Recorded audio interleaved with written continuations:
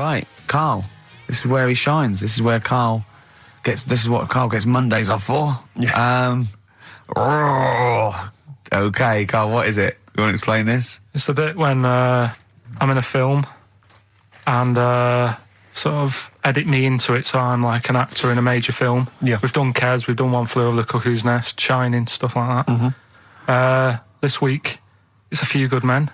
Brilliant film. Brilliant film. With Jack Nicholson and that. Yeah. So you listen to this, and will we give the question later on? Probably. Let's give it after this. All right. Yeah, we'll give it after we've heard the clip. I haven't really got one sorted, but I'll think of one whilst it's on. So have a listen to this, take everything in, and then the question at the end. So it's a scene where it's the court case. Yeah. All right? All right. All rise. Call your witness. Yeah, he's just coming now. All right, Jack. Colonel. What? I'd appreciate if he would address me as Colonel or Sir. I believe I've earned it. Defense counsel will address the witness as Colonel or Sir. All right. All right, Colonel. Bit smart today with all the army stuff on. You ever served in an infantry unit, son? Nah. Brother did. He was in the army. Got kicked out though, because he went for a packet of fags in a tank. Weird that, isn't it? No, it's not. It's tragic. I wouldn't say it's tragic. I'll show you something tragic. I always carry this book around with me. I always show it to people. It's got like the top 50 weird people in the world in it, right? It's all sorts of weird stuff in it. Look at this one here. It's a fella, right? He's got 2 heads. And the weird thing is, right, is the top 50 weird people in the world. He's at number 50, he's got 2 heads. Right?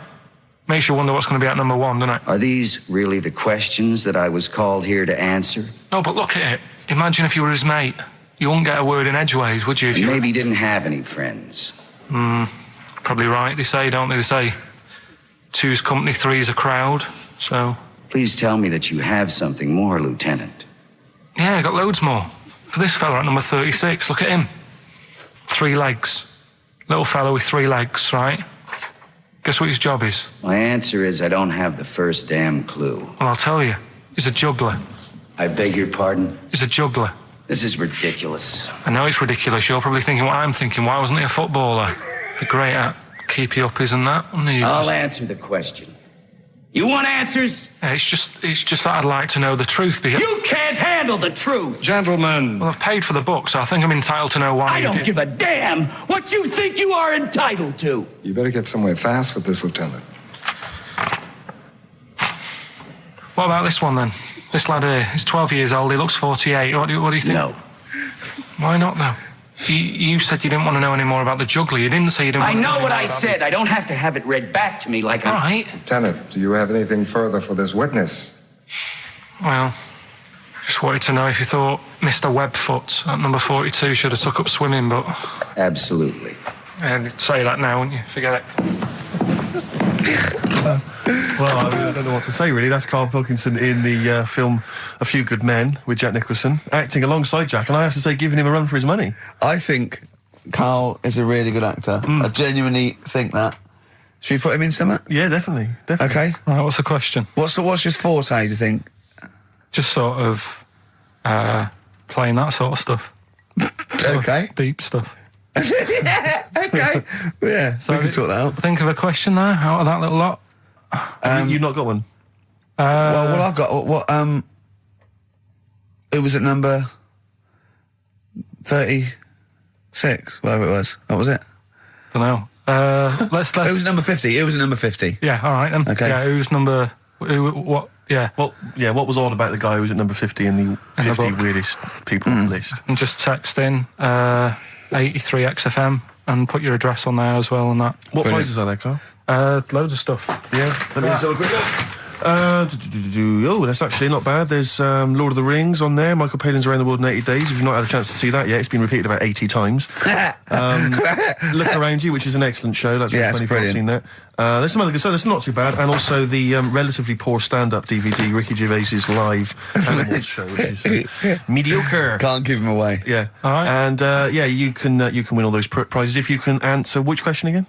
Who was the fella who was at number 50 in my book? What was up with him? Excellent. Right, so let's got to play Thorns.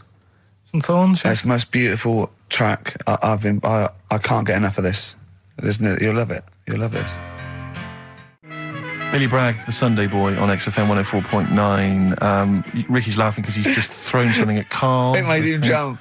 Yeah, that's worked well. Here are the prizes for the film quiz thing, which I think is what it's called. Brilliant. People will be loving this. It's Trance Anthems, Brilliant. 2003. We know we got a lot of trance fans listening. The best air guitar album, obviously. Yeah, of course, yeah. The best club anthems. Yeah. Series 1 of Happiness by Paul Whitehouse. The very best of Father Ted on DVD. We've got Teachers. We've got Knowing Me, Knowing You. Not too bad. Yeah, a few bundles there. Good stuff. Christmas gifts and things like that. So That Knowing Me, Knowing You, I've noticed on VHS, which is good. Yeah. That's quite quaint. Excellent. Brilliant. All right. Yeah, so explain the conceit of this? It's when, we sort of dig out a film that I've been in. Mm-hmm. And this is... I don't know if I'll tell you what film is, because that might be the question, thinking about it. Because there isn't that much going on in the clip. I think we need to know what the film is. Do you? Yeah. All right, it's Rain Man. Okay. Why is he called Rain Man? Is that going to be the question? Yeah, I know the answer, Carl. Don't worry. Don't look at me like that. I do. Oh, well done. Yeah, you watched the film. Yeah, you should. Right, so it's you, Carl, in the film Rain Man. Yeah, it's the bit when Tom Cruise is in the doctors with the ill man. All right. There we go. You ready? Well, I'm not a psychiatrist, but I do know that his brain doesn't work like other people. Wait, I am sat here. Don't go talking about me like I'm some sort of div kid. Got a good brain. Works well. It stores all sorts of information and stuff, doesn't it, Tom? He remembers things, little things sometimes. Well, don't say like that, little things, as if it's stuff that isn't important. Are you good with numbers? The doctor's asking you a question. Yeah, I know. I'm just thinking. Good with numbers. It depends. Not that good at maths, but I remember facts that have got numbers in them. Like I know that 1 person in 2 billion will live to be 116 or over. Right? Weird thing is a lot of them are Chinese, so, sort of makes you wonder if they're lying. I'm afraid I don't understand what you're talking about. What do you mean you don't understand? It's not... All right, here's an easier one for you then. Goldfish have better memories than people think. He's right. He's right? Yeah. See? There you go. Goldfish related. Oldest goldfish in the world was 41. No. Yeah. Funny thing is there, if it was a goldfish with a dodgy memory, could have been older. Could have been, pushing 45. So. That's amazing. I mean, that is amazing. He should work for NASA or something like that. Well, don't go that far. They're the sort of things that I like reading about. I've got that big book there. It's full of sort Did you of... read all this? Yeah, don't... You read all these stories that are in this book. Don't bother touching Maybe it. you better put it back. Give it back. Go. Okay, no, Ray, take it easy. I'm not gonna... I won't touch anything else, Ray. Come out. It's okay, Ray. It's okay. Come on. Can I ask you something else, Raymond? No. Well, you've annoyed me now. You've kept coming here saying I'm daft and that and messing with my book. Just go, will you? Excuse me. Were they messing with your big book of freaky facts? Yeah, that's out of order. Good. Right. So what's the question? Why is he called Rain Man? Yeah? Yeah? Everyone happy with that question? Yeah? Yeah. Okay, Ricky.Gervais at xfm.co.uk. Why is he called Rain Man? Right? Yeah. Right, okay. Are you in a film this week, Carl? We're doing that now. Yeah, go on. Get it over with. Hang on a minute then. Get it over with. Let's get this show over with. We can go home. You can go off to Lanzarote and sit on some ash. Some charcoal. He's not happy about that. That's annoyed him. The listeners have all ganged up on him. Yeah. XFM giving him 2 CDs. We've had more calls for his resignation this week than ever before. What do you think of that, Carl? What do you mean? There's another reason. Do you know what I mean, though? Because he's grumpy. He's not just giving it. He goes, well, I can't help it, can I? I don't want it. You're being paid well to do a job. People have tuned in to be entertained, to have good songs. Me and Steve are working I'm pressing here. the buttons. I'm paid to press the buttons. That's what I'm doing. Has every CD started on time? Then Yeah. why would they give you Monday off if you just paid to press the buttons? Don't get every other Monday off, do I? So have you stopped doing that now, have you? Well, yeah. Why? Because there's work to do in that. I'm not moaning about it. Let's get on with it. Right, Scrooge, right, is the film that I'm in. Thought I'd do a Christmassy one. Okay. Right? Yeah. Get people in the Christmas mood and that. Yeah, you have. Yeah, you have got people in the Christmas mood. You're like Santa visiting them. So... It's you in the film Scrooge. Yeah, Which yes. version of Scrooge? The old one. Is it? If it's just you moaning with bells, I'll be annoyed. Right, go That on is then. essentially Scrooge. yeah. Right, Scrooge, listen to this, and then there's some question at the end. All right. And you can win some stuff and that. Yeah. All right. Yeah.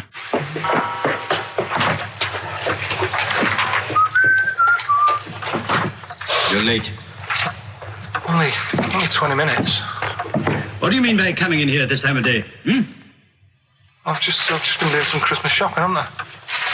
Probably do some more shopping on Monday, because it's my day off, isn't it? Yes, I know it is. You don't have to tell me. Do you want to see what I've bought Suzanne? No, thank you. I don't mind showing you. It's only a Christmas present, isn't it? Just bought some more condoms. Why? Well, I bought some last year. Got 2 boxes. They all got used, so... I'm very glad to hear it. How much do I pay you? Why are you asking? The presents I buy has got nothing to do with what I earn. Like I say, if I won the lottery, I wouldn't go mental on her. Do you know what I mean? I probably wouldn't even tell her, because I think she'd want to travel around the world and all that, and I'm not into that, to be honest, so I'll probably keep it quiet. Why? Well, once you've been around the world, where do you go next year? Each to their own, though, innit? You know what I mean? Well, what do you want? What for Christmas? Not that fussed, really. And you, it's just as well I'm not that fussed, because do you know I do some work at XFM? Do you know what they're giving me for Christmas present? Nothing. No, might as well have been nothing. 2 CDs. That's it. I was well fed up. I'm sure you will. They give you a list of about 30 albums, and you get to pick 2 off the list. So I've gone for Kings of Leon album and the best of Bob Marley. Mr. Marley has been dead these 7 years. In fact, he died 7 years ago this very day. Did they? Do you know what sort of donuts Bob Marley likes? It's not my business. No, it's not a proper question. It's an old Peter Kay joke. He likes the ones with jam in. Do you get it? Garlic bread. It's good, isn't it? Excellent. Oh, Carl, well done. Carl in Scrooge there. The only man more mean and depressed generally than Ebenezer Scrooge. Oh dear. Oh. What's the question, Carl? Well, if people have been listening from the start, right? What albums am I getting? Yeah. Is that good?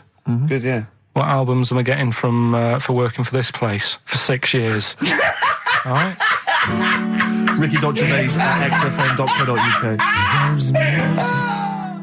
Another big moment here. We've had Rockbusters. Now we're going to have Carl's film quiz thing, isn't it? Yeah, it's a film quiz thing. I've done Planet of the Apes, right? Because one of the things we did in Lanzarote, went on this tour with sort of 3 northern blokes, and they didn't really know what they were talking about. Joking. You're joking. Northerners not knowing what they're talking about. You're having a laugh. No, they'd obviously sort of not had much luck here, right? And thought, let's go over to Lanzarote, buy some vans, right? Get people in it. We'll do a tour of the island. And whenever someone asks the question, like, what year did the volcano happen? They go, oh, we'll take you to the visitor centres. You can read about it there. So they never actually answered anything, right? So they were useless. But one of the things that they told us was that Planet of the Apes was filmed in Lanzarote. Right, okay. Right? That makes sense. A bit of it. Well, does it? Does it make sense? Well, what do you mean, well, maybe does it was, maybe it wasn't. Okay, anyway. No, I mean, if they wanted to show sort of an barren, sort of post-apocalyptic sort of subject, choose where you went on holiday. Yeah. Obviously. Yeah, but when we were there, well, he took us to this sort of beach, and I said, "Is this where they did it?" And he was like, "Yeah." I said, "What? Right there, yeah." And I watched it, and I couldn't see where I was. Yeah, you know that if you watch a film from 1968 and you've been to the same place, you're not going to feature. You're not going to see you in the back walking along the beach. It's a new one, new Planet of the Apes. Oh, the recent Planet of the Apes. Yeah, that's what they said. Yeah, right. So I thought I'd sort of. Now that sounds a little bit more far-fetched. I'd have thought that was probably a lot in Hollywood. Yeah. Well, anyway, is this the current Planet of the Apes or the old one you've done? Current Planet of the Apes. This is the recent one. All right, there'll be a question at the end of it, so listen on that. Is this entertaining to anyone, this? I mean, just take the last 4 minutes of conversation. But seriously, Rick, who cares? I don't. Do you? No. I don't. DVD's selling well. Exactly, what do I care? All right, come on then. All right, so Planet of the Apes, question at the end of it, listen and win some stuff, all right? Hey, where am I? What is this place? Hang on a minute, I'll have a look. According to the Lanzarote guide, we've been dropped off at the volcano bit. Apparently there's 36 volcanoes here to be seen. I hope you don't mind my saying, but this is a waste of time. I know what you mean. Don't know why they need 36 volcanoes. Just keep one. Fill the rest in. Like a car park or something. Excuse me, guide. Why's the bus dropped us off here? What's so special about this place? Well, according to our holy writings, that is where creation began, where the Almighty breathed life in the time before time. It's amazing, that, isn't it? All this has been stood here for years and years. What about the coffee shop there? Is that old, is it? Well, nothing. You're out to rip us off. I raised about £4 for a coffee there. Always ripping people off. That's what annoys me with these trips. You get us in the middle of nowhere, we die of thirst. Well, I'm not to do without. The reason I've come here, I believe this is where they did Planet of the Apes, innit? Love monkeys. Especially the ones in Planet of the Apes, because they talk and that. Talking monkeys can't exist. Joking, aren't you? Of course they can. Getting up to all sorts of stuff. I read about a monkey the other day who worked on the railway. Right, there was another one about a chimp that did a bank job and went off to Spain to sort of... Shut up! Oh, yeah. What is that? Little monkey fella. It's come from that little coffee shop. It's been serving coffee. Now that is worth paying £4 for. No, you're teasing him. I'm not teasing it. It's working, isn't it? It's serving the... We want some coffee. Get us some coffee. I've heard about this. You can buy coffee that's been sort of hand-picked by monkeys. It's like Coffee Mate, except it's more sort of coffee primate. Yeah? Hello, little fella. We want coffee. What do you mean, we? You're gonna have a coffee, aren't you? What else are you gonna do? Go and look at another 35 volcanoes? I'm staying here. I'm having a monkey coffee. It's brilliant. You find this amusing? Jesus, it's a talking monkey. All right, mate. Have a couple of coffees. Don't start now. We're off duty. I'm starving. What do you mean you're off duty? Have you bananas later? Just get us a couple of...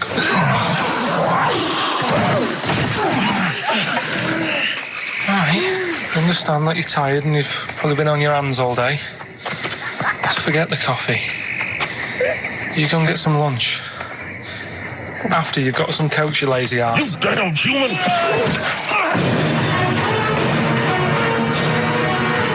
Powerful. Lovely. Excellent. So, what's the question?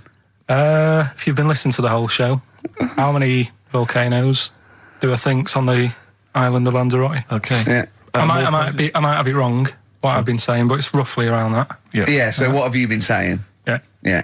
Brilliant. Ricky.gervais@xfm.co.uk. You're more likely to win the prize if you leave your address on the email. Yeah. Because otherwise we can't really be bothered to phone people or email them back. So, Good point.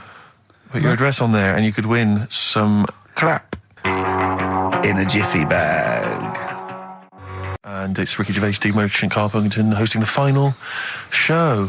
Exciting. Which means the last film quiz. Karl puts himself in a film.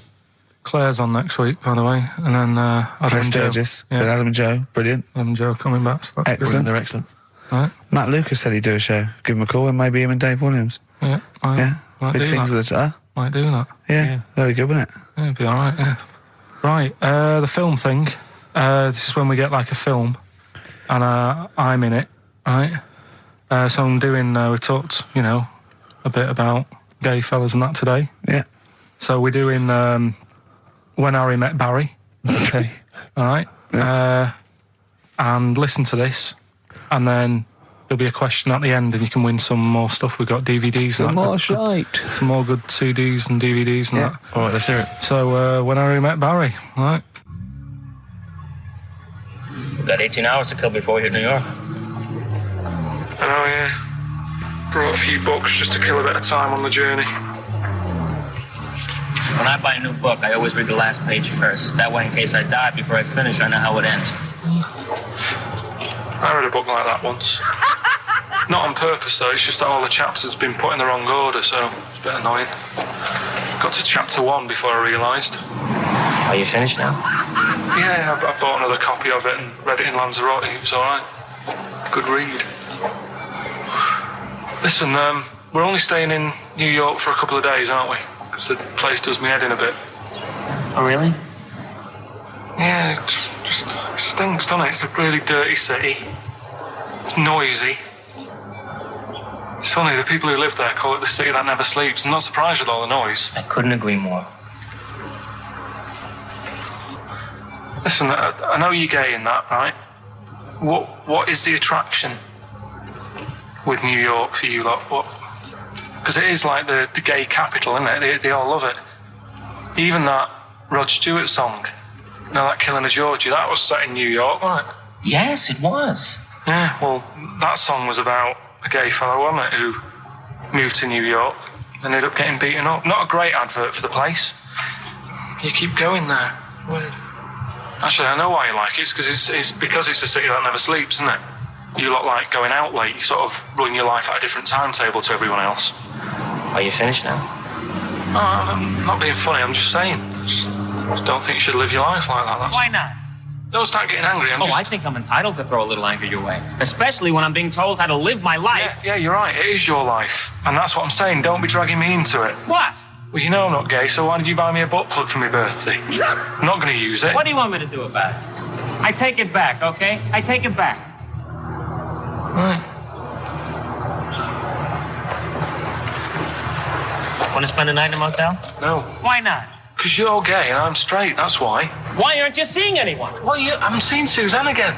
We only split up for a few weeks when she had that funny haircut that made her look like David out of Slade. It's grown again now. She looked weird, didn't she? Well, but forget that. Anyway, don't want to share a bed with you again, not after last time. Oh, geez, what are we supposed to do? Well, this isn't normal, mate. Pull over, forget it. All right, Forget don't it. you... I don't want to talk about it. How is that possible? Just pull over here. Fine, but let's just... That's nothing, eh? Get a B&B. And by that, I mean bed and breakfast. Not bum and bollocks, as you call it, right? Get one thing straight. Not interested. See ya.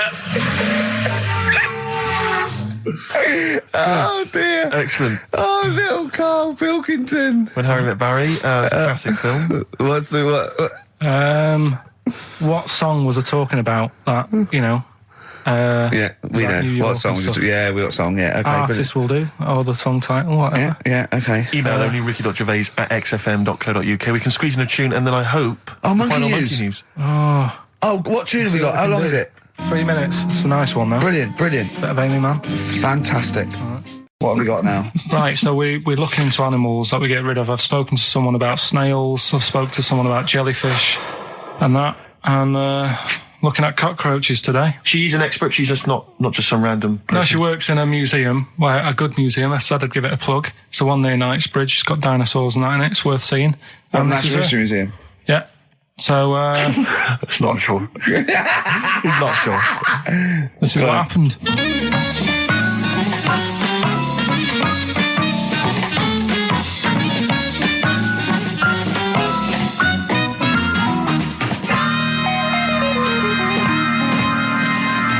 Now, what I'll do, I'll tell you as much as I know, and then you can fill me in if I'm right or wrong.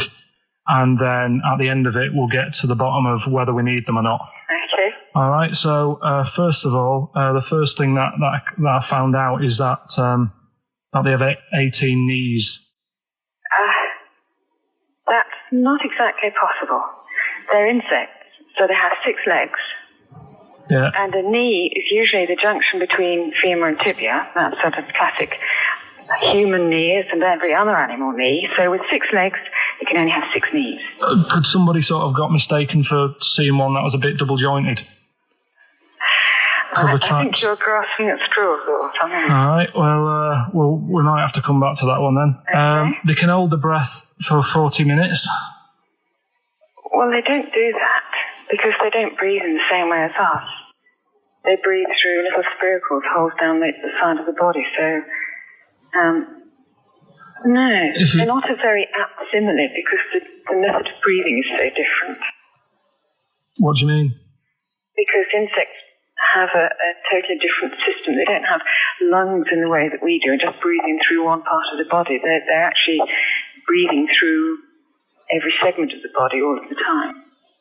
So even though they've got their mouth shut, they might be able to slide. Nothing to do with breathing. So only just feeding.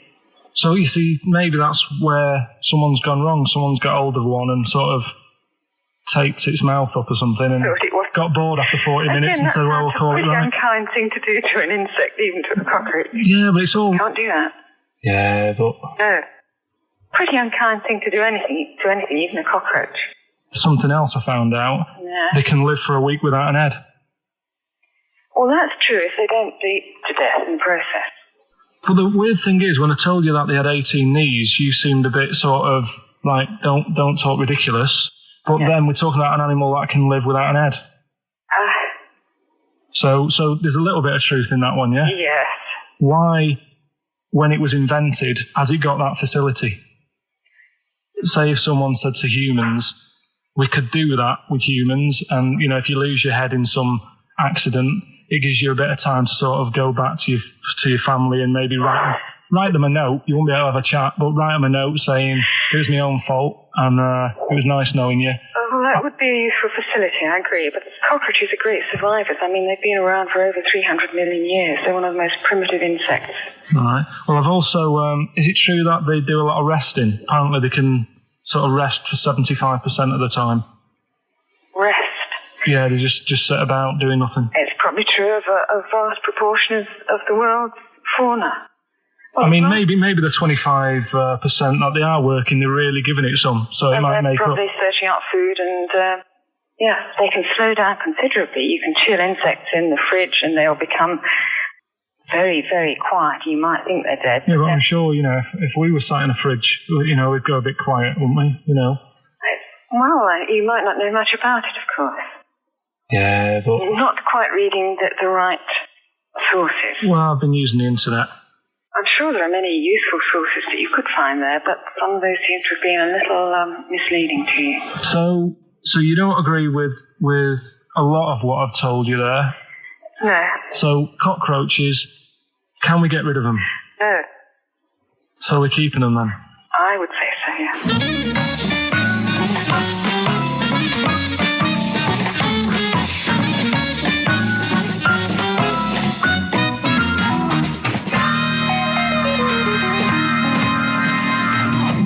I think we should get her on more often because she sounds like she'd be a bit of an ally, really.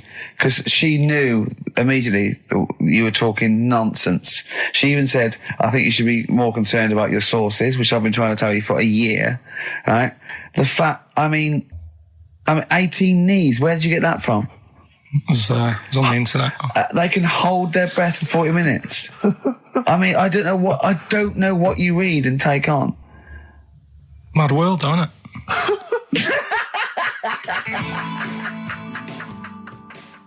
Cheeky freak?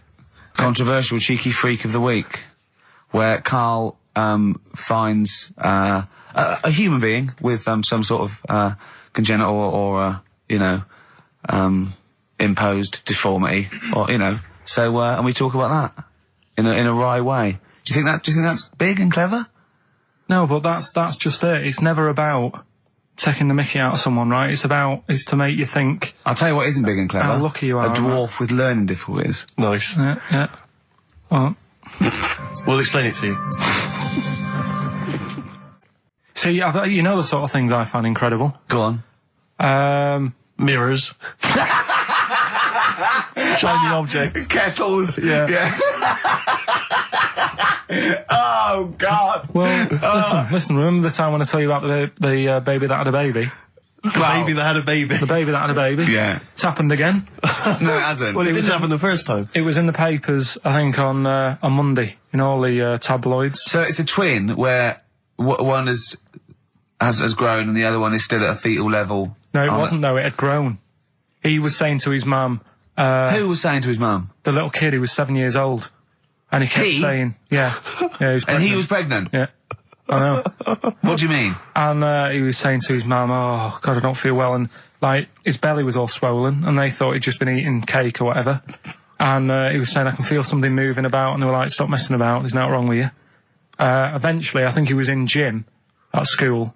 In gym? What, Jim was pregnant with him? It was like a Russian doll. He was at school, right? Just about to do sit-ups or whatever they do at school. Yeah. Right? And flew out across the room. Teacher goes, you're a bit fat.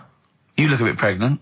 And so best to the doctors took him, said, you're 7 years pregnant or something like that. What? What? Or something like that? You're 7 years pregnant. Or something like that. You say to the doctor, Carl, why don't you think about what you say before you say it? See the reaction I get. Now, the gazelle, I didn't get excited like that. 7 years pregnant. Send it in. If someone's online at the moment, just having a look around, it happened on Monday or Tuesday. Because I told you at the pub quiz, didn't I, Steve? I said to you, I know the baby's had a baby. Yeah. And you were like, yeah, whatever. Well, I just thought you were talking nonsense as ever. Well, we'll find out. You're 7 years pregnant. Yeah. You're a fool. Play a record. Well, we've still got stuff coming up. Monkey News? Rockbusters answers. We'll have to get that out of the way soon, because we've got to get out of it. Have we got a cheeky freak of the week? Yeah. Brilliant. America by Simon and Garfunkel on XFM 104.9. I'm Ricky Gervais, and I understand I'm about to read my words, Steve. Well, once again, there's always someone, and it looks like it's Mike Lamb who has come to Carl's rescue. Lambo's let me down then. Doctors have removed a 4-pound baby boy from the stomach of his 7-year-old twin brother. Yeah. Alan Jan Niamatilev was born with the freak fetus growing inside him. For 7 years, it lived like a parasite until a school doctor became alarmed about Alan Jan's bulging tummy and took him to hospital. Surgeons who gave him a scan operated immediately, unaware that the baby was attached to the boy's blood vessels and still alive. They saved Alam Jan from certain death, but knew the 8-inch fetus was doomed. So there we are. Boy pregnant with his own twin brother by Barbara Davis. That was in the Mirror, apparently. So I've read on, and all the facts are right. They took him to the school. The parents didn't realise. And that isn't even this week's Freak of the Week. I mean, that's you got that for free. You've got that. You can have that. That's the free freak of the week. Free freak. That's giveaway. That's like 13.5% extra. Yeah. You know what I mean? That you might get with hairspray or something. So that, I mean, if that's just the throwaway freak of the week, there are 2 freaks of the weeks there. If those 2 freak, I can't wait to see what the actual freak of the week is that people are paying for. Is it incredible, Carl? I tell you what, something else you can have for free. Go on. Another sort of freaky thing, right? I was watching this programme in the week. Right? What? I don't know what it was. But it was about, I just saw this little fella on it, right? What do you mean, little fella? He was doing this history thing. Oh. Right? Yeah, I know what you mean. So, is this he's found out that a Viking was a bit like him? Yeah, that's it, yeah. He was boneless or something, or he's... Well, that's the weird thing. What do you think of that, Steve? He's what? He's boneless? No, he was called Harry the Boneless or something. Yeah, but you know what you're going to get there, don't you? That's what I mean. Always have a name, Elephant Man, you know. Harry the Boneless. Where is he? You know what I mean? I'm meeting someone, waiter, what's his name? He's called Harry the Boneless. He's over there flapping around. Yeah. He's over there in the bucket, having noodles. That's what I mean. But, do you reckon you could do that? Do you reckon you could have your bones taken out? Talking to him! He's brilliant! It's like talking to a 5-year-old. I was asking Suzanne when she was watching it, and she was like, ask me later. Yeah, brilliant. She wanted to know about, What did you said? You were watching this programme about history, right? About Vikings. Like you turned to your girlfriend and said, do you reckon you could have your bones taken out? Yeah. I love that. I mean, that is why you are my favourite. What do you mean you think you can have your bones taken out? Firstly, why would you have your bones taken out? If you've only got a small flat or something, and there isn't much room. Yeah. Right? And what I mean is, would all your organs still do the stuff? No, they wouldn't. You'd just be mush. Listen, I'll teach you something now, right? The skeleton, right? Spam. Yeah? Support, movement, anchorage. No, support, protection, anchorage, movement. Spam. That's what the bones do. Yeah? You couldn't stand up. You wouldn't be protected because they protect his rib cage, skull, of course. Anchorage, everything holds onto it. Every muscle is tethered to pull against something, like a crane, a pulley system, so you wouldn't be able to move at all. Do you know what I mean? So you'd be in a bucket. There'd be nothing. Well, you'd die immediately, obviously. No, you can't have your bones taken out, Carl. I mean, why do you need to ask that question? Sorry, but Boneless Bob, or whatever his name was. Harry the Boneless. he presumably didn't have any bones. I mean, that's why he had that name, obviously. No, he did. No, he's got the name. Yeah, exactly. No, he was just... I've had an email here from Graham, Old Kent Road. He just says, I had a dream about Carl last night. Can I sue? I've no idea what he looks like, apart from the boldness, and yet he turns up in the middle of my dream. I don't need this, it's harassment. Yeah. But people are having dreams about you now, Carl. You actually, it's like you're one of something that was created by the Brothers Grimm. So, Carl, so this little Harry the Boneless, what was your point? Was that really your point? You wondered if you could live without bones? Yeah, I saw the little fella on this programme, and the presenter. Yeah, and he was a small fella, and he was talking about Harry the Boneless, and I thought, that's interesting little bit of science stuff. Yeah. Yeah. Well, yeah, that's about it on him, really.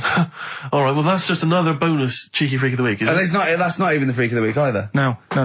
That's still to come. So you've had a pregnant Siamese twin. I know, it's been mad You've had a boneless fella and another fella talking about him. They're not even involved in freak of the week. No. This is getting mad. Play a record. Let's play a record. Let's have cheeky freak of the week afterwards, shall we? Yeah. Current single from Nick Cave. Can we do Monkey News first? I'd rather have a cheeky freak of the week. So, Carl, off you go. Well, we're not going to do freak of the week here, okay? Right? Because we've done quite a bit of that in the last 20 minutes. We've right? OD'd on freaks, you think? Yeah, sure. We'll just shift it a little bit. Okay. And I don't, like I keep saying, don't want people to be thinking we're sort of taking the mick out of anyone. No. Right? Because we're not about that. I feel like I can do a little bit of it because I work with you, Steve. Yeah. Right? Sure. It gives me that right. It's like a care worker. Yeah, I understand. Well, it's like that thing of you can't be homophobic because I've got a couple of gay mates and stuff. Sure. I think it sort of gives me that edge. Yeah. Right? So you're not freakophobic because you work with Steve? Yeah, that's right, yeah. So, yeah. Okay. Well, by that token, I should be able to sort of slag off, the mentally ill. Or at least mentally handicapped. Now, there's a term you don't hear very often. In 2003, there was the mentally handicapped. Isn't that what it was? I don't know where to start. But I'd like to apologise for the Lady Diana stuff, the term mentally handicapped, and any inadvertent racism that we may have stumbled over. What's the actual term then? Is it retarded? Right, come on now. Oh, chimpanzee that! Monkey News, earlier than usual. Getting excited because it's a special time of the week where we get to talk about a cheeky freak of the week. Freak of the week's coming up now. Oh, cheeky freak of the week. Right, well, we've had some interesting things we've been looking at. This week, it's about the strangest couple that ever got married.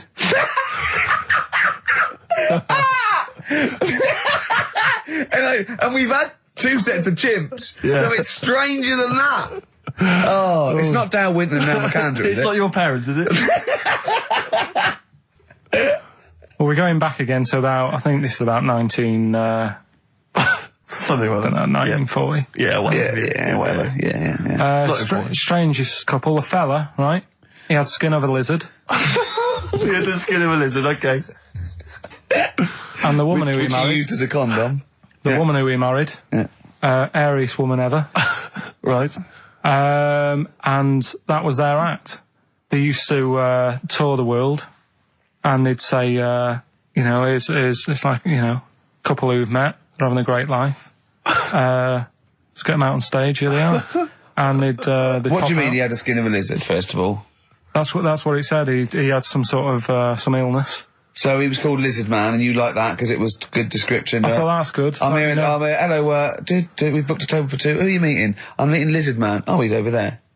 Yeah. You know he is, right? Yeah. I'm meeting the hairiest woman in the world. She's over there. Yeah. Yeah. So what did they do for their act? Now, bear in mind that we had some Siamese twins last week, and their act was having a bath. Yeah. So I hope it's an improvement on that. What did Lizard Man? He came out and ate some flies, did he? I don't really know. I just think they stood there and that. Yeah, when you read this and it goes the most interesting fact ever, Lizard Man, and you go, that's enough. That's enough. I can extrapolate from that. Well, straight away I start thinking. I'm thinking, right. I wonder if they got the wedding photos. Right? And then, like it said that they had a kid. Oh, what would that be like? Exactly. It'd be like an ostrich, wouldn't it? It would sort of like... That's what I was thinking. What did you think it would come out like, the baby? I didn't think what that looked like. I just was thinking, parents' evening. You wouldn't want them coming up to the school, would you?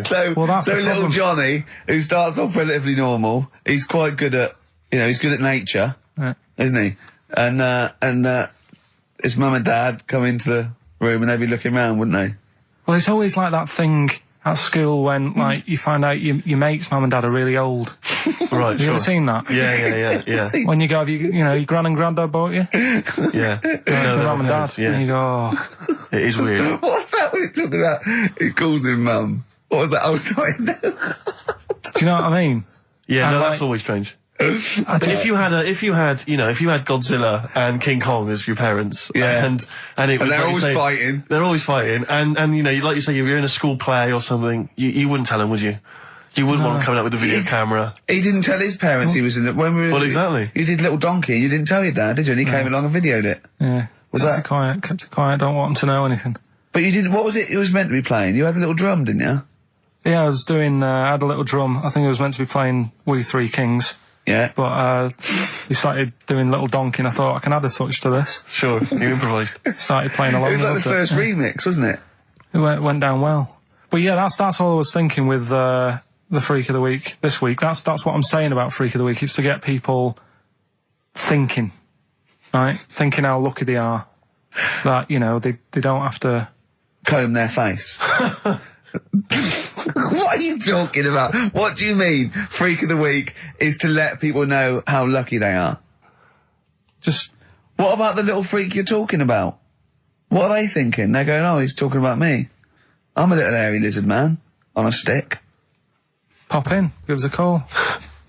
I thought, that's what I'd like to do on a TV programme. That's what I want to do. I want to go and, meet these people and say, right, let's just go shopping. Let's, we'll film what your normal day's like. Yeah. Let's pop out. Nip into Sainsbury's or whatever. Yeah. Buy a comb. Park right up close to it. You know what I mean? Yeah. So what you're saying is you just want to get a little message out there, which is that there's always someone worse off than you. Well, there's proof of that in this room. You know what I mean? Oh, Carl, when's your train? In a minute, I'm going to get going now. I'll see you later. Thanks, Carl. Brilliant. What are you playing? You can play a song? Kirsty MacColl. Yeah. I'll see you later. Kirsty MacColl, New England. Karl Pilkington has left the building. He's rushed away. He's on his way down to Cornwall. And we're left by ourselves. Indeed. In the room. See, if we can do this... If we can press all the buttons and not make any mistakes, strictly speaking, there's no need for Carl. I don't mind if we make mistakes. Well, no, exactly. We never were in the old days, No, did we? sure. I think Karl is going to love Cornwall. Because I think, one, the mayor is probably an animal. Yes. And I imagine the townsfolk think like Karl. Yeah. Do you know what I mean? I imagine he'll stay there. He'll be made king. Have you ever seen Return of the Jedi? In Return of the Jedi, the Ewoks, the little furry creatures, they see C-3PO, and because he can talk and he can speak their language, they actually elevate him to godlike status. What are you doing here? Hooray! He's back. What are you doing? You could have stayed till the end. I'll see you later. What are you doing? What are you doing? Right. Well, there he is. He's on his way. Yeah, if you're listening online in Cornwall, I mean, I can't imagine that's ever going to happen. But, you know... on a clothesline with a bean tin at one end and a big bean tin in London. Or if I'm cool in London. Yeah, or if the foil helmet you wear to fend off laser rays from aliens out of space are somehow picking up the show, then Karl's on his way. Look forward to meet the bold one. Because he's got a sort of like, you know, the obligatory sort of red face that would go well down there now. Because I think he's been out in the sun, or he was...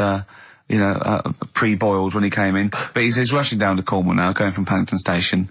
So, you know... If you're in the Paddington Station area, you want to pop down there and sort of wave him off, then do. Yeah. Don't be afraid. That's not a dirty sexual act. Wave him off. Yeah, I'd love to wave him off. Did you have a good holiday, Karl? Yeah, it was alright. It's alright. Went down to Cornwall. Now you're going to the monkey some odd people down there, Steve. Well, don't look at me, I'm not from Cornwall. Well, you're from that sort of area. Well, not really, but never genetically means. Right. They're weird. Well, you must have slotted right in. What are they weird? What do they look like? Just all sort of odd people. A lot of old people, but not just old, sort of messed up old. What do you mean messed up old? You can't just say that. There was a woman with a funny neck. Okay, in what way was it funny? What did she have a funny neck? If you were writing an essay, you wouldn't say there was this woman with a funny neck. How would you describe it? She sort of had her head like pointed down all the time. Like don't do it. It's his radio. No, but just for you, I don't like that. Walking about like that.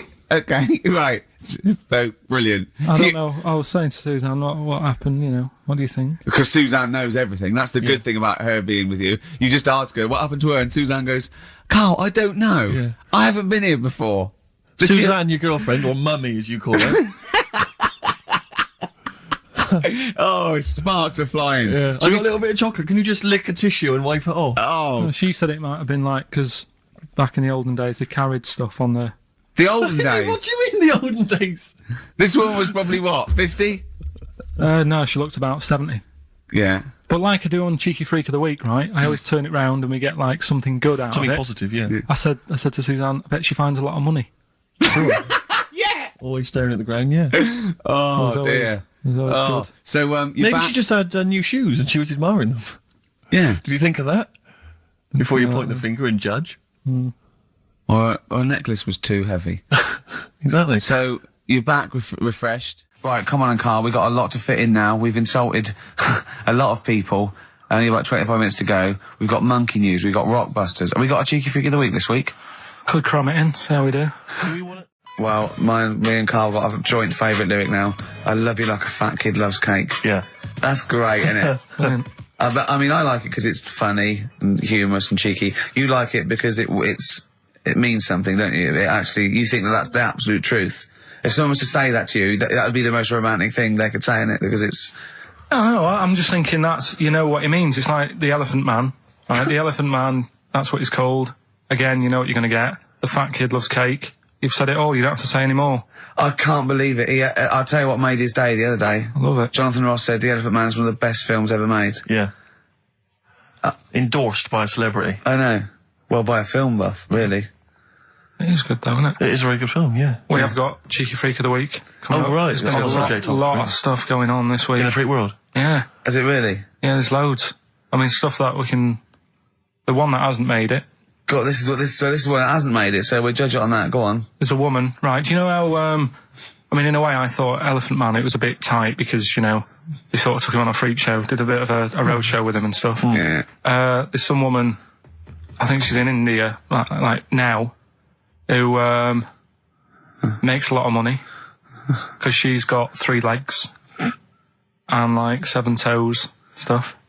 And she was saying, people pay quite a lot of money. Not Squiddy Patel.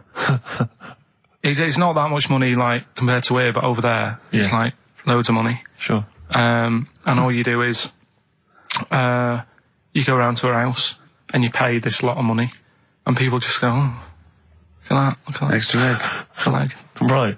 It's quite a lot of money in that. So she hasn't even got to go out on the road anymore, like in the old days. No, that's what annoyed me. It's like, well, you could get to them faster. You go and see them if they're paying the money. Sure. But yeah, there's... What she could do is go in and buy a pair of shoes, right? And then nick one on the way out, because they only put one out, don't they? Good idea. So she could get, you know, 2, 3 for the price of 2. Just one of the many perks of having 3 legs. Just one of those having 3 legs. The other one is, I mean, keepy uppy. But she'd be good at that. Shouldn't do that. She just stays at home and puts her feet up. But anyway, that's not even Cheeky Freak of the Week. That's coming up later. Coming up later. Oh, brilliant.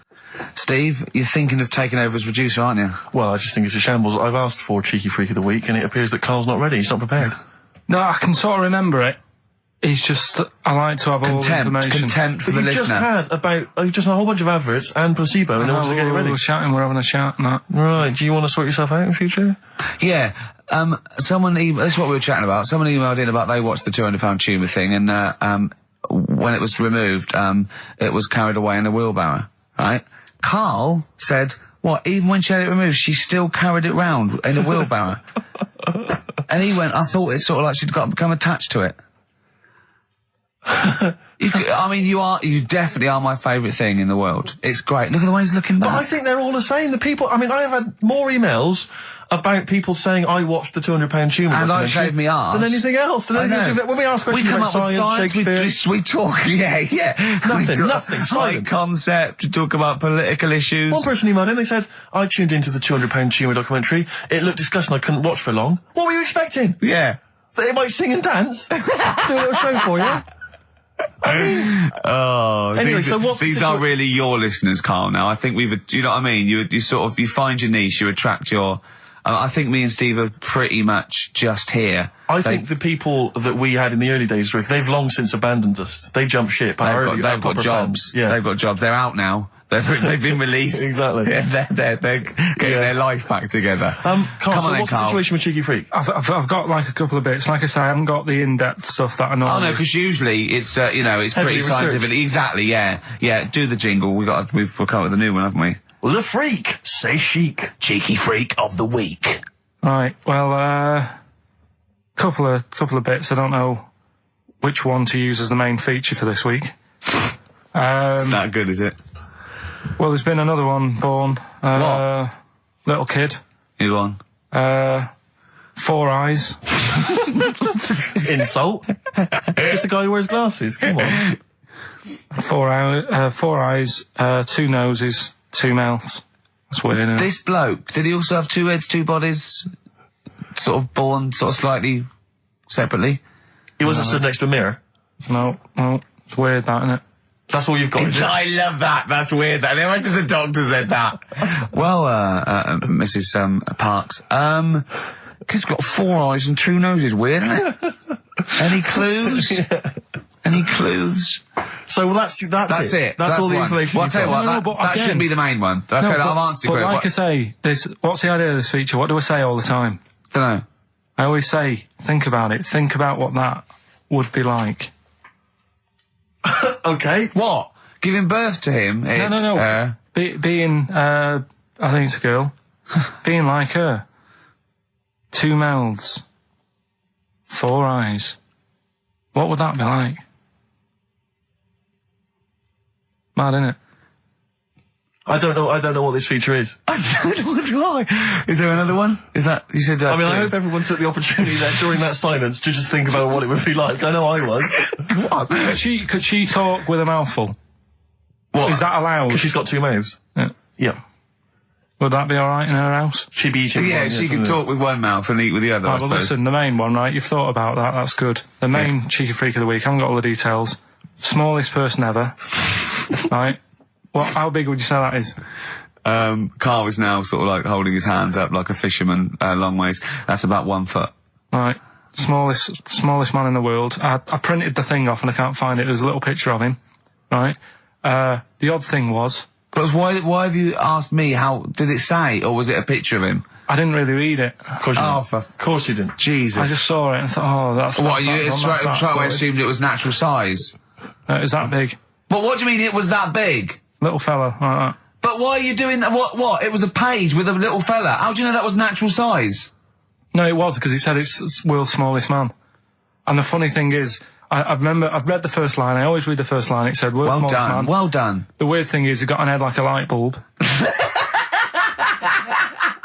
The shape of it, apparently. I don't know if that's got anything to do with his shape and size. God. That big. His name's Mr. Watts. And the annoying thing is, what got me is, if you're that big, right, don't have your picture taken next to a fruit bowl. Why was he having his photo taken next to a fruit bowl? Dunno. Whoever the photographer was, obviously having a bit of a laugh. Yeah. At his expense. Because you would just stand in the middle of nowhere, you'd look normal and that, but he was stood there, just leaning on an apple. Leaning on an apple? What is this? In what world do you inhabit? This was on the internet. Leaning on an apple? Was it Tom Thumb? What is this? Are you sure it wasn't some sort of sci-fi show they're advertising? No, it was leaning on it. Can you just lean on the apple? Just lean on the apple there. Do me a favour, you stand next to my chihuahua. You're not taking the piss, are you? No, not at all, no. Would you mind leaning on this matchbox? Yeah. Leaning on an apple. And that's what, so it just said he's the world's smallest man leaning on an apple. Smallest man, said about his head being like a light bulb, I don't know what that meant. And I just thought, right, that'll do, that's that sorted, Cheeky Rig of the Week done. I think that was on like Monday. Right? I found that, I thought that's done. Printed it off, forgot to get it off the photocopier. Someone's nicked it. Play record. You got to... You know, it's just... Steve. No, can I just say, no, Carl, please, if I say, let's have Cheeky Freak of the Week, and you haven't done your research, you haven't got the information, just tell us you can't do it. But don't lead us on. Don't say things like on radio, hold your hand up to me and go, how tall is that? It's nothing. That's this is radio. Nothing. It's nothing. I think it was that big because he was leaning on an apple. It's not enough information. But, imagine Trevor McDonald coming on, going, some news, some stuff, how big's that? How big do you think that is? Yeah. Because there was a fella, coming up after Chris Tarrant. Play record. I'm angry. I'm actually angry. And if Monkey News is in any way similar, you've really pulled your finger out with that, have you? Mm-hmm. Good. Let's have Rockbusters answers next. Silence is Easy, Star Sailor on XFM 104.9. Right, it's the quiz of the week. If you want to go out and do some shopping, this is probably a good time, and come back again for about 1:15. But don't forget, what I will say is, even though these clues, we're going to do songs of phrase, by the way, where Carl picks out a phrase that he might have said once, tries to find words from songs to put it together. You've got to guess as many as you can, song or artist, I can't remember. But even though you might look at it and go, that's mental, I don't know any of them, you might win if you get 2 right. I mean, I think the winner last week got about 3 out of 7. Well, I have to be honest with you, I mean, last week, Rockbusters, surprisingly, was a very, very popular quiz. Yeah. It just happened to be awful. Yeah. This one is pitiful. I mean, it's truly atrocious. Yeah. And it really doesn't even have a fan base. I mean, there's no one championing this one, Carl. Last week, seriously, mate, I got about Carl's face. 7 or 8 replies. Oh, God, that's terrible. That was like when you told a kid that you couldn't afford a Christmas present this year. Look at his face. Yeah, he is a bit distraught. Carl, it's like Chris Evans' face when they said they were cancelling Girls and Boys. It's like, but I can come up with great TV game shows like that. No, you can't, Chris. Not anymore. Oh, his little glasses slid down his nose. I'm the guy who don't forget your toothbrush. Yeah. All that money you owe me. No, you owe us. Oh, believe it. All right. So, will I just play it to you and whatever, Carl? Try and work out what the phrase is? Sorry, it's a phrase that might have once been uttered on this show. It was said last week. Oh, right. All right. Okay. Brilliant. All right. Here we go. I know you're just 16, but looking all of 21.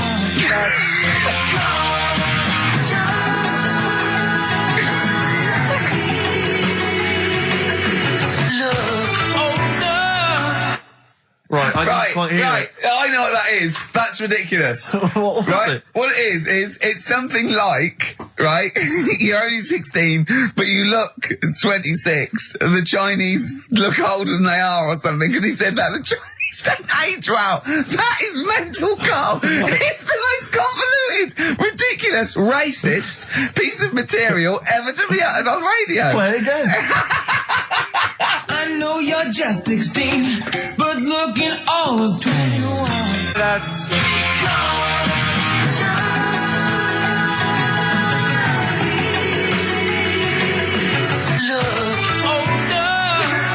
Okay, you're just 16 and looking all 21. That's because the Chinese look older. Carl, you've gone mental. All right. Oh, that is amazing. So, there you go, the well-known phrase, you're 16, looking all of 21, that's because the Chinese look older. Well-known phrase there, sweeping the nation. That'll be up there with "was up," and "shut that door." If they do a poll. Right. Okay, Flat, well, we're after the artists. Just the artists. Yeah. I know you're just 16, but looking all of 21. That's...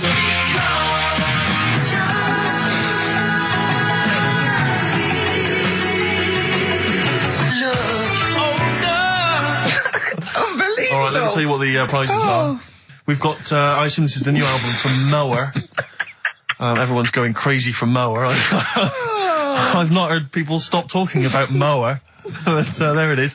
We got the new album from the Webb Brothers, which might be quite good. The Polyphonic Spree album, the best dance album in the world ever, which is ideal perhaps if you're having a barbecue and you've got lots of 8-year-old children coming. The Polyphonic Spree, I look at them and I think, well, you know, you're a pretty good band, but if that album sounds like $1 million, you're going to make that 40 quid each. I know, it's extraordinary. I mean... They're the sort of indie equivalent of the So Solid crew. Yeah, you're not going to make any money. The manager's getting 20%. Exactly, yeah. And also on DVD, Red Dwarf Series 1. So, some absolutely barnstorming places. And if you can identify what artist to use in this well-known racist phrase, that's because the Chinese look older. Play it once more, Carl. One more time. I know you're just 16, but looking all of 21. That's...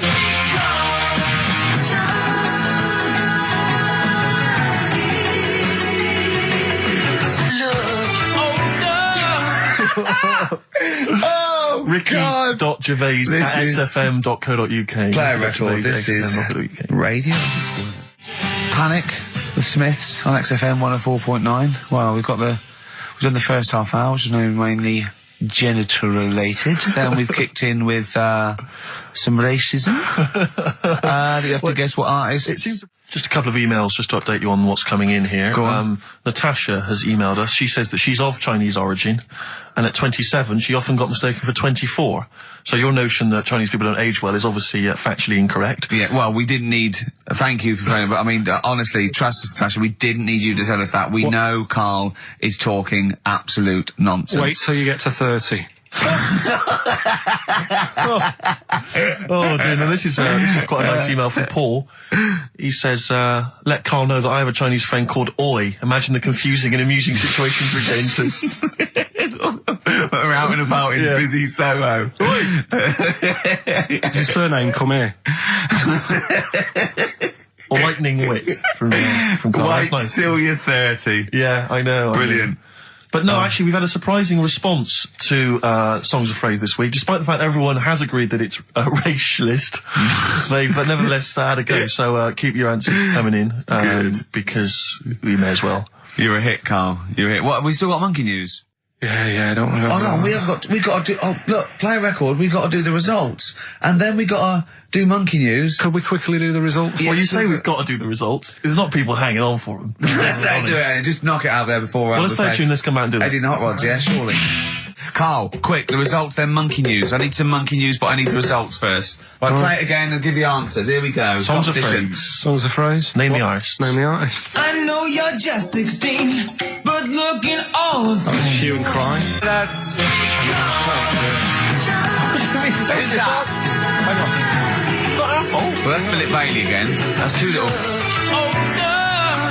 Right, it was... That was Roxette. The Look. Yeah. Right, we had, Hue and Cry started it off. Yeah. 16. That was Dean Martin. Because Jane's Addiction. Yeah.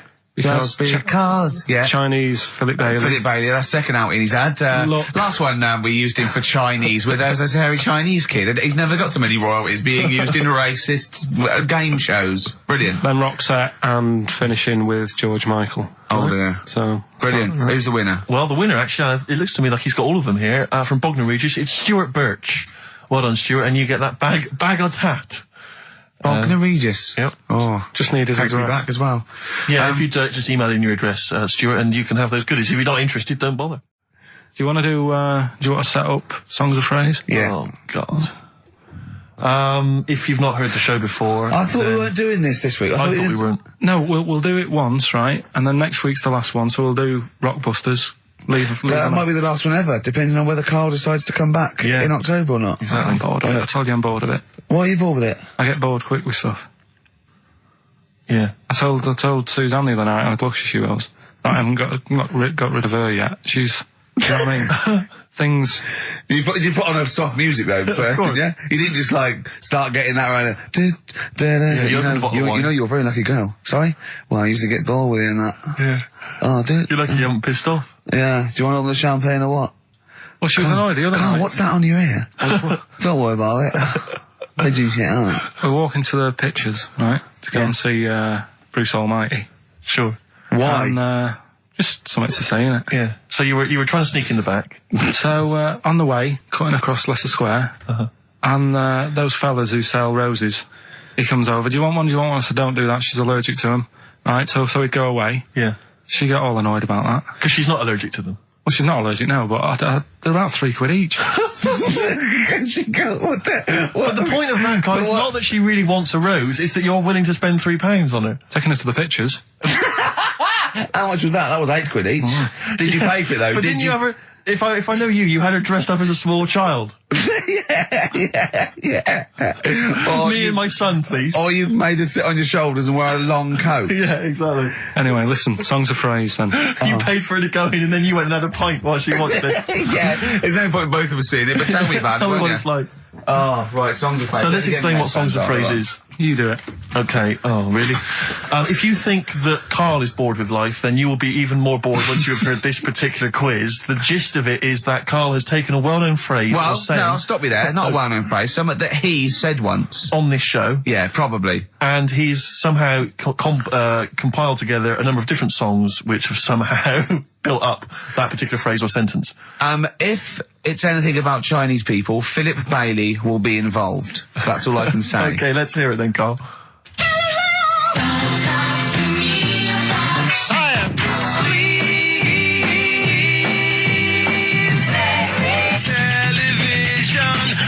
Right. Alright, I don't know what that is. I don't know what that was. This is appalling. I don't know This is what appalling. That is.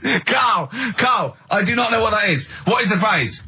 I just was saying last week about everyone's raving about Galileo. No, they're not. No, they're not. No, they're not. No, that sounds like a sort of B-side from the Buggles. Everyone's raving about Beyonce and Robbie Williams. Yeah. They're not. People going, Pop Idol. What are you into? Galileo's good. Yeah. Forget it. No!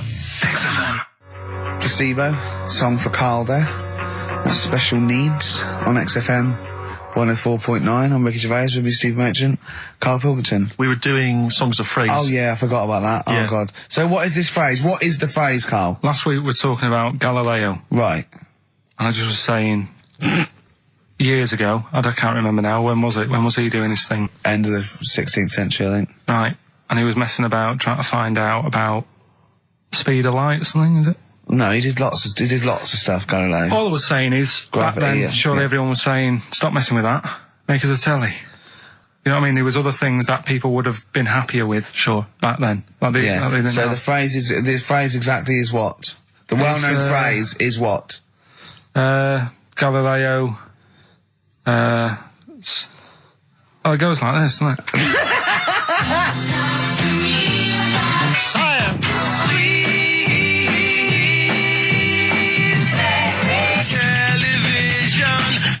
Right. So it's Galileo's stop talking to me about science. Make me television. Make me television. Yeah. So you email in with the bands and that. Brilliant. Right. Let's that is rock bottom. I mean, the well-known phrase being Galileo, stop talking to me about science, make me television. As a well-known phrase, is one of the weirdest things I've... Forget jizz out of windows and things like that. That is the weirdest thing I've heard on radio as a competition. Can we have that one next week? Okay, well, here are the prizes. If you think, Rick, if you think the quiz has hit rock bottom, wait till I tell you these prizes. No, brilliant. I know that we're very much pushing new music on XFM, and it's an alternative music station, so you'll be pleased that we're giving away now, that's what I call Music 55, featuring the likes of Busted and Daniel Bedingfield. Brilliant. You really know how to cater to our audience, don't you? The best dance album in the world, that includes DJ Sammy, Scooter, and Liberty X on there. So look forward to that. Yeah. This is not so bad. Nick Cave and the Bad Seeds, a live DVD of a, pardon me, a performance, and some, pardon me again, but, anyway. That basically sums up the prizes. So, I won't tell you the rest, they're all monotonous. But, anyway, I think those crisps, Rick, have gone down the wrong way. Although I was eating goulash earlier. Sorry. I'm fine. So anyway, yeah, that's some of the prizes. And you can win some tat. So, if you can identify these artists. The well-known phrase, Galileo, stop talking to me about science, make me television.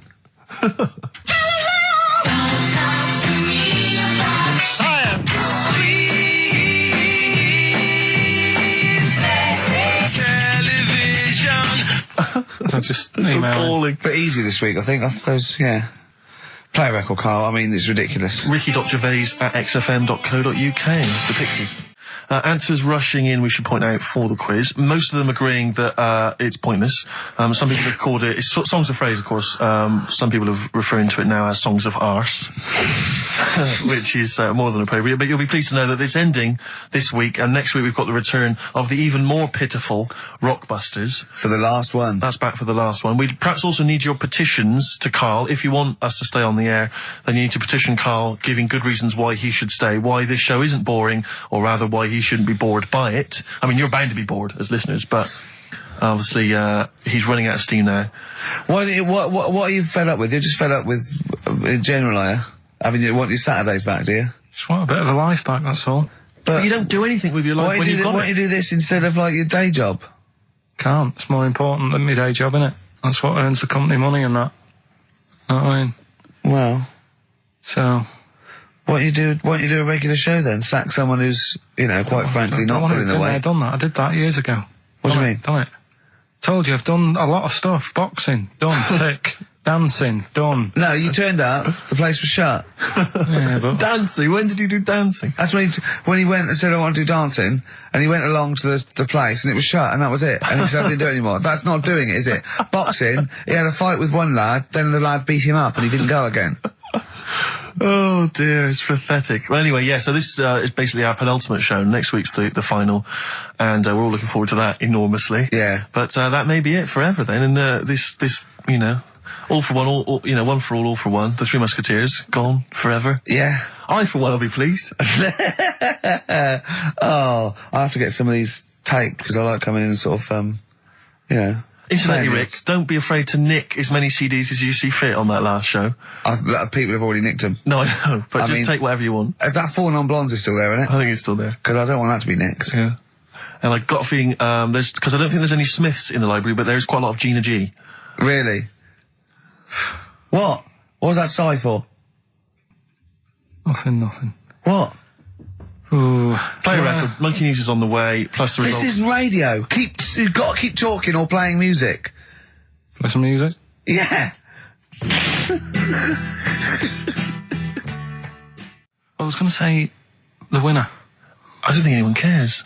Oh, come on. Someone got all of them, didn't they? Well, okay, play it again then. This was Songs of Phrase. You did this. The well-known phrase is Galileo, stop talking about science, make me television.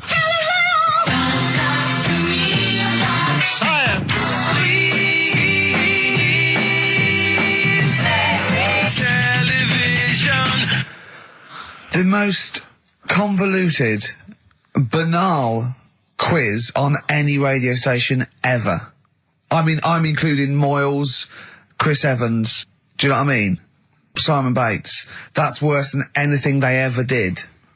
Apparently, Channel 5 have bought the rights. Anyway, what were the answers, Carl? We had Queen in there, Altered Images, Thomas Dolby. Yeah. Beatles, Aretha Franklin, and Red Hot Chili Peppers. Well, extraordinarily, Tracy and John Burton from Colchester and Essex got all of those right. Why they would want the prizes, I've no idea, but good luck to them. They can enjoy those at some point. God bless. Well, here we are again, XFM, on a Saturday. Just gone 1 o'clock, Steve, if I'm very much mistaken. But we're not here, as such. We're away again, gallivanting around. We've got to do the special sort of best of again. Okay. Which we did a few weeks ago. So this is the best of the last 3 weeks. Which I think is, I think it's the best 3 weeks we've ever had. But I'd like it condensed into 2 hours. Yeah. Yeah, some great music as well in there. Yeah, there'll be some great music interspersed with fine chat that you've already heard. Yeah. Except this bit. This bit's new. We've actually, out of the kindness of our heart, we've come in last week. Yeah, yeah. And we've done a few clips just because we felt a bit guilty about shooting off. Yeah. Even now, having heard this link, I'm beginning to wonder if it was worth our time. Yeah. Well, should we play a classic link? Let's play, what, from the last 3 weeks? After this is Feeder. Alright, so, here's the first bit. Carl, you're making noises while I'm talking. Yeah, but you do this all the time trying to wind me up. And I'm not saying Manchester's the best place in the world, but what I'm saying is, there's bits of it that I really miss. Yeah. Like last Sunday, right? When I'd met up with Ricky, we had spaghetti bolognese, which was all right. And then I said to him, I need some soil. Damn, I wish you'd invited me. It sounds amazing. So I need some soil. What do you think? You need some what? Soil? Soil, yeah. I need to repot a plant, right? Yeah. So, you need to repot a plant? Yeah. Fair enough. So, I'm like, where you can't see these shops in London. Do you know what I mean? There's nothing around. I took him straight to one in my street. Yeah, but near your street, and that's probably the only one in London. Well, you say that, Carl. No, it does annoy me. Round my way, it's like, you know... You can't move for soil shops. You can't. There's earth. You can just pick up handfuls walking down the street. Yeah, incredible. People just lean over into someone's front garden. No, you can take the plants as well. No, what I'm saying is, Manchester, there's loads of decent hardware shops. Yeah. Here, you know, if you want a panini and a latte or whatever, you can't move from. But for soil, I had to go virtually how many miles away from me to carry that soil home and stuff. Yeah. It's not good. I mean, London's all right, but if cities were sort of marked... It's neglecting the peat market, really, well, isn't there's barely any mulch available in central London. I'm sick and tired of not getting a good, decent compost of a Sunday. Indeed. So, you know, I'm thinking of moving to the north, where there is loads of soil and gravel. Indeed. And animal shite. Whatever. Yeah. So you were going to say, if you were marking cities out of 10, what would you give London? Well, if you were marking them on, like, you know, on what they have. Right. As opposed to what? Well, as opposed to... How you spell it. Say, like, I think the greatest city in the world is Rome. Right? Okay. It's pretty amazing. Yeah. Have you been? What? Yeah. Why do you think that, though? Just because, like, you turn a corner and there's something there that's really old. Right. Like, you're going down Normal Street. Go and stay in a Derby and Joan Club. Yeah. No, but it's like you're going down the road and then you turn a corner and like the Colosseum's in the middle of a busy road. It's like, what's that doing there? Yeah. And just when you think there's no more, you turn another corner. It's almost as if that was there first. Yeah. Well. Yeah. But do you know what I mean? London. Yeah. What have we got? You know, Trafalgar Square's world known. And you go there, what's there? Yeah. Do you know what I mean? So there's a lot of space there. Get one big B&Q. In Trafalgar Square. To cater for the whole of people who live sort of central London-ish. Yeah. And then I'd be happy, but what I'm saying with Nelson just popping up through the middle? Because you can still see it, couldn't you? Yeah. It's a great idea. So B&Q could be like the whole sort of flat thing and make it sort of grey so it looked like rock, and then Nelson popping up... Make it classy is what you're saying. Yeah. Stone clad it. Yeah. So it looks like you've made an effort. And then you can pop in, and then you can go out and go, oh look, Nelson's column. Oh, look at that. Look at that. The victory. Defeat. That's fantastic. One of the greatest living. Yeah. I need some nails. Yeah. Perfect. Killing two birds with one stone, you say? But why isn't there more than them shops?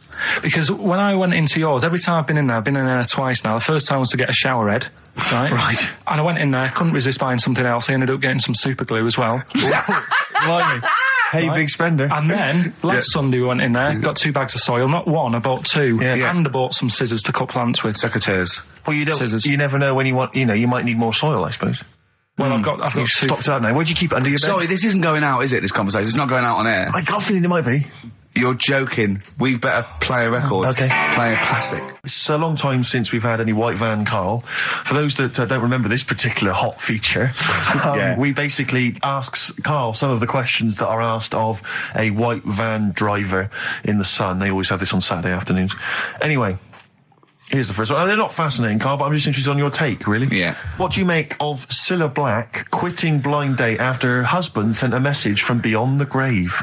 Are you familiar with this story? I didn't know that. What's that? She went to see a medium, and supposedly her husband passed on information through the medium, which was incredibly vague, but persuaded her to quit live on air. Well, it's about time, isn't it? If even dead people are saying enough's enough. Well, I'll tell you what, though, talking about ghosts and that, do you know how I'm into them? Yeah. Right? How weird do you think this is, right? Well, it's not true. Before you say it, play a record. No, go on. Go on. Right, it's this woman. I don't even know if it's ghost, really. It's just a bit weird. Sure. Yeah, sure. There's this woman, and she's not a woman, she's a kid. Sure. Okay. She's walking down, like, a street in her area. It's a nice day and everything. Everything's normal. She's walking down, and a woman comes up, cycling past, right? The woman on the bike looks at the kid, absolutely terrified, right? Got a really scary face on her. Yeah. The kid's thinking, why is she doing that? Yeah. Right? So anyway, she thinks nothing of it, goes, I think she was playing in the park or whatever, goes and has a nice day. About 15 years later... Oh, right, yeah. She's, I don't know, I think she was going to work, right, on a bike. She was riding her own bike? Riding her own bike, cycling down the road. Oh, yeah. Looks at the kid. That's the thing that happened, like, 15, 20 years ago. Right. It's her on the bike looking at her as a kid. Right. Not another child. No. So it's her. She's seen herself. Carl? I mean, I don't know where to start. Firstly, where's this information come from? But, I mean, why do you ever... I mean, I don't know what part of that you think can be true. I'm honest, I'm speechless. I don't know what to say. What are you talking about? Bit weird, though, isn't it? But it's not true. It didn't happen. Nothing happened like that. She said it did. Well, then she's wrong. She said she saw herself. She saw herself as a kid, didn't she? Did she carry on riding as an adult when she was a kid. Did she stop and talk to herself? Or did she ride on by and think, that's a bit weird, there's me as an 8-year-old. I won't stop, I'll be late for work. Yeah, if I'm late again, the boss said he'd be in trouble. Yeah. Well, and where is this information? Did it happen to someone you know? No. You overheard it on the bus? No, it was in the 14 Times. Ah, right. Well, okay. That's the answer. Good. We've got to the bottom of that. Right, good. Right, we've got, who's that on the line? It's Rob. Rob, are you a doctor? I'm a final year medical student. I'll be a doctor in 2 months, touch wood. That's close enough, isn't it? Yeah. Excellent. So, where do you study? Do you want to give more details, or do you want to remain anonymous as you're calling in to talk? I study at Barts Hospital. All right, great. So, why do GPs sometimes put their finger up a man's anus? To see what's there. If you've got hemorrhoids, if you've got an enlarged prostate, it's either that or they stick up a big tube and have a look up with a light. What? And it's easier to do that. Now, are you dumbing this down for us, or are you going to fail your medical exams by saying stick up a big tube with a light? I'm dumbing it down. Okay, come on then. We're all intelligent people here, and Carl. So you tell us what's that called? It's called a sigmoidoscope. Right. Nice. That was a clever test, wasn't it, Rick? 12 inch long. Yeah. 12 inch long tube that they can put up there. So, Carl, would you prefer that or a finger? Well, So do they sort of do the finger first, and then? I mean, at what point do they say, "Hang on, we need a light here"? I mean, it's normally if there's something wrong. But so if I go then, say if I go to this Wellman clinic, right, and they go, yeah, the art's good and that, yeah, finger, there you go, and then they go, hang on, I'm going to go and get me light and tube. I could start worrying then because they've sort of found something. And they're not likely to go straight in with the tube. They'll probably send you off some tests first. But Karl, there's nothing. But you go to these places to put your mind at rest and to know where you are with your health. I mean, it's not that you go along. That's what most people worry about. They think that because I'll go along and they'll find something. Well, one, that's illogical. It doesn't heighten the fact they find something because you go along. And two, if they do find something, it's a good job you went along. I mean, I'm a hypocrite because I don't go to the doctor, but I've had that Karl, done. You should be concerned if when they shine the little light in your ear, it comes out the other side of your ear. No, the other ear comes right out the other side. That's when you should be worried. But Rob, right, you said then, if they find something, they send me off for some tests. Why can't I just have the test without that and cut out the middleman? Do you know what I mean? Because you're wasting lots of money. There's hundreds of tests they could do, and they could do every test, and they could all come back with nothing, or they could do the finger up there and send you for the 3 tests you need to find out what's wrong with you. But in this day and age, with all the technology and that, and like brainy doctors and all that, the only way to find out is sticking a finger up there. What are you worried about, Karl? Is it fundamentally that this doctor who's has done 6 years medical training, is it embarrassing to have a man's finger up your ass? I just don't understand how you can get round to that without... But what don't you like? Is it fundamentally you don't like anything up your ass, or is it the fact that it's a man's finger up there? I don't like going to the doctors. It makes me nervous, because I think if anyone searches you long enough, they're going to find a fault with you, right?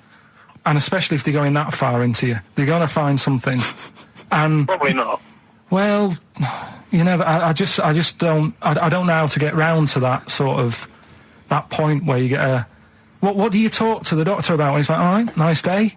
Strap your trousers. He goes, he says, I'm gonna just, Most people just shut up and let you do it, and then breathe a sigh of relief when you say there's nothing there. Yeah. But is that at the end of the test, or is that the first thing he does? It's the last thing. So that trousers up out the door. Because he knows it ends conversation. He knows it's a bit of a faux pas. The doctor says, "Oh, I better not kick off with the finger up the arse." What I do is I'll start on with the the head, and then we're down and go. Oh, one final thing, Mr. Pilkington. So Rob, he drops his keys and he goes, "Pick them up." And as you bend over, will you be doing this, Rob? Is this what you're like open to do? You do all these. I'll have to do it at some point. All doctors do it at some point, no matter what they specialise in. So the first one, is he another doctor there to sort of make sure you're doing it right? Not dentists. No, but do you know? Aren't doctors anyway. No. But do you know what I mean? Like normally, it's like a co-pilot will have someone with them for the first one. So when you put your first finger in, will someone be there going, right? You just want to move to the left of it? I've already done it. Have you? Yeah. So that's the thing with a student. You're learning. So you get people teaching you and you learn on these things. Can I just point out, Rob, I think I'm right in assuming that you have a glove on. Yep. And there's lubrication. Yep. And it doesn't hurt. No. There you go. What are you worried about, Karl? Who's this person who everyone's testing on in your class? It's not one person. It's not one person. There's like, when a patient comes in and they've got a problem, your boss, the consultant, he does his finger up, and if he finds something, he goes to the patient, is it alright if the student has a feel as well?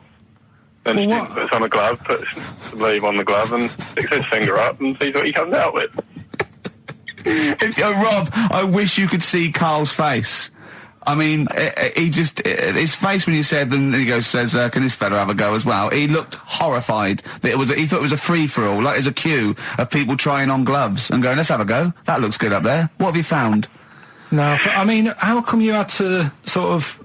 Is it not something you could test on yourself rather than waiting for other people to come in? Because then, It's an awkward position to get to, really, isn't it? Well, but you can have a good rummage then without feeling too awkward, but to sort of have a go on your first patient when you don't really know what you're looking for anyway, do you know what I mean? Never really thought about it. Because you don't... If you've never done it before... You pop your finger in there, and you've got to sort of look. You've got to have an expression on your face, like you know what you're finding. Well, they can't see what you look. They can't see your face. you've got the big boss consultant man going, now move your finger there and you'll probably feel this. But he's just done it. He knows what's there. Well, what? Oh, so he's already had a go. He's had a feel, and he's going, right, if you feel to the right, that's the conglomerate or whatever. The conglomerate, yeah. Its conglomerate is in perfect working order. I'm still... Thank you, Rob. I'm sorry you had to go through this. Carl is probably the worst patient you'll ever encounter in your medical career. Good luck with your finals, and thanks very much. And do you know any female doctors who do this? Or? Thank you. XFM 104.9. Thank you. XFM 104.9 of a Saturday. Ricky Gervais with me, Steve Merchant. Hello there. But we're not here. No, we're away. So this is the best of, and I hope you're enjoying it. We certainly are. I woke up this morning, feeling fine. It's not a blues song. And I turned my phone on, and it was from Karl, and it went, forget it, I've made my mind up. And I thought, wow, what is that? And I forget it, I've made my mind. I went, Karl, what is it? He went, oh no, it's about the text I sent you last night. I went, well, what was it? I just got this text. He went, I was just wondering, I was thinking last night. He said, supposing you had to have your hands removed. Sure. Right? And the doctor said, well, you can either have them stay like that with stumps, or I can sew feet there. What would you have? And I was bleary-eyed, and I went, the stumps? He went, yeah. I went, all right? He went, yeah. And then what was his follow-up text to that? And then I got the text, it was obviously before it, and it went, and it was like quite serious. What would you do if surgery don't remove your hands? Would you have stumps or the feet? Right? Now the way, when I said he's made his mind up, and I went the stumps, he went, yeah. I think secretly he decided on the feet, but was too embarrassed to tell me. There's a little bit of what would you do? Because But why did you think of this? Why did you think of this? Girlfriend's away, right? Yeah, no, that's not why you start thinking bizarre surgery devices. Right? I'll let you into my little mind, right? Last night, I had some beans on toast, right? She was away. It's good already. She was away, she had some beans on toast, she went wild. Yeah. Right? Now, I was stood up, I live on on a high street, right? So I'm washing up, I'm looking out the window. First thing that had me attention is, I can look into other people's flats, right? Yeah. And it was weird how all these different lives were going on, I was watching them, and everybody had the telly on and was watching Volcano, right? Which was on last night. Right. And I thought, oh, that's weird, right? I can see them all watching it. And it was like a little Chinese lad who was dancing around in some underpants. Yeah. And then there's a little old woman who lives downstairs who was reading a book, and she's always reading a book every night. And it's like, I have a better life than her. And then there's like some sort of bouncer who's always getting ready to go out late at night with all the black on. He looks like a bouncer. So I was watching all this life going on. I thought, did you witness a murder while you were doing this? Yeah. It was like that sort of Sliver film where that bloke had loads of tellies watching people's lives. So that was going on in my mind. And then I was washing up, and I picked up the plate, and I thought, oh, it's amazing, isn't it? The human body, the way you can just sort of, I want to pick that up, and you do. Yes. And the way your hands work, right? Yeah. You've got 5 little digits, but it's just the right amount to do to do what you've got to do, right? So I'm cleaning the plate. Sorry, Karl, stop. It's just the right amount. Might be one of the most genius things I've ever heard said. I would love David Attenborough to phone you up and say, Karl, how do I word this about the evolution of the mammalian front limb? Just go, we'll just say it's the right amount. But it is. One of course extra would get in the way. Yeah. And one less would just make it that little bit more tricky when picking up a bit of a slippery dish. Sure, or buying gloves. Yeah. A slippery dish. Like, that got a load of attention in the press, but the Trisha programme got nothing. Okay. Which, I know, Steve called me up in the week, right? 10 o'clock in the morning, I was at work, and he goes, you should think so at 10 o'clock. I should think preparing this show. Most people go to work about 8, 9. Are you watching Trisha and that? I said, no, what is it? He goes, oh, you'll be loving it, right? Freaks, was it, Help Me, My Mum's a Freak? Siamese twins. Right, so I couldn't watch it, but he said, oh, it might be on again, because they repeat stuff on ITV2. Right. So I had my dinner late, right, instead of having it at 1 o'clock like I normally do, I had it at 2:30, sat in the office, put the telly on, ITV2, these Siamese twins. Did it blow your mind? It was amazing. You know, we talk about a lot of things on the show quite a lot. The Airy Kids crop up a lot. I was waiting. It's been 10 minutes and you haven't mentioned the Airy Kid. Right, and last week we were talking about Siamese twins, weren't we? So it was weird that this programme was on, but it was amazing. I mean, what I think you can't refer to them as Siamese twins. I think they're known as conjoined twins. Why? I think Siamese is maybe considered derogatory or as an old antiquated phrase. Yeah, I think it's because the first famous ones were actually from Siam. Right. And that doesn't exist anymore. No, it's conjoined, Carl. Yeah. Get the phrase right. But you'd think that if that's happened to you, that wouldn't be that sort of offensive. The names that you must get called. Right. You think that's the least of your worries? Siamese twins, I'd say, well, that's, yeah. Now, were you stunned by where they were connected? Just live with it, we'd say. Because they were connected, of course, at the forehead. Oh. Sort of, which was quite extraordinary. Well, there was one set of Siamese twins. One had a job and the other one didn't. That's ludicrous. Yeah. The other one was unemployed. The other one had a job. She had to go to work. She had to get up at 6 o'clock on her day off. I'm supporting you, literally. Yeah. Then they get done off the social for sort of... Yeah, because everyone was signing on. That wasn't a question that Trisha asked. Annoyingly, because I know that much of the audience was thinking that. There was a few things that didn't crop up. What questions would you have asked of them? Because what things did you feel weren't mentioned?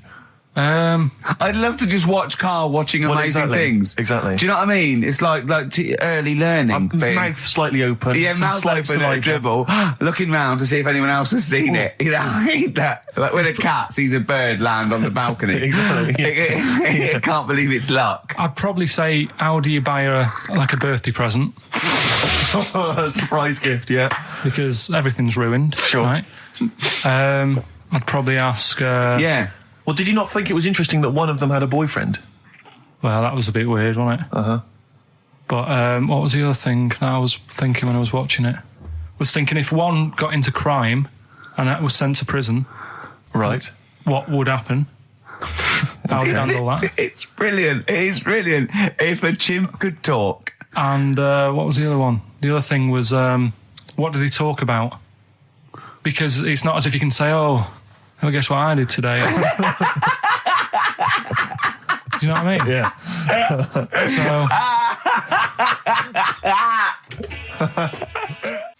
Taking the mickey. The really weird thing about all this, right? And it's annoying because you were saying about, what should have Trisha have asked and all that. Yeah. But one of them mentioned that one of them was adopted and the other one wasn't. Don't talk rubbish. No, seriously. I didn't understand it, right? Of course you didn't. And then Trisha sort of said, well, let's have a chat. And they were like, no, I don't want to go into that. What do you mean one was adopted? That's what he said. One of them... Don't quiz me on it, but that's what was said. Hello there, I'm a multi-millionaire. And I've just seen your orphanage. I'd love to adopt one of your children. You'd like to adopt one? I'd love to adopt a children, because I've got loads from around the world, so I'd love to adopt one. I'd give you $10,000 towards your... We'll speed it through then, yeah. Okay. We've actually got 2 left. I only need one. I'm only interested in one. Yeah, I don't need any more. Don't need any more. They're sisters. I know it would be tragedy to break them up, but I really only need one. Now, break up. There's the rub, you see. Sure. You just need the one. It's $10,000 now. You can have that. I'll sign it now, but I don't want to discuss it further. I'll bring her around. Brilliant. Okay. Ding dong. Hi, yeah, brilliant. You brought my kid round. Yeah, there she is there. That's a joy. Yeah. Okay. Just standing next to a bush. Yeah, can you bring her out to me? It's there's nothing behind the bush, so you just want... I just want to be able to walk 360 degrees round her. Do you want her or not? Yes, I can't believe it. What's that little trolley? She's talented. Oh, dear. You're talking nonsense, Carl. Well, whatever. Yeah. Some doctor or something who was into, like, the way bodies work, they got their head cut off. Who did? The doctor? Yeah, he was doing a bit of an experiment. And he cut his own head off? Yeah. Okay. And it was about, he said, when my head's in the basket, I'm going to blink my eyes. Right. Okay, sorry, hang on, let him finish. And, so the doctor has chopped his own head off, and he's told everyone, I'm going to blink my eyes. He's in the basket, and he goes like, right, I'm going to blink my eyes about, as many times as I can. So quick, count them. And they count, and he got to like 15 before he died. Now, this is how Carl told me that. Till Nick Frost explained that, Carl told me, he said, right, well, a bloke, right, he had his head cut off, and when his head was in the basket, he went, count how many times I can blink. And I went, well, that's rubbish. He went, no. And Nick went, well, no, he actually said, when my head's in the basket. He went, and Carl went, all right. I said, Carl, do you know the subtle difference? Do you see the subtle difference? I have to say, though, guys, I still don't really understand what went on there. You've both lost me. The story is that a bloke who'd been found doing, You mean that Carl just explained it and that was a clear version? Because I still don't know what you're talking about, Carl. Well, this bloke had his head cut off at experiments against God. He was a doctor in the, in olden times. Yeah. And when they cut his head off...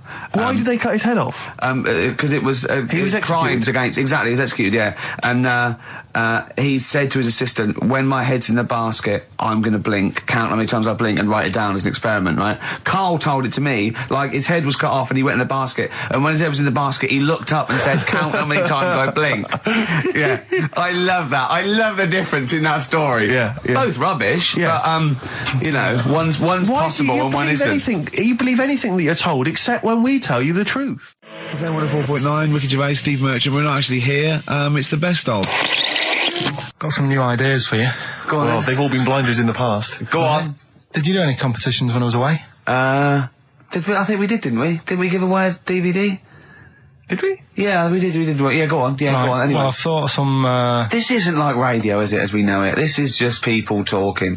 If the mic's on, it's luck. Yeah. If anyone's listening, I've no idea what they think of this show. It's not a show. Not in the traditional sense. No. Okay, then you're going to change with that, Carl. Because a show suggests a certain form of presentation. Yeah. A certain pride. And when we do present dare I say it, some planning. Yeah, and when we do, it's ruined by him pressing the wrong button. Yeah, but I've got some planning here. Go on, then. Quizzes. What I did was, when I was on holiday... Yeah. Right, you said, come up with a new idea, right? So the best way of coming up with ideas is sort of... thinking. Sort of nicking a TV show name and then twisting it a bit. Yeah. So... Or just rip off Simon Mayo's idea completely. That's good advice for anyone out there. I didn't... Yeah. If you're interested in ideas. Carl is presently running a course writing for TV. Yeah. And that's the lesson one, isn't it? Just rip something else off. Just do it and change the title slightly. Yeah. Well, go on. This one I haven't really got... I don't know what to do on the game, but I'm thinking... Strike It Ricky. That's all you've got? That's what you've come up with. How long did that take? What is that? I just thought it sounded a bit like Lucky. Forget that one then. Yeah, forget that one. Okay, yeah, well, no, good. No, we all have hits of this. Even Spielberg's, not all his films, can hit the. Go on. Right. No, okay, no, it's a good. Go on. Yeah. Do you remember Big Brother? Yeah. Do I remember Big Brother? No, go on. Big Mother, right? You call in if your mum's ever, you win a CD. What do you mean? How can you prove that? All right, forget that. Right, ER. Here's one. Right, ER.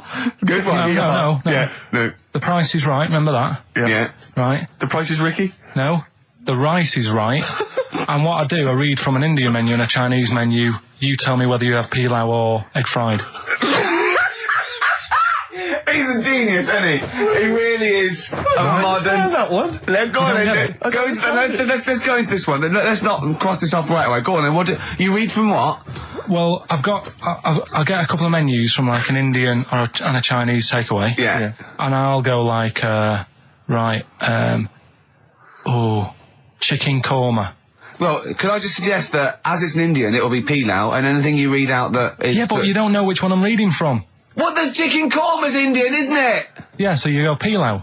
But then well, you might as well say Indian or Chinese. No, because then the name wouldn't work. The Rice is Right. Okay, yeah, I forgot you're working for the title backwards, aren't you? Okay, yeah. I'm so confused. I don't know where I am or what day it is. A programme that they've been in on Channel 4, right? Can you cross that out? We're not doing The Rice is Right either. I don't understand The Rice is Right. No, go on. I'll tell you that later. We'll have a game in the office, right? A game that they've been in on Channel 4, but has got really big viewing figures. Well, obviously not. Right. Or they wouldn't be bidding it. Go on. Do you know 15 to 1? Yeah. They're getting rid of that, right? Are they? I'm thinking 15 Taiwan. Get some items that are made in Taiwan, right? Get 15 items, and I say what they are, and then you go, oh, I bet it's the vase. Or something. That's the one that's made in Taiwan. Yeah. Just explain that again very quickly. No, don't go. Alright, forget that. Cross it out. 15 Taiwan. Well, Carl, what are your thoughts? Why have you stuck it out here? Nothing better coming in, I thought. Well, I'll tell you why, because you're always on holiday. You don't do a lot. You get paid, well, doesn't he, really? He's a moany. He doesn't try and get on at all. He doesn't deal with people. He moans about everything. And, so he's... I'm alright. I've got my own little room and that. Yeah. Like a cage. It is like a cage, isn't it? And he can shut the door. If people walk past, he goes, shut the door. He doesn't want them looking in. He's like a miserable old chimp.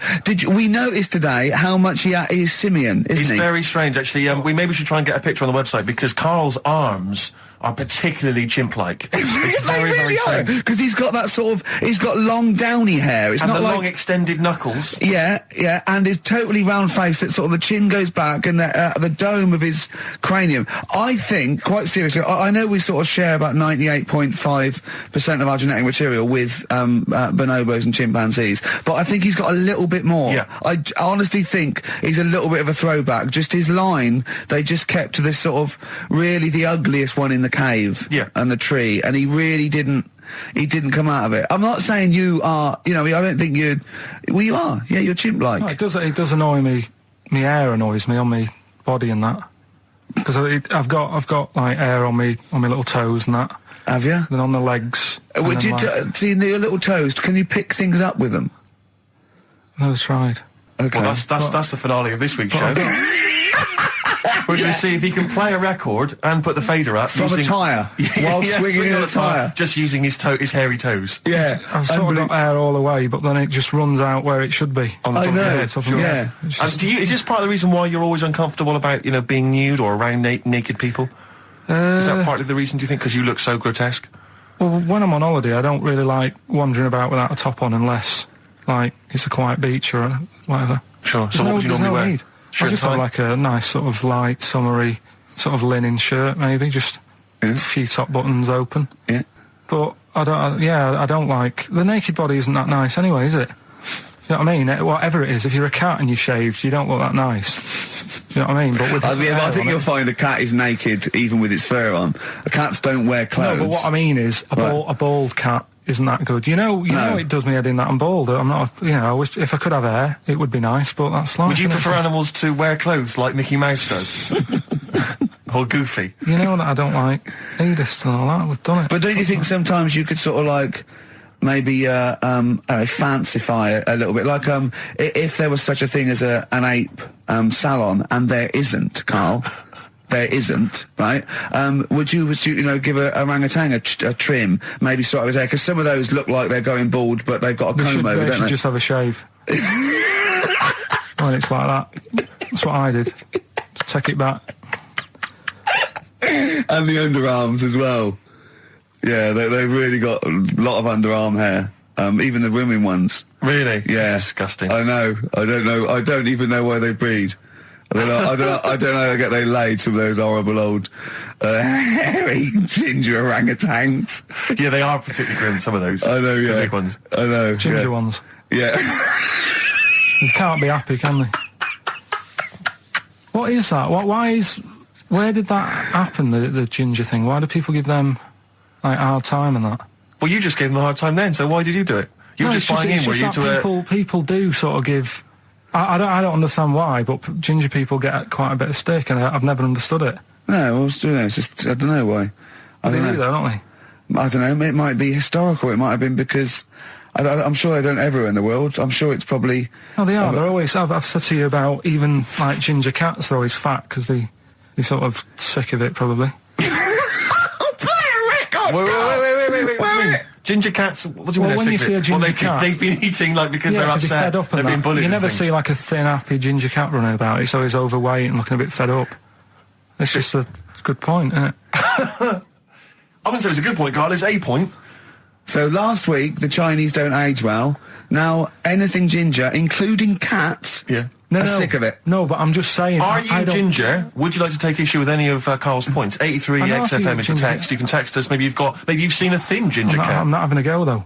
That's what I'm saying. I'm just saying it's weird how people give him a hard time. And it's if I could have hair, I'd go for ginger hair rather than being bald. Really? No.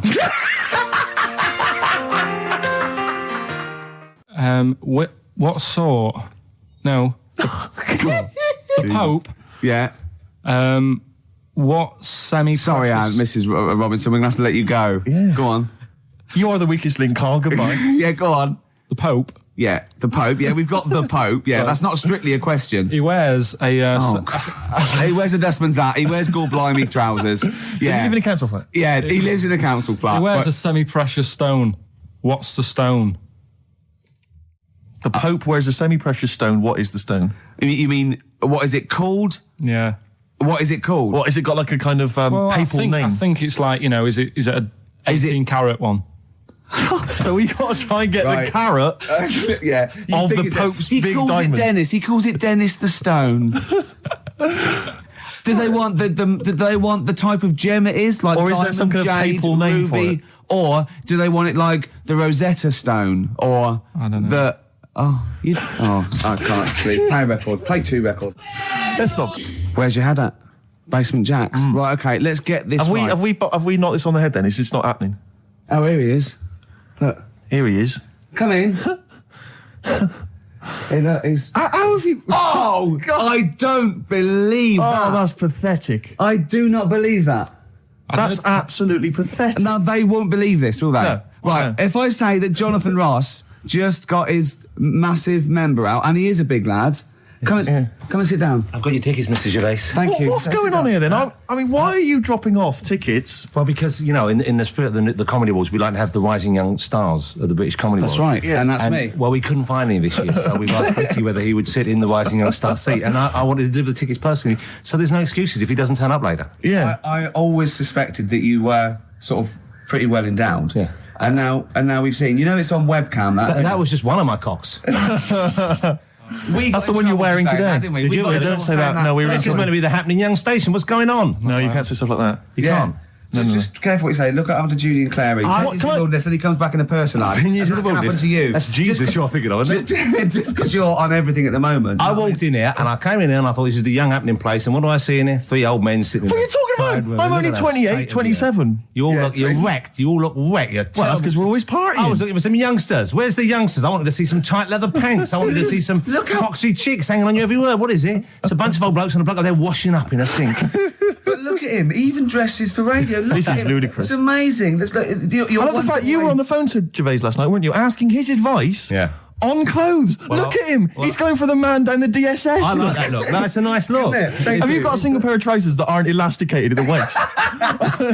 They're maternity jeans, aren't they? They've got a whole frank panel that pushes forward. The thing is, what I do, at the end of the week, I can pop these in the pan and I can make a nice soup with all the food that's encrusted in them. At his years as a homeless come to the fore there. Look at you, one step away from Lawrence Llewellyn Bowen. I'd like to be that bit closer. But why are you dropping off tickets? Are you a little bit... Because I thought you were married and stuff. Why do you suddenly got this obsession with Gervais? Because I'm a bit rough, ain't I? Yeah, it's like when you see Dale Winton out with those rough boys. I'd like to get one of my own. When a top celebrity in a lovely looking suit walks down the corridor with his penis out, yes, I know that I'm still attractive. You know you've arrived. I was inaugurating the same way. For me, it was Des O'Connor. It's like it's the passing on of the baton, if I may use that euphemism. and you've been battened. But it's fantastic. Well, it is a pleasure. I don't think I'm complacent just because I'm mixed with people like you. I still wake up and think, I don't believe it. I'm mates with Jono. Can I just point out one thing? I was listening to the show last week and I heard you, as always, revealing a little too much about yourself, if you don't mind me saying so. Yeah. Steve tried. Not as much as you. No, but that was just for the benefit of the room. Yeah. And talking about when you used to occasionally urinate in the sink. Yeah. When you were around my house last time and I came in and you looked a bit shifty. No, please reassure me. It was more ownership. I was like, I went to my territory, and then other people that come in that go, has Gervais been round here? It's like just marking my territory. Because my coffee the next morning had a hazelnut tang to it that I don't remember putting in. Can I just say something? Because I used to mention to you, Gervais, when we first started getting involved in the business. Yeah. I should say, if there was one celebrity I'd like to be friends with, it's Jonathan Ross. Yeah. Lo and behold, Ricky's befriended Jonathan Ross. I'm nowhere to be seen. But not Ricky invited round. Ricky told me that I could be his friend, providing I never extended the arm of friendship. Right. Yeah, if you ever... I thought as much. He tries to keep everyone else down he works with, from the office, all the other shows. He tries to keep them down. I didn't even want you to come in. I wanted to meet you on the steps. Yeah. I didn't even want to tell him you were around. But you called. He went, who's that? And he saw your name come up and he went, well, can I meet him? Well, you're coming tonight, aren't you? This isn't Radio 2, by the way. These links are way too long. This is snappy radio. We have to play out... You might the be kids have lost interest. But the kids want to hear Coldplay, Catatonia, You know what I like? How about some more of that instantly forgettable hip-hop you play each week? One of those obscure hip-hop hooey. That's the worst feature on British radio. You should be ashamed of yourself. Wait a minute, I've heard your quiz on radio too. Put it away. Put it away. I'm Carl. Carl, how you doing? I'm all right. Got a question for you. Right, man. Got a question. Yeah. The Pope. Yeah.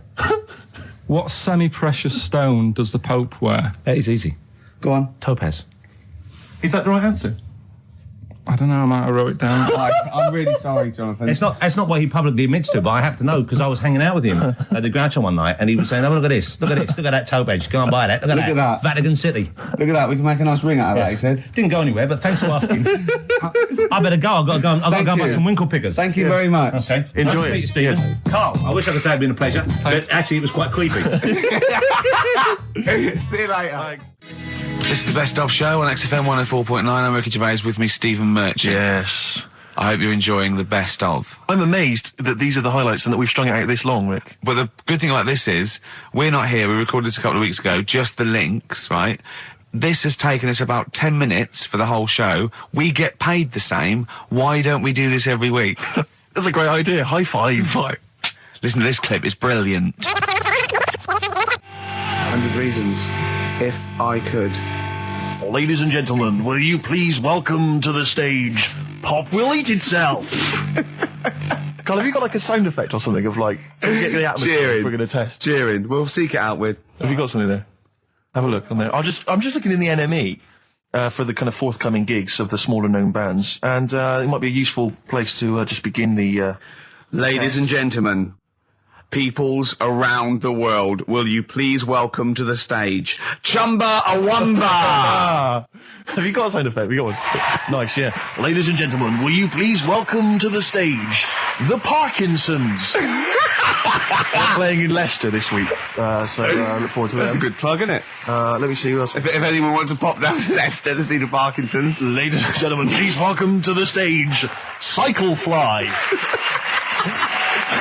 Okay. Oh, there's a genuine one here. This is someone. Simon's emailed, and he says, "Will you just test this name for us?" Okay, Carl, if you can. There you go. Ladies and gentlemen, will you please welcome to the stage Coach? Not utterly convinced. No, it's not too bad. No. It's not. I'm worried about the sound effect. We start to sound like Chris Moyles or something. He's a top broadcaster. Everyone loves him. Losing weight as well. He is hilarious. funny man. Just there's one more coming here. I'll just check this one. Ladies and gentlemen, will you please welcome, this is Chris Oxford. Ladies and gentlemen, please welcome, Meanwhile Back in Communist Russia.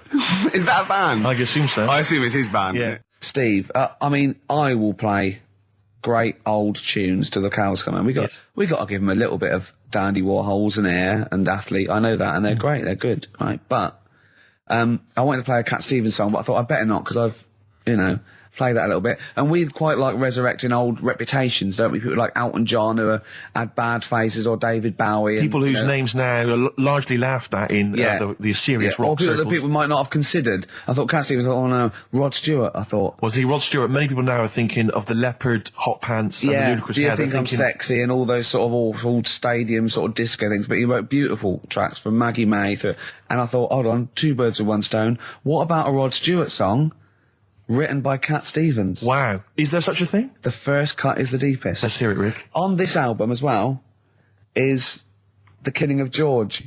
Georgie Part 1 and 2, remember? About the gay bloke. Georgie Boy was gay, I guess. His favourite song. Carl's favourite song. Yeah. Right?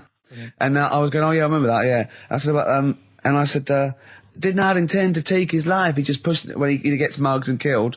Do you know what he said? I was sitting outside, I was singing, he went, well, as I said, they go out too late. They go out too late? He meant gay people go out too late. He went, no, they do. I went, what do you mean? He said, well, they're always out, they go out when people are coming home. He said, if he'd have been in bed by 10, he'd still be alive today. That's a sobering lesson. And he went, there's one that works here and he's shattered every Monday. Oh, if you're gay and you're listening, just be in bed earlier. Go out when sensible people go out. Yeah. You're right, we're not on the continent, Carl. If you're gay and you're not in bed by 10, go home. Yeah. I don't get it.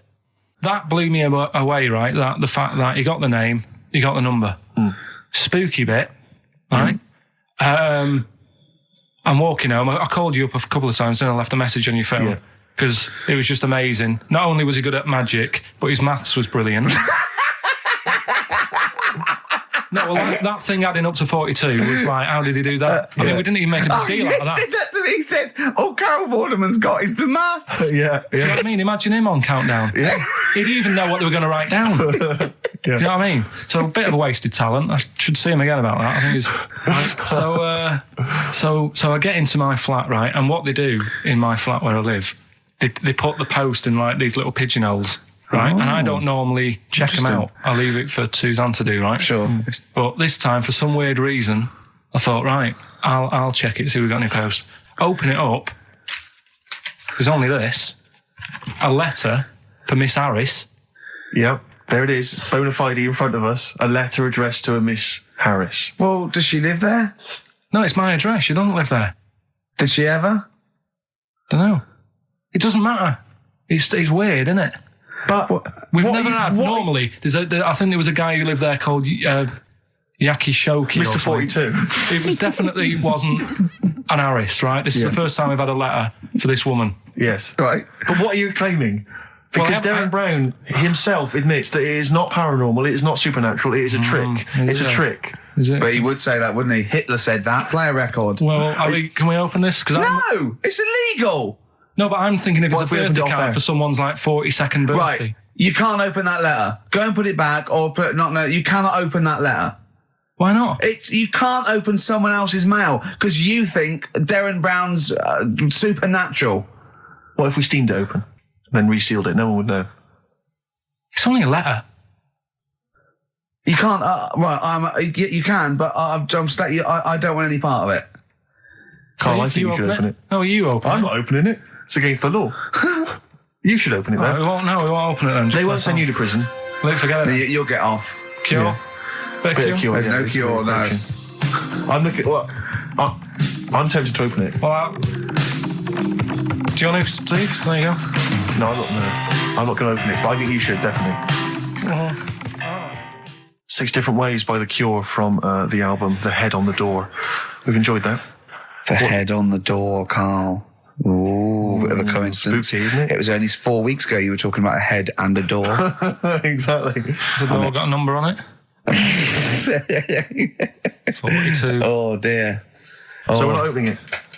No. Well, I can't open it because as the producer... Right. Oh, yeah, because your standing in society is such that they'd make a real example of you. Yeah. A producer of a tin pot radio show once a week. Yeah, he should know better. He can press buttons and talk at the same time. Sending down. But they wouldn't try you in an adult court. You would get away. You would get away with it. Just they'd hear you speaking for a little while, and the judge would end up squeezing your head and letting you off. It'd be like those people who train monkeys to break in. Do you remember down in South London? We talked about it in the past, and they were going around robbing stuff, and they trained them to do it. Yeah, I don't think those monkeys would have got in trouble. It would have been the keepers. So, I think XFM would probably take the rap. Will you open it? No, I can't be seen to open it. No, he's a writer-director. Exactly. So am I. I can't be seen to open it. I'll give it here then. Right, I'm having no part of this. That's against the law, but... Right, I'm having no part of it. Open it. Come on, you've started now. Right. The thing is, right, if it's important, we can say maybe she's listening. But do you need the stress? What it could be anything. What are you going to say? We're going to say, oh, and if you are listening, Mrs. Harris, you have got gonorrhea. Call the clinic. Do you know what I mean? It could be anything. Oh dear. Oh well. I think my talk did well. Well, what is it? It's the number 42 on there. What is it? Can you say? Be careful. What? Let me see what it is. What is it? Oh. Dear Sir, Madam, your periodical dental inspection is now due. Would you kindly contact the surgery to make an appointment? Harris, Mrs. Harris, if you're listening, your periodical dental inspection is now due. You might want to contact the dental surgeon that you normally go to.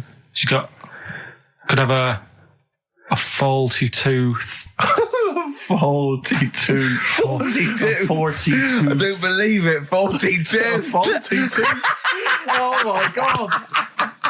God, that Darren's good. Darren Brown's good, isn't it? Oh dear. Because my auntie Nora, she same thing. Pumped her with loads of drugs. She used to have a cabinet next to the bed is like boots. She's got loads of stuff, right, for all sorts of stuff. And I mean, she's not that old, but she's on loads of stuff, right? She's a bit coked up, is she? She called up my mum once And, yeah, you told us this. Go on, tell it again. And she said, "Oh, how are you doing?" And that. It's all right. Bit worried though. My mum said, "Why? What's up?" She said, "I've been breaking wind." So she goes, "Well, you know." She says, "No, but this one is going on and on and on."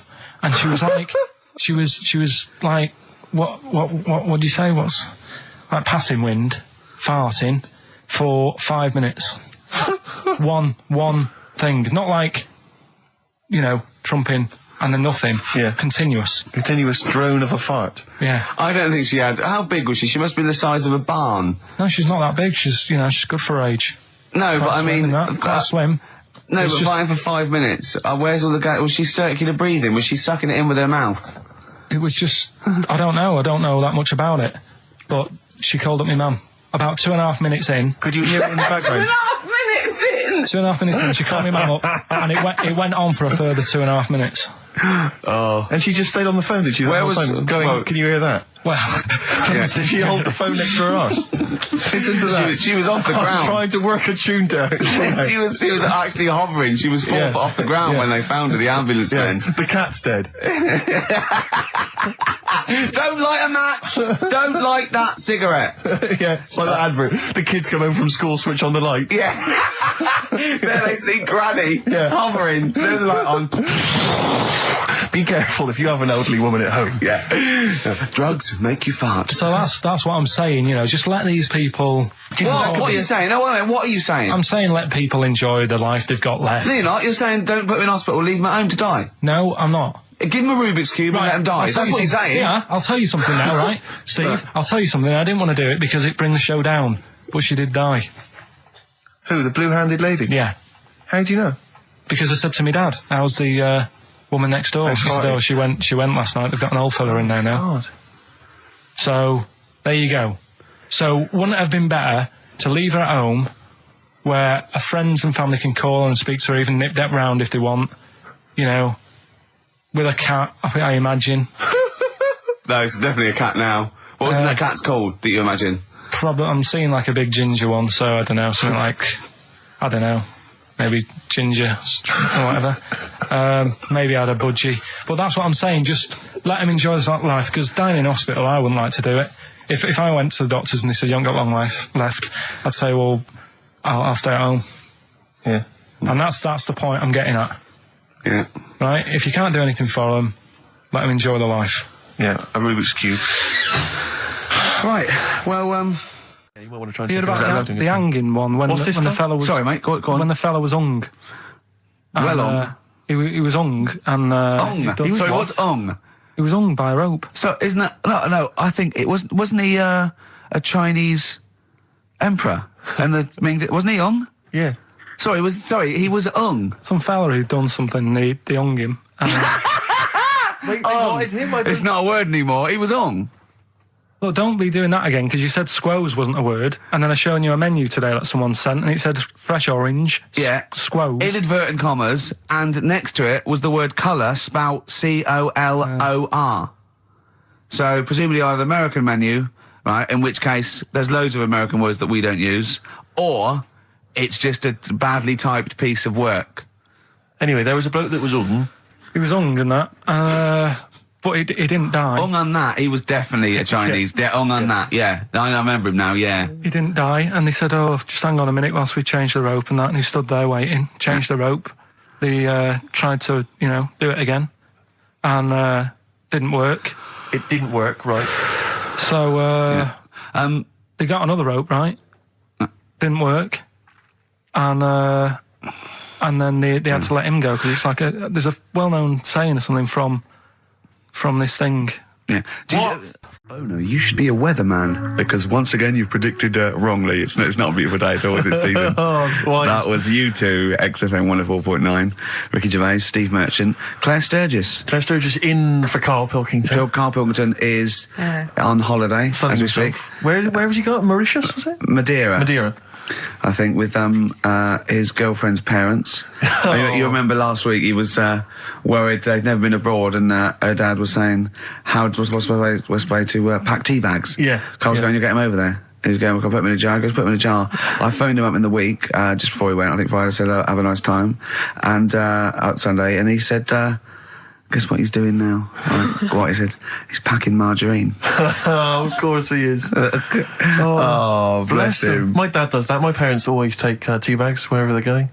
Really? You know, for fear of there being some kind of tea bag drought in France. Yeah. You know.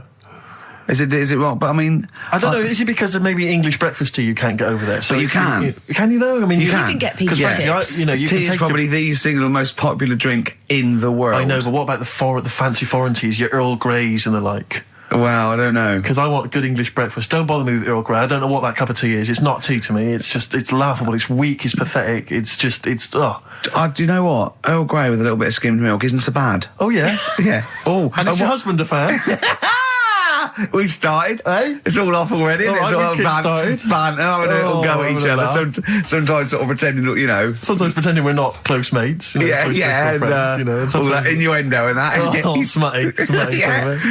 And I got a freaky goggle-eyed thing. I go too far. I sometimes go too far. I do ruin it when I go too far. So let's be nice. Wow. Let's have a bit of Blur. Ooh. Well, clever man. The fat man. We're not out of time. We've got a whole hour and 50 minutes to go on the Ricky Gervais Steve Merchant Show. XFM 104.9. I hope we have one of those after every record. They're great, aren't they? I think if you were actually like a proper DJ, if you actually tried to do the Dr. Fox thing, I think you'd be quite good. Really? I think I could only survive doing that sort of post 11 p.m. Ooh, quiet things down now. I love all that. Yeah. Late sort of radio. Yeah. That American jock type thing as well. I listen to Saga radio now sometimes. What? It's on digital. I think it's radio for the over 50s. Yeah. And it plays. It was playing Cliff Richard this morning. It played Sammy Davis Jr. It played the Beatles' "Here Comes the Sun," and I was loving it. I was thinking, there's nothing. Well, it's aimed at your age group. Yeah, exactly. And I've got a bad back. I've been complaining of a bad back all week. He's been ill. Don't even start. We haven't worked this week. He's been ill with the flu. Still not bad. I'll tell you this. I Wednesday morning, I think it was, I woke up and I had the head, the sore throat, the aching body, and I immediately thought I've got the SARS virus. I really did. I genuinely, because I've always been a bit of a hypochondriac. I mean, Ricky pretends to be, but I genuinely was petrified. That doesn't make sense, does it? How can you pretend to be a hypochondriac? No, I am a hypochondriac, and you are genuinely always ill. You always you've always got a bit of a snaffle. So I'm justified in thinking it might be the deadly. You're a sickly virus. child. I don't know what's happened to you. Well, I think it's so much to do with West Country breeding, and you haven't. I don't know. No, he hasn't got normal sort of barriers to sort of flu and cold. His immune system is all shit. Claire, look at him. I'm quite a weak child. Yeah, I know. I'll probably die in a garret having written some bloody brilliant poetry. And then I'll die of consumption. Yeah. But anyway, so I went online to check out what exactly the symptoms of the SARS virus were. And seriously, I did. I was so panicked. So I went straight online, and it was exactly what I had. It is a strain of flu. That's why. Exactly. That was the thing. That's what I had. So I was thinking to myself, because it said the incubation period was between 2 and 7 days. I thought, well, where have I been that I could maybe have got contact with people from? And then I thought, wait a minute, BAFTAs. I think I brushed against a couple of the guys from Banzai. I know. I'm thinking, hang on. Yeah. Wait a minute, that makes sense. Yeah.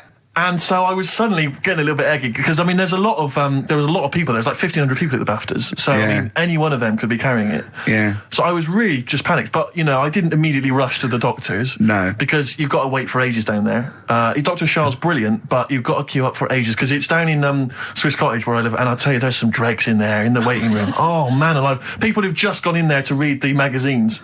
And they're just sat there. There's some people who just waste the doctor's time. That's what annoys me. A lot of old people, a lot of Saga listeners who just waste people's time. I know. I went to accident emergency once because I'd done my leg in, and I'll tell you what, you look round and you think, oh, look at all these people. Look at these, they should be, there's hardly any of them weren't handcuffed to someone. Exactly. You know what I mean? You go to Casual on a Friday night and it's like, oh, awful. Yeah, and there's, and so, I mean, it was that thing, well, I could either go to Dr. Shah, but that's NHS, or I could go to one of the Medi centres. They charge money, Claire. And I mean, I know it's a killer disease, but I'm not making cash. You don't want to, you don't want to. Because what if it isn't? That's money wasted. You don't get your money back, do you? I mean, I really need need him to say, you've got the deadly SARS virus for it to be worth the 80 quid. Exactly. You know? Exactly. And as I Yeah. suspected that, you know, it was 50-50, I decided not. I decided to ride it out.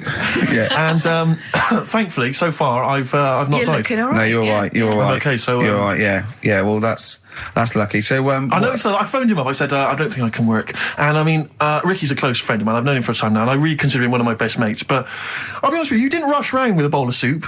Did you? I don't want to catch it, do I? There's no point in both of us being ill. Well, this was the implication, because it wasn't that you explicitly said, in this relationship, you're the one that's expendable. But that was the sort of underlying suggestion I felt. No, I just thought, to be honest, I thought I could do with a day off as well. Yeah. You know what I mean? I thought, well, don't worry then. Don't tennis. Yeah. No, but I was. What's wrong with your back then, Rick? I don't know. I think it's just age. I don't know. I don't get things seen to, so it's just been hurts when I tie my shoelaces. That's why I'm wearing clogs. It's so much easier. Drawstring trousers and clogs, you know. You used to go to the doctor a lot more, though. You don't tend to do it now. Well, I'm not paranoid anymore. I had two flashes when my mum died of cancer. Twice, I think, I said, there's a lump. Once I've been to the doctors twice with him. Yeah. Have you? Seriously? I've seriously sat in a waiting room with him twice. Well, I just went for the mum. you know, I thought, oh God, I felt them. I didn't need to do it then, did I? I naturally just touched my. But we should point out that Ricky's mother didn't die of testicular cancer. That it just no. But I had I thought, oh God, well I've got it now. And I think I went along once with testicular cancer, didn't I? Yeah, you had the testy problem once. I remember because I remember sitting in the waiting room looking through an old Argos catalogue with you for some reason. I think that was the only thing to read. Then I thought I had throat cancer, didn't I? Yeah, because I think you had a bit of a sore throat, didn't you? But then I think I'm over that. I was just like, sent me a bit. So, it's just Why a were bad you fiddling around down below? Because I mean, it wasn't like I called on you to do some work and you said I've got to rush to doctors. I think it was like lunchtime. Yeah. So you'd obviously be meddling around down there. Well, I know I tested a few times, but I'm never sure. What, during the day? Though? I mean, can't you do that when you first get up, maybe before you go to bed? Not in a restaurant when we're eating dinner. Yeah, but he likes to, he has a certainly not spaghetti and kumquats. Exactly. That confused me. I don't know where the hands You were. put me right off my meatballs. Oh dear. But Ricky, just to clear it, you are okay, aren't you? Yeah, of just course. A bad back. Yeah, just a bad back. Yeah, let's have a record, shall we? A bit of Bruce Springsteen, we lovely. Cheering breaks and Painkiller on XFM 104.9. Ricky Gervais, Steve Merchant, Claire Sturgis. Yeah, no, it's good to be here. I'm missing hearing Carl, actually. Shouldn't mention him because people remember then. They go, oh yeah. I know. We're trying to pretend. How are you, Sturgis, by the way? We've not really said hello to you. I'm very well, thank you. Okay? Yeah. Do you look forward to these occasions when you get to stand in for Carl? I get a little bit nervous. Is it intimidating? I imagine it would be. No, it is a bit intimidating because he's such a funny man. But you know, once I'm here, I'm okay. No, he is. It's not like he's doing it on purpose. It's you know what I mean? So he's a natural. At least you know what you're saying. yeah, good point. Yeah, it's not all downhill, is it? No, exactly. Yeah. I mean, no, it'll be fine. It's only an hour and a half to go. We'll be okay. Can we talk about Can we talk about the BAFTAs? I don't want to sort of go on about, with the awards and everything. I don't like to talk about it. Yeah. Claire, I mean... what do you want to know? What do you want to know? What do you want to know? How many you won? Or? Well, of course we won. Well, I know how many you won. We're all watching, obviously. Not everyone does, though, Claire. I mean... How many did you win, Steve? You might want to remind What, in all, or what? What are you talking about? How many... Do you mean this year and last? Two now. Two last year. 4 in all. So it's 4 in all. 2 of those are Ricky's, specifically his. No, Steve, what I really want to talk about was Ricky's white suit. Oh, yeah. OK, well, listen. Well, let me explain. Well, never mind all that. One, it's actually I bought it for a photo shoot because I'm doing this thing. I got a DVD coming out in October, and I'm doing a spoof of the front cover of Thriller. So I bought a white suit, and I got it right. And I thought, well, I might as well wear that then now and get it dry clean. I thought you blagged and it. I thought when I put it on, I looked a bit like Sean Connery as James Bond. Apparently, I looked like Tattoo from Fantasy Island. The little midget guy. Yeah. Sure. Which is, I did watch it back, and there are some. Resemblances. At one point, I did plan, which was I don't know why. Yeah. I thought, well, when he suggested he was going to wear it, I said that's crazy. I said it's madness. because I knew it would come back and haunt him. I got away with it though. Well, did you? No. I mean, what was it I said to you? We were talking about it, and he said, he said, what are you wearing it with? A sort of white shirt and a white tie. I went, no. I wear a black tie. He said, right. He went, you should do it with the white shirt and the white tie. He went, do that whole Randall Hopkirk thing. And I went, that's what I'm worried about. He went, what, you're worried people think you're a ghost? I mean, pathetic. I didn't think it was a good idea. I just love the way that if you're a celebrity, somehow you're allowed to wear, nonsense, outrageous clothes because it's kind of expected of you because, you're But it wasn't mental. Guy. It wasn't like Graham Norton going in curtains or Jonathan Ross dressing up as Lawrence Llewellyn-Bowen. It was just a white suit. But it's just that thing of, I am. It's cheeky Ricky Gervais here. Look what I'm wearing. I was worried there was going to be chocolate mousse, though. Yeah. Or Johnny Vegas was going to greet me and throw up immediately. Yeah. It was sort of I had to keep away from people. And what you're sitting on. But I tell you what, I think it worked with Anne Robinson, didn't it? Do you think she winked at you when you went. She liked you. She just can't stop that. She's made it into a catchphreach. But you made her giggle like a little schoolgirl. I knew it was safe though to say that thing about her drinking because I'd done a non-broadcast pilot with her this year. For a friend was the producer, and it's a new show called Look Who's Coming to Dinner, and the premise is I choose sort of 6 heroes that are alive, and so I knew it was all right, so I didn't just go out there and start insulting this poor middle-aged woman. I sort of knew she could take a joke. She's all right. She's obviously she's not really like that. So yeah. No, but I loved the way she just giggled like a little girl. I think she was quite good actually. I think it's better when she's sort of ad-libbing. I don't think she's as good when she's sort of got lines and she's hitting marks. She's quite good when she's sort of like when Peter Kay came on, she went, "Have you dyed your hair?" And he went, "Have I dyed my hair?" I said, "What sort of talk is that?" Which I thought was quite nice. Your quote was good though. What? When you went peace, or war. I just hate it when oh God, celebrities to get their political. I've got to say something political because there's all that suffering in the world, and I don't know. It's like those things you see in the papers where it's got general elections or war, and it's got a picture of Billie Piper, just a picture, and it goes Labour, or it's got Ross Kemp. No to war. But when would that be influential? No idea. It's sort of like you go, someone goes to what do you think of war? I go, war, I don't know. I've made your mind up. Well, no, it's difficult, isn't it? Is it? Well, yeah, because on the one hand... I don't know where I stand. Well, exactly. On the one hand, you could say that, war is wrong because it causes suffering, but on the other hand, that's a knee-jerk reaction, and some wars are justified, like stopping, fascism or whatever, and, like pacifism. Sometimes you have to defend, so it's not clear and cut. I go, okay, let's make it easier for you. What do you think of the little black one in Sugar Babes? I think she's brilliant. She hates war.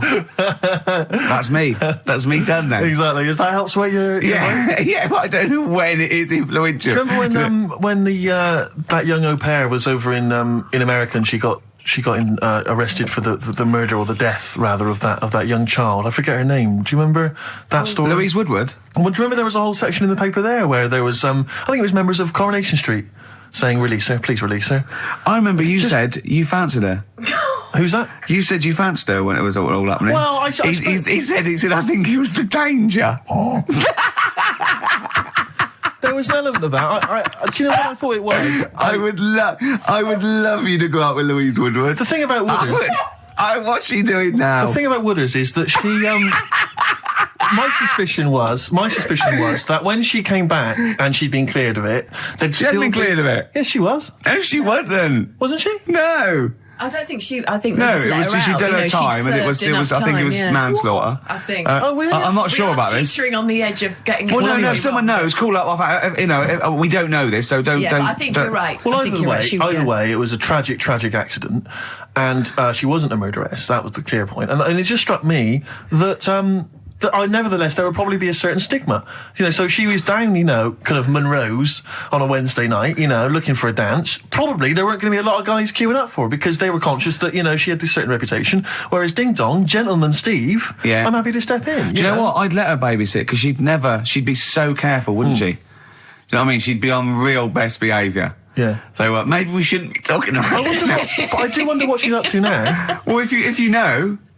08700 800 123. If you're a lawyer and we've said something wrong, let us know now. We'll apologise quickly. Yeah. Anyway, good luck to you, Louise. If you're out there listening, good luck. And ricky.gervais@xfm.co.uk. That's the I don't want my name attached in case. Get in touch. Yeah. You're free tonight, aren't you? Yeah, I'm free. I'm free for the next 8 years, I think. Play a record. Sure. Yeah. Sweet. 10-story love song. Love song? Yeah, 10-story love song from the Stone Dozes. Yeah, see, it's not as easy as it looks, It's not, and I'll tell you, it also because I'm a little under the weather still. Yeah. So that's my excuse. You've had a week off. I'll tell Concentrate. I mean, I've got cable TV, but there is nothing on, is there, in the daytime? It is just, I mean, I love Today with Des and Mel. That's good. Brilliant. That's all right. That. With Joe Pasquale on again. He always pops up. I love it when he pops Joe up. Pasquale is an absolute joy. I love Joe. People Genuinely, without irony, I really like Joe Pasquale. Do you know him? Have you met him? No, I haven't. No, but I really, really like him. I think he's really funny. He's really good. Yeah. One of his jokes that I've always enjoyed is, why is there a lock on the door of the 24/7 shop? It's good. He's a thoughtful man. It's good. You know, it's open all the time, Clarence. No, I just like his squeaky voice. Yeah, that's fine. I don't like jokes. But no, I only caught the end the other day, but it was brilliant. Des was singing a medley of Buddy Holly songs. He doesn't quite sing, does he? He's sort of talking. It's like pulling your punch. It must it's away from nothing. Yeah. Do you know what I mean? He can't actually. He's not actually singing. It's talking. It's kind of talking the words. Yeah. But he knew Buddy apparently, and he toured with him. So I am an antichrist. He never quite finished. It's lovely. No, he's great. He's got no breath. But it's the adverts in between. He is 73 though. He's amazing for it. Doing well, isn't he? Yeah. No, I mean, he's a good. Sorry, who's 73? Des O'Connor. Is he seriously? Yeah, I think so. Amazing. Yeah, he's doing well. Yeah, good luck to him. A toast to Des O'Connor. Yeah. Raise your glasses, and all you listening at home. So I'd love to see him interview Louise Woodward. Yeah, indeed. Do you want to hear some Louise Woodward? I have had some calls. But I don't know if they're true or not, though, do you? What did you hear? Well, I think one of the... we mustn't. Law. No, we mustn't say that shop that she works in. No, wouldn't say that. But in case it's... I'm sure I read the same thing, Steve. Someone said they read that she was studying law, and I think I read that because she knows so much about it. Yeah. Now she decided to go through the system. You never know when it comes in useful. But she has been spotted in various parts of the country selling all manner of things. Okay, brilliant. So who knows? Door to door. Yeah, exactly. Hello, I'm from Mothercare. We've got to stop this now. It's not fair. That's that. It's all water under the bridge. Anyway, let's play a record. Let's play a record. No, I'll talk about it later. We're scared now. Yeah, we've just got ourselves in trouble. I think we just need to go and consult our lawyers. Would you like some Peter Gabriel? Oh, this is a beautiful track. And it was actually in Vanilla Sky, so a bit of resurgence. This is Salisbury Hill. Brilliant. Peter Gabriel, what a lovely track that is. Salisbury Hill on XFM 104.9. Ricky Gervais, Steve Merchant, Claire Sturgis. You know, if Karl was here, do you know what he'd want now? Probably ads, no. Some adverts. Yeah. Do you want some now? Oh, it's what Karl would have wanted. Okay, for Karl then, some ads. Placebo and Bitter End. XFM 104.9, Ricky Gervais, Steve Merchant, Claire Sturgis in for Karl Pilkington. Doing a good job. Who's in Madeira. Indeed. Is that where the cake's from? Yeah, it's his name after, I think, yeah. Excellent, yeah. Excellent. It's nice, lovely. It's sort of... I don't know where Madeira is. It's sort of off Africa. Okay. But it's, I think, there are a lot of Portuguese. Old people go there. There are a lot of old people there. There are a lot of old people Karl there. is essentially a 50-year-old man in the body of a 30-year-old. Yeah. I know, yeah. I think Whereas Ricky Gervais... Whoa. Party by the Pool, it was. It was actually really good. I'd much prefer that than, we went to Greece once, and we wandered in this place by mistake going through this, and it was just full of people in Everton shirts and Liverpool shirts and just drinking lager. Like, oh, where's the fun in that? And just, I can't, the idea of Butlins, millions of families screaming around would drive me mental. Butlins is the most extraordinary place I've ever been to. I went there with a bunch of friends. We can't slag it off, but I mean, not Butlins specifically, just anything. No, I'm not slagging Butlins off. No. It's just but it was just I've never been to Butlins. Extraordinary place. The bars themed.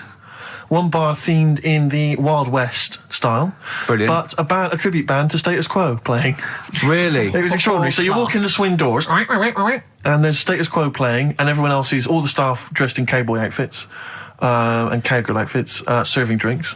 I've told you this before, but I sneaked into Butlins. We sneaked in one night, and we didn't know what was on, and they were serving lager and chips, and there's just loads of families and lots of northern men in short sleeve shirts and kids running around and stuff.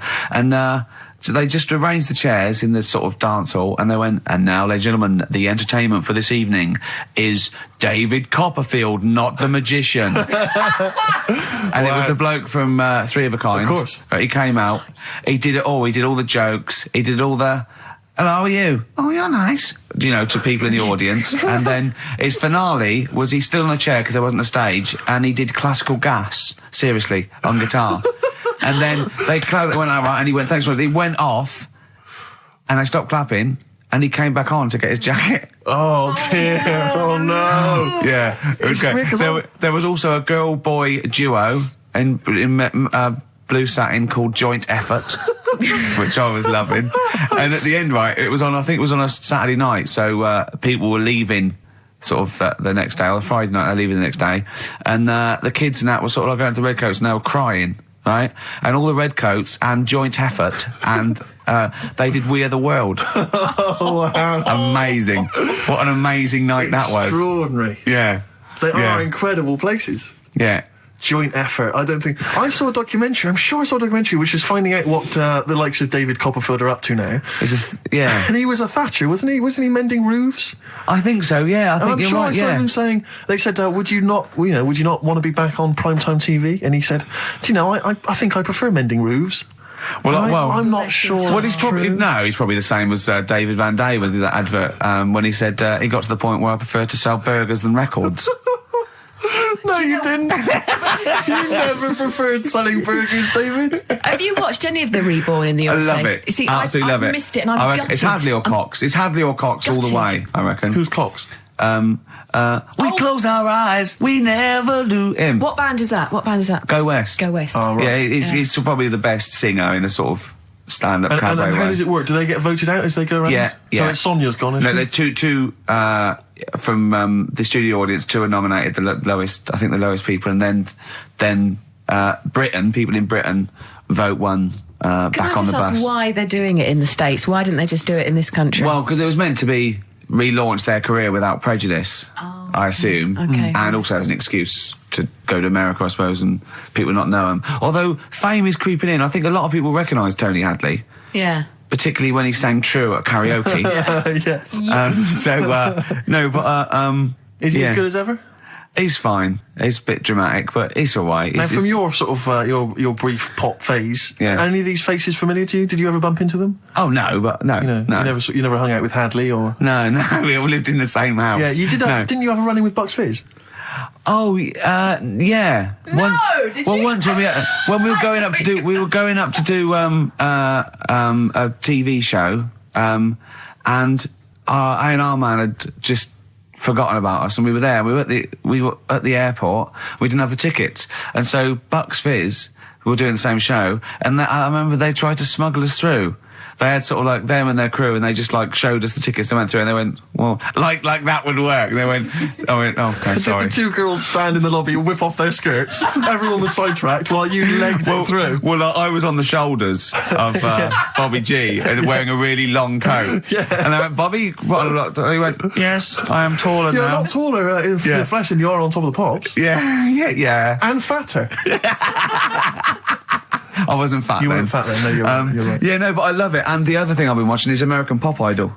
Right, that was last night. It's great, really good, yeah. This is Simon Cowell? Ruben's going to win. Huh? Is that the one that Jerry Halliwell is part of? No, this is Randy Jackson, What's Up Dog, Paula Abdul, and Simon Cowell. Yeah. But Simon Cowell makes so much more sense in that context. Yeah. Because they're all... you're great, and they stand up and they clap, and he goes, "Oh, sit down, it was all right," and it makes so much more sense. You know what I mean? Over here, it's a bit of a pantomime sort of drama queen, but over there, he's the sort of voice of reason. sanity. Exactly, yeah. But that's the trash TV that I watched. That you've watched. Yeah. But no, Reborn's funny. But once again, public are stupid. They voted out Dollar that was driving everyone mad, and there was fights. Because they really were nasty to because Sonia. They really went for it. They voted out Chris Eubank. And Celebrity Big Brother. Keep him in.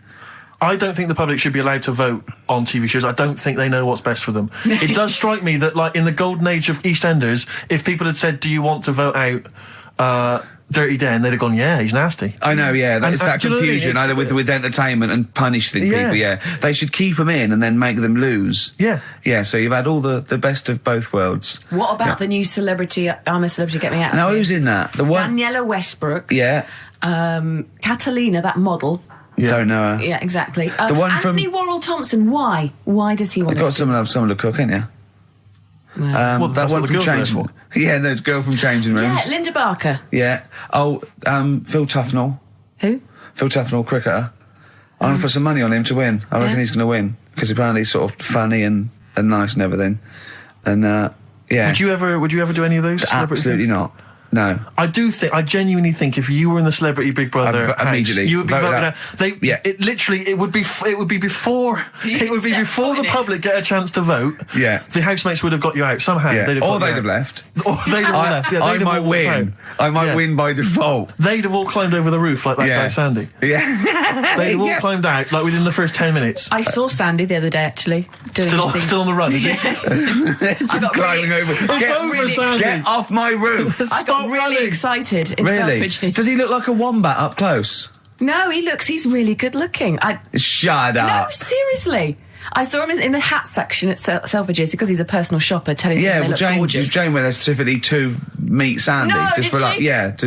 I got really excited. Is he working there? Yeah, he's a personal shopper. Yeah. Really? Yeah.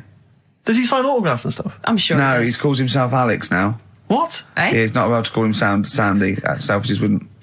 What should we say and get him sacked? Get him voted out of the Selfridges household. Why is he a personal shopper? Yeah.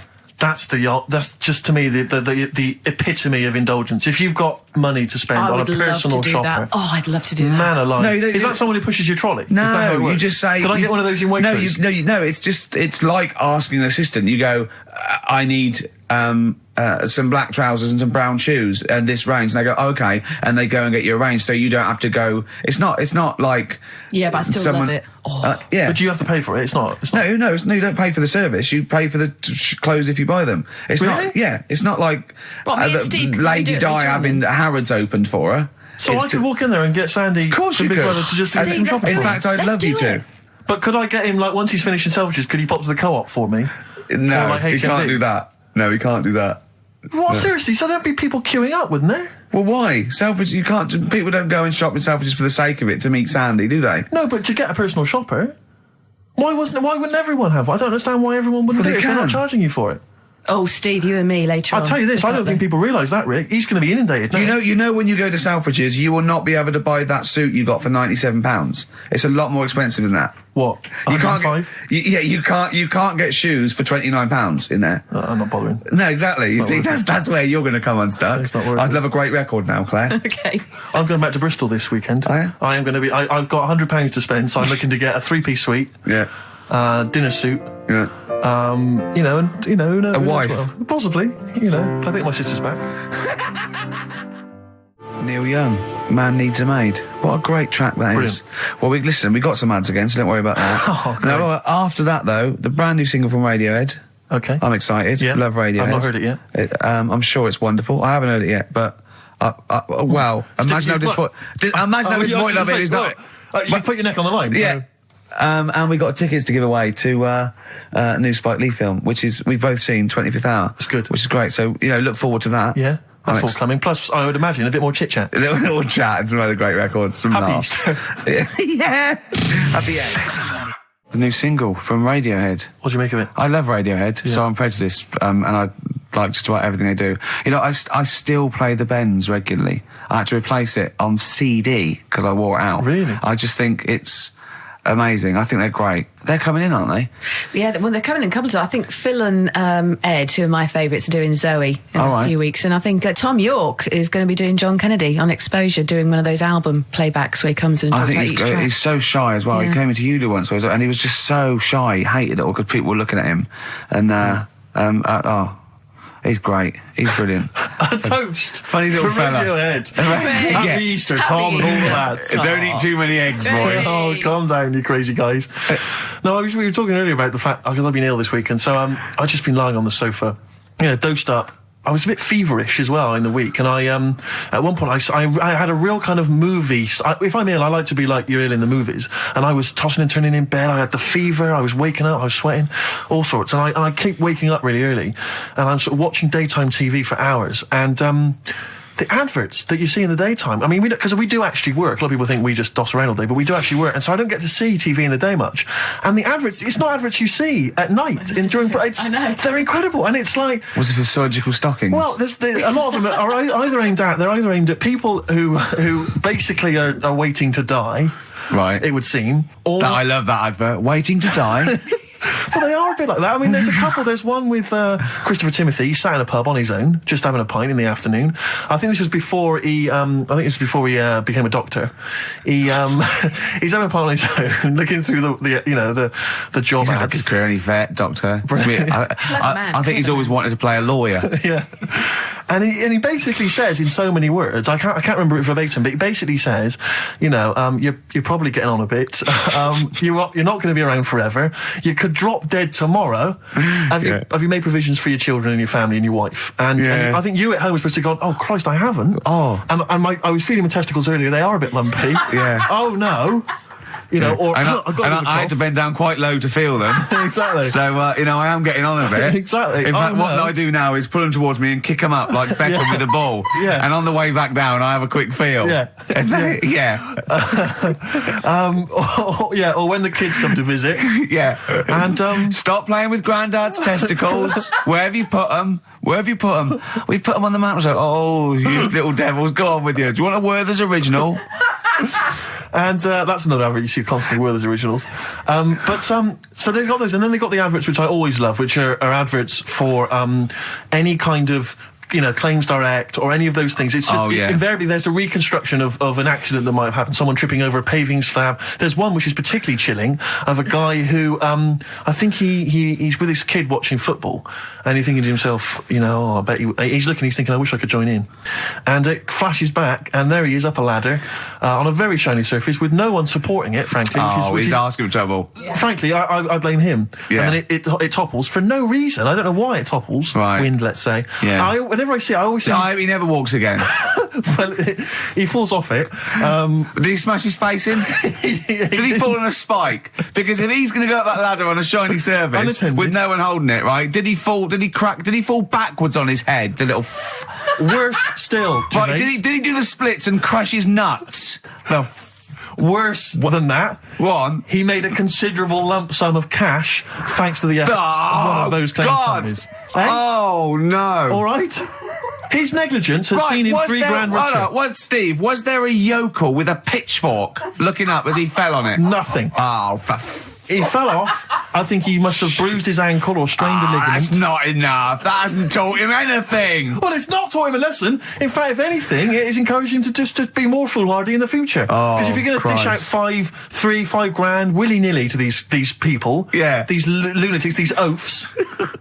These simpletons. Do you know one of my favourite adverts was the one in sort of the back of those glossy magazines you get given away, and there was always an old woman, and she'd fallen like in her front porch or whatever, and she was just reaching out, but she was too weak to reach the phone. So it was like you carry a little button around with you that you press. Yeah. I love the idea of that. She looked so vulnerable. That was mine. But I always feel with those kind of those claims adverts that it's almost like saying, I'm not going to say it explicitly. Here are some ideas for you. Paving slabs. Is there one near you? Yeah. Could you have a little trip? Exactly. Yeah. If you've got a step ladder. Yeah. I'm not saying anything, but maybe read between the lines. The shiny floor. There is money to be made. There's adverts in the back of those. Do you remember Innovations catalogue? Well, I just read this week Innovations catalogue is being closed down. Gutted. Yeah. The Innovations catalogue, Gutted. which it used to go to something like 50 million homes or something. I love the Innovations catalogue. You do think, well, I could do with that, because I want... I've never thought that. I do. I want to spend money on an advantage in life. Like, I want the power packs and hoverboards and things that like to see through walls. Just for 1990. They don't work, do they? I bought Oxygen. Did you really? I bought Oxygen. What do you mean you bought Oxygen? Well, me and my mate was sort of like, I'd run it. It was about like, I don't know, 1987. And me and my mate, Wally, we were doing long distance running together. We were trying to get good. And I thought, I'll just have some Oxygen before the race. What do you mean some Oxygen? It's there, free in the air. What's going on? You put some big canisters. A canister of Oxygen? It didn't work. It just smelled like you were sniffing mints. I couldn't get any in. What was it supposed to do? Well, oxygenate the blood so you can. Right. But yeah, I don't know why. How much was it? I don't know. I can't remember. But Mine was 1999. It was a big canister. It was rubbish. Why did you buy it? I mean, he was at least doing a job. For much the same Doing reason. a job. I was But it does seem to me training. that, because the problem with the innovations catalogue is that for the few idiots that buy stuff like you, there are hundreds, thousands who just looked through it and laughed at the absurdity of, a motorised tie rack. I bought the Abs Master. Who is so lazy that they need that? Yeah, I bought that. The Abs Master. I worked for a while answering the mail and opening the mail for a returns. It wasn't the innovations people, but it was if that's the kind of middle class version, this was a very much more working class thing. It was how to get hot dogs out of a tin and all the rest of it. And there was stuff in there was incredible. There was one item that was in the catalogue, and it was. I know, like me, you've probably thought to yourself, I just haven't got time to boil the kettle and fill up my hot water bottle. You thought that takes upwards of a minute and a half to do. What I need is some kind of state-of-the-art kind of plastic container with some kind of blue gel inside, which I put in the microwave, and that heats up, right? So that was what this device was. You put it in the microwave, you buzz it in there for like 30 seconds, saving yourself, a minute of preparation time. And we used to get them sent back. I swear to God, they would send that. They'd be split. Old women saying, I'd heated something in the microwave, I went to sleep, it split asunder, and the blue gel scorched my legs. I've got 3rd-degree burns. And do you know woman with a scolding? Call claims direct. But do you know what we used to do? I used to say, do they not sue over this stuff? And they told me, they said, they never sue, they're not, they're old ladies, they don't realise they can sue. What we normally do is send them a replacement. So I'd have to send replacements back to these old women who had scalded their legs. We didn't even send them the money back. We just sent them a replacement. I mean, unbelievable. Unbelievable. Sometimes I always felt like a new pair of tights, at least. At least. And sheets, bed sheets, yeah. Oh, dear. Imagine that, though. I did have an Abs Master. One of those things that, you try it on. Jane bought it for me for a birthday once. And, the electronic thing, you put it on, right? Hurts, doesn't it? Yeah, well, I turned it full up, right? And at one point... Now, what's this? Sorry, I don't understand what this is. You try it... Put it round you, it sticks to your body, and it's an electrical charge, and it's like doing sit-ups. Every time it does it, it's like you're doing a sit-up, but without you sitting up, right?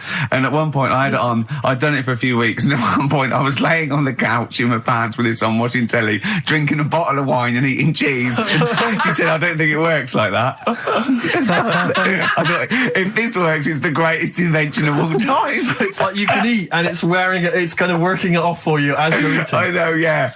Oh, dear. That'd be great. I did see one thing in one of those little magazines once, and this is hilarious, right? What it was, it's a bloke in a wheelchair, right?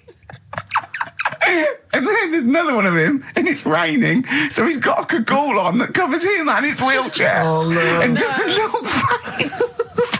So it looks like somebody's covered a motorbike in, and it's just his little face. I thought that was great. Oh, dear.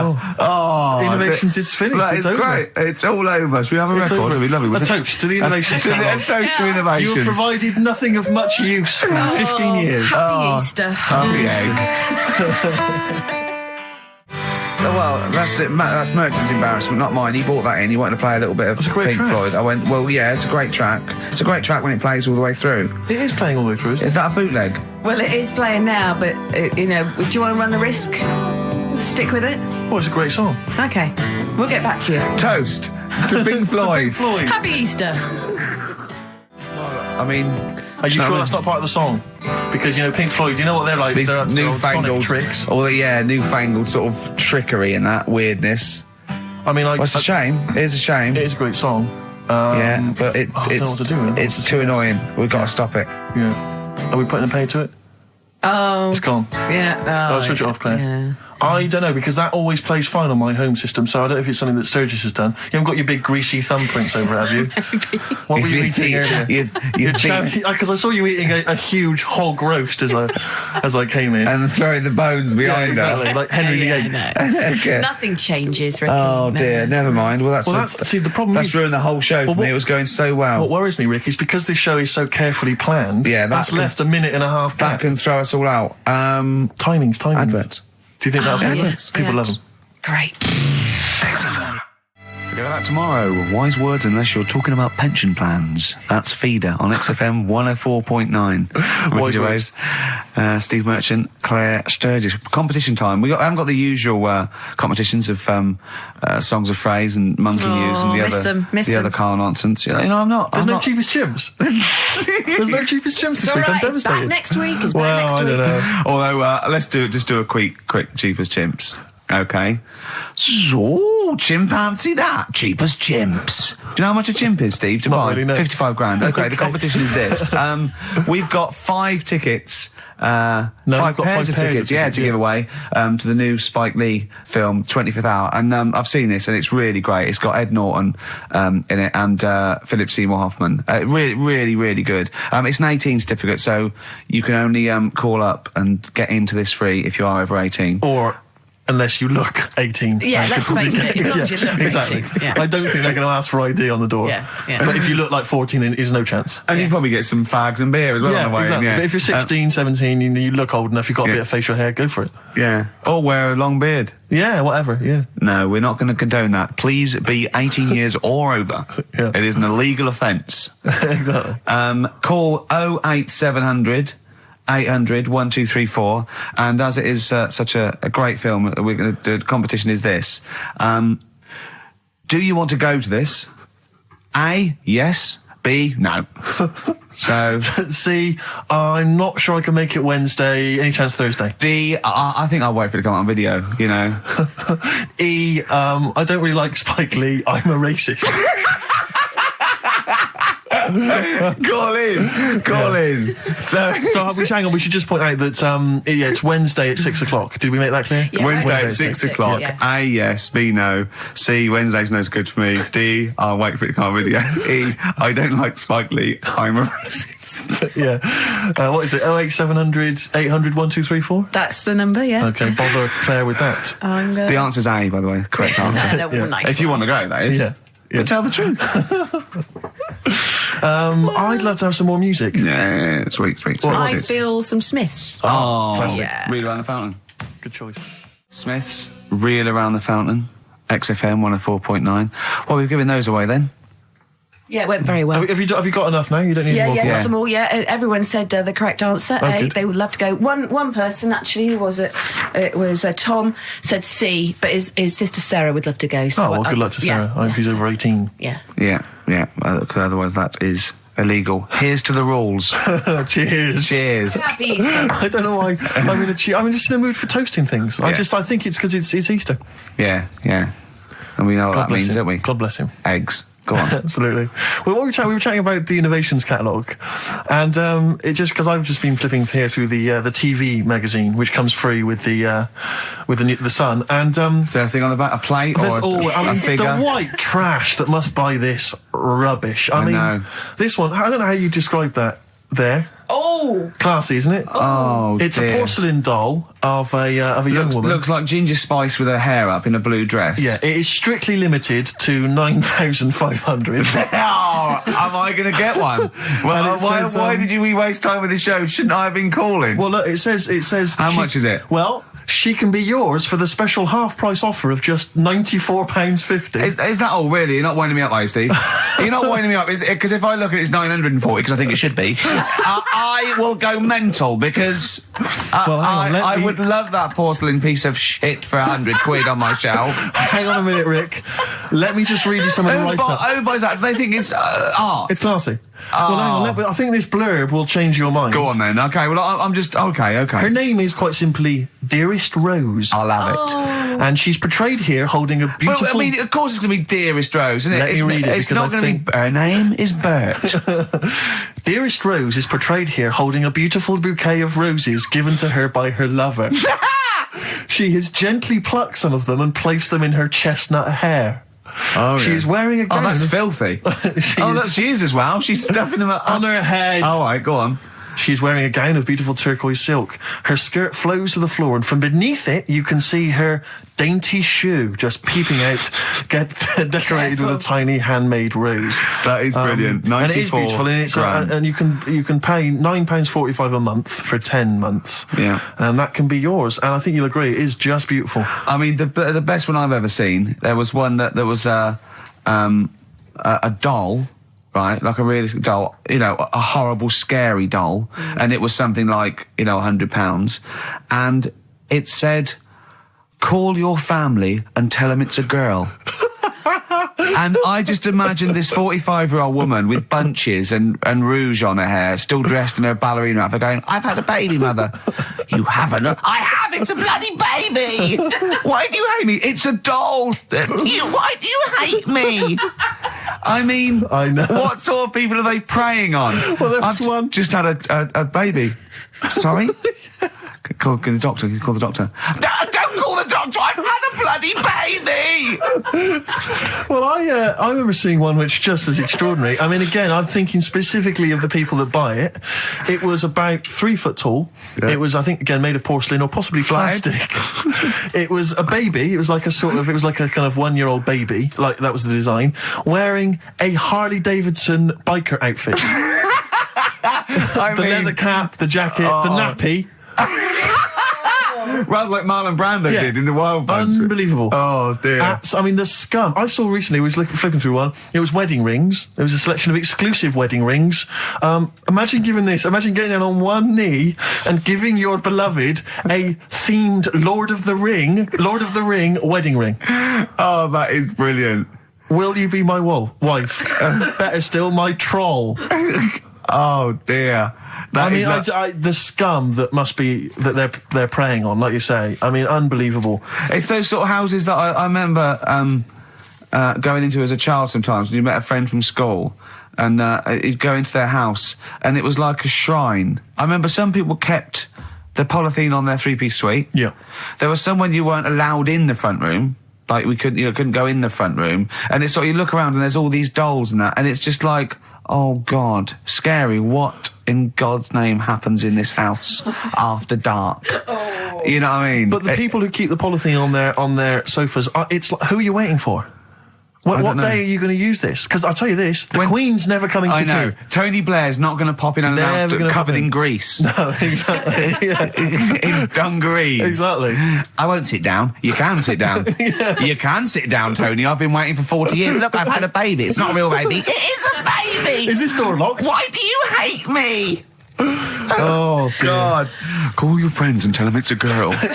So if you're one of the scum that have ever bought anything from one Trash. of those, normally you'll get maybe commemorative plates. I know. I'll tell you what, if I ever win the lottery, I'm going to buy all them up. Yeah. I'm going to buy all them up in one foul swoop. Well, there was be one, amazing. I think it was Cliff Richard. It was a commemorative plate of Cliff Richard. That'd be great. It said, Cliff never ages. Cliff never ages, and neither will this. Really? Did it say that? Yeah. Tell your friends and tell you've married Cliff Richard. Yeah. Look, I've married... It's a plate. It's not a plate! I sleep with it! I've married Cliff Richard. Do you remember that mental case that was thought she was married to Mike Reed? No, I don't remember that. Oh. No, I do. So is this Mike Reed, the former DJ, or Mike Reed, the entertainer stroke actor? It's former DJ. Mm-hmm. And it had a shot of her just prancing around in the nude with a feather boa on, saying... I'm married to Mike Reed or something. Wow. She was obsessed with him. That's libelous. I mean, is she still looking for a fellow? Yeah. Oh, what would you do? Imagine you were in a love triangle between her me and Louise Woodward. Oh, right, okay. Who would you? And they were fighting over you. And I think they can both get pretty violent. Yeah. I mean, if fight. I mean, no, but I mean, I'm not. I don't know I'll tell you that. what I do. I do what any gentleman would do in that situation, and I'd let them wrestle it out, nude, in a hotel room. Just see how they go. Let's have a record. Sorry to call the lawyers and tell them it's a girl. Clocks. Coldplay, XFM 104.9. In fact, can I just plug something? Go on. Because you can hear Coldplay live tonight from 7 o'clock, the whole Earl's Court gig on XFM from 7. Blimey. Yeah. It's not bad. Yeah. To Coldplay. To Coldplay. Happy Easter. Happy egg.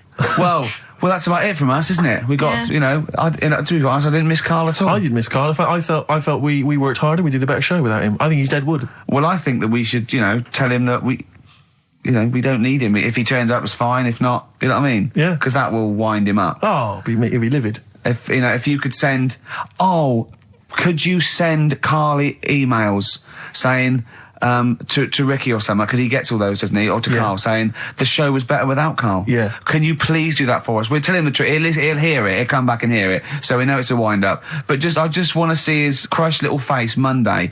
Is if you can send as many emails as possible saying this show was better without Karl. Yeah. I will be grateful, and I promise I'll tell him the truth next week. Do you think I can do that for us? I think so. Is it karl.pilkington@xfm.co.uk? Yeah. And it's Karl with a K. Yeah, Karl with a K. And send some to me, because he'll read those next week as well. Yeah, ricky.gervais@xfm.co.uk. Yeah, just say it was... Send some to me as well. And pass them and on, just pass them on, yeah. And to the head of XFM. Oh, what's his one? Yeah. Because we won't get in trouble, because obviously Andrew's listening, so he'll know it's a joke. But Andrew.phillips@xfm.co.uk. In fact, could you send a load... Marketing manager, Charlotte Susan at XFM. Yeah, Andrew.phillips@xfm.co.uk. Just saying, it's so much better without Karl, because it's got a bit self-indulgent. He just does his same old stuff about Auntie Nora farting, and it's not big and it's not clever, and the man's a fool. Yeah, so if you do something like that, make stuff up as well. Thanks very much. Happy egg. Happy egg indeed. Can I just end with a tune? Yeah, Ed Harcourt. I don't know if you've listened to his current album. Yeah, new album sounds good. Some nice treats on there. And this is one called The Birds Will Sing For Us. It's a nice way to end. See you later. Cheers. Happy Easter. Do the email thing. Egg. That was the Christmas song. Remember them dissing all over the place as usual. Absolutely. Dissing all his mum and everyone. Yeah, it's a little bit Christmas. of cussing in there, which they bleeped out, thankfully. Karl's in a bad mood already. Excellent. He's been in about 3 minutes and he's in a bad mood, getting stressed. If you can't hack it, leave. What's the matter with you? No, I'm just saying. I was meant to enjoy last Saturday off and I didn't. Why not? Why is that our fault? Because you weren't here? Just because... I don't know, but... Are you not in the Christmas spirit? Why didn't you enjoy last Saturday? What did you do? I went all the way back up north again, right? Because it was Suzanne's dad's birthday, right? I was busy last week, didn't have time to get him a present or anything. Didn't have time to get him. So I got to Euston Station, bought a card for him, which was a Christmas card, so he wasn't happy because he was saying it's my birthday, and I said, well, I won't be seeing you again. So I've got a joint card, and then we went out. Did you get him a present? Well, no, because we went out on Saturday night for something to eat at this pub that he likes. It was a nice steak and onion rings, right? Lovely. So he should have been happy anyway. Yeah. But... What, you paid for it?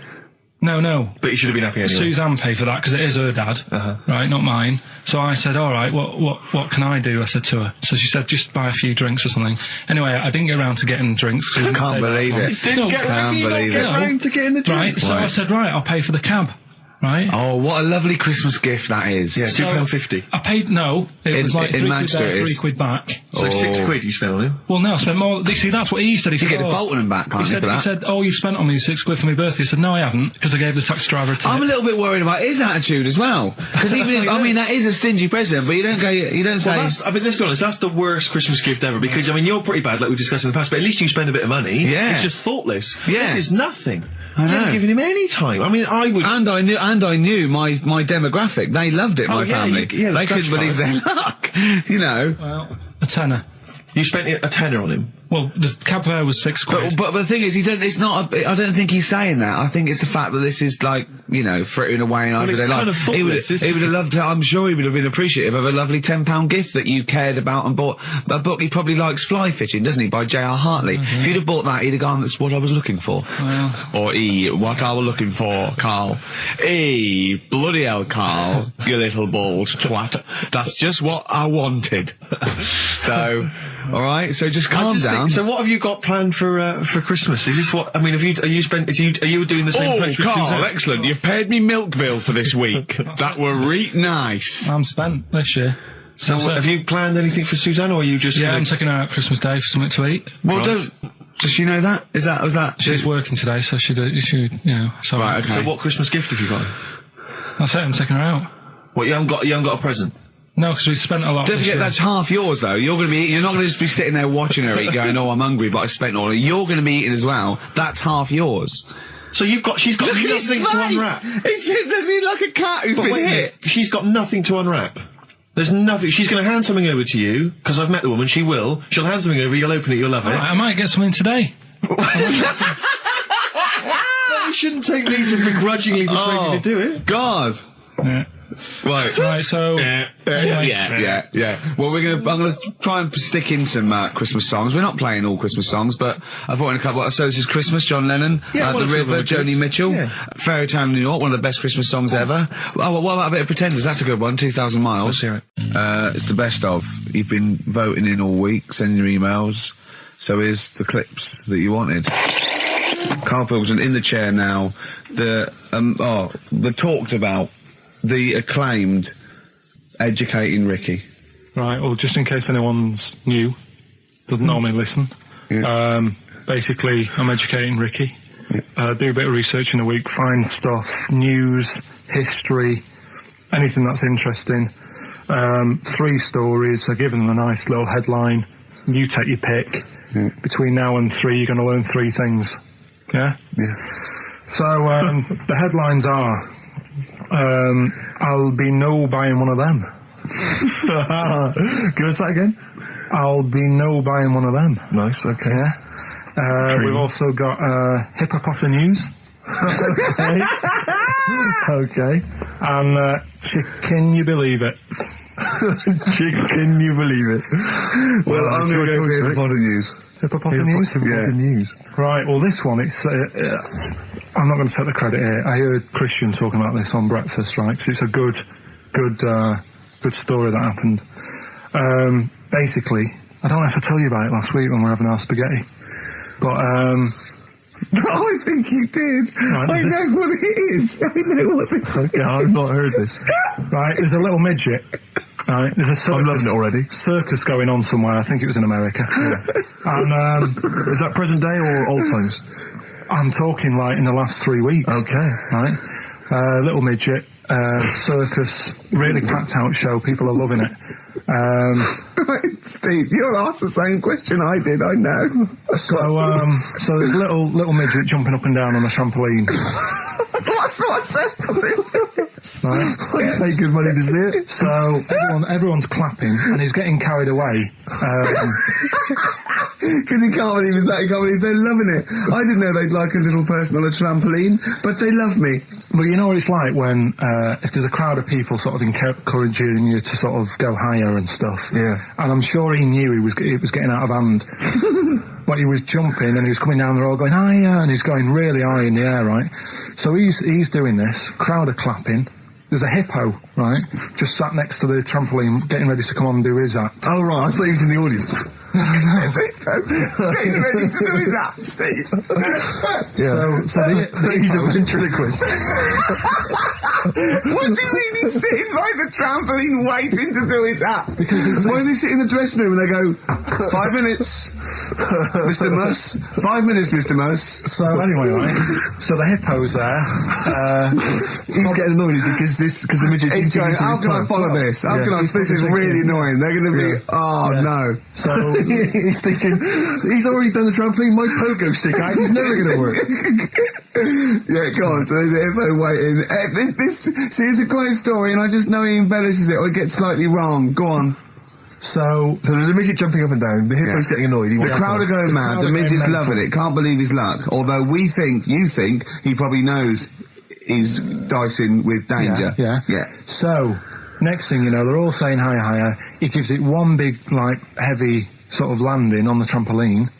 Goes really high, but goes off at a funny angle. Oh, hypotenuse. Okay. Yeah. And sort of flies up. Hypotenuse! Sure. Flies off at a funny angle. Ooh, Hippo's there, swallows him whole. Crowd are clapping, thinking that's why the hippo was waiting there. Rubbish. Rubbish. It's not rubbish, though. But no, maybe there was an accident in a circus with a midget and a hippo, but at no point was this hippo waiting to go on, going, come on. The midget flew off at hypotenuse and landed in the hippo's mouth and was swallowed whole.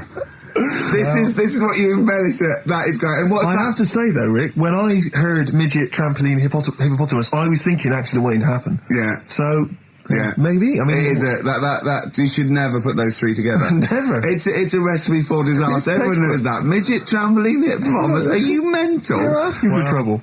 Well, you know when he told me it, he said, and the midget, he didn't mention the hippopotamus, and he said the midget went on, and soon he fell off, and the hippo ate him. And I said, sorry, what was the hippo doing there? He went, it's a circus. I've never heard of a circus having a hippo. No, what do hippos do? What can they do? You can't train them, can you? Aren't they, like, very deadly? They're huge, aren't they? You can't have a hippo in a circus. You're not thinking of Zippo. He's neither clown. Yeah. It wasn't some sort of where Zippo was eating a midget and it's some sort of horrible sexual act. No, it was definitely. I heard it on breakfast, right? Oh, okay, sorry. No, it's definitely fact. Yeah, okay, right, okay, good. Well, let's play a record then. All right, here we are then. Oh, Scorpio Rising, Death in Vegas on XFM 104.9, about 1:05 Saturday. Here we are again then. Ricky Gervais, Steve Merchant, Karl Pilkington. I can't believe our luck. Oh, all right, Karl. All right. Yeah. So, what are we doing today then? Producer. Right. Well, sorry, I always laugh instinctively when I hear Karl's name and that word. Yeah. Right. Well, why is that? Because it is. I had to come up with some new features again for this new year. Okay. I'm excited. What have you come up with? We are the backbone of this show, Karl. Yeah. We'll tell you we've come up with some pretty. What's yours first? Right. Go on. Right. Well, Rockbusters. That's old. That's not a new feature. Yeah, but we'll keep it. Right. So you're just keeping an old feature? Okay. No, it's an old favourite. I'm sure there's a lot of people that are going, phew, I was worried that he'd lose Rockbusters. Rick, I've just come up with a new idea. Why don't we just play some records that we like?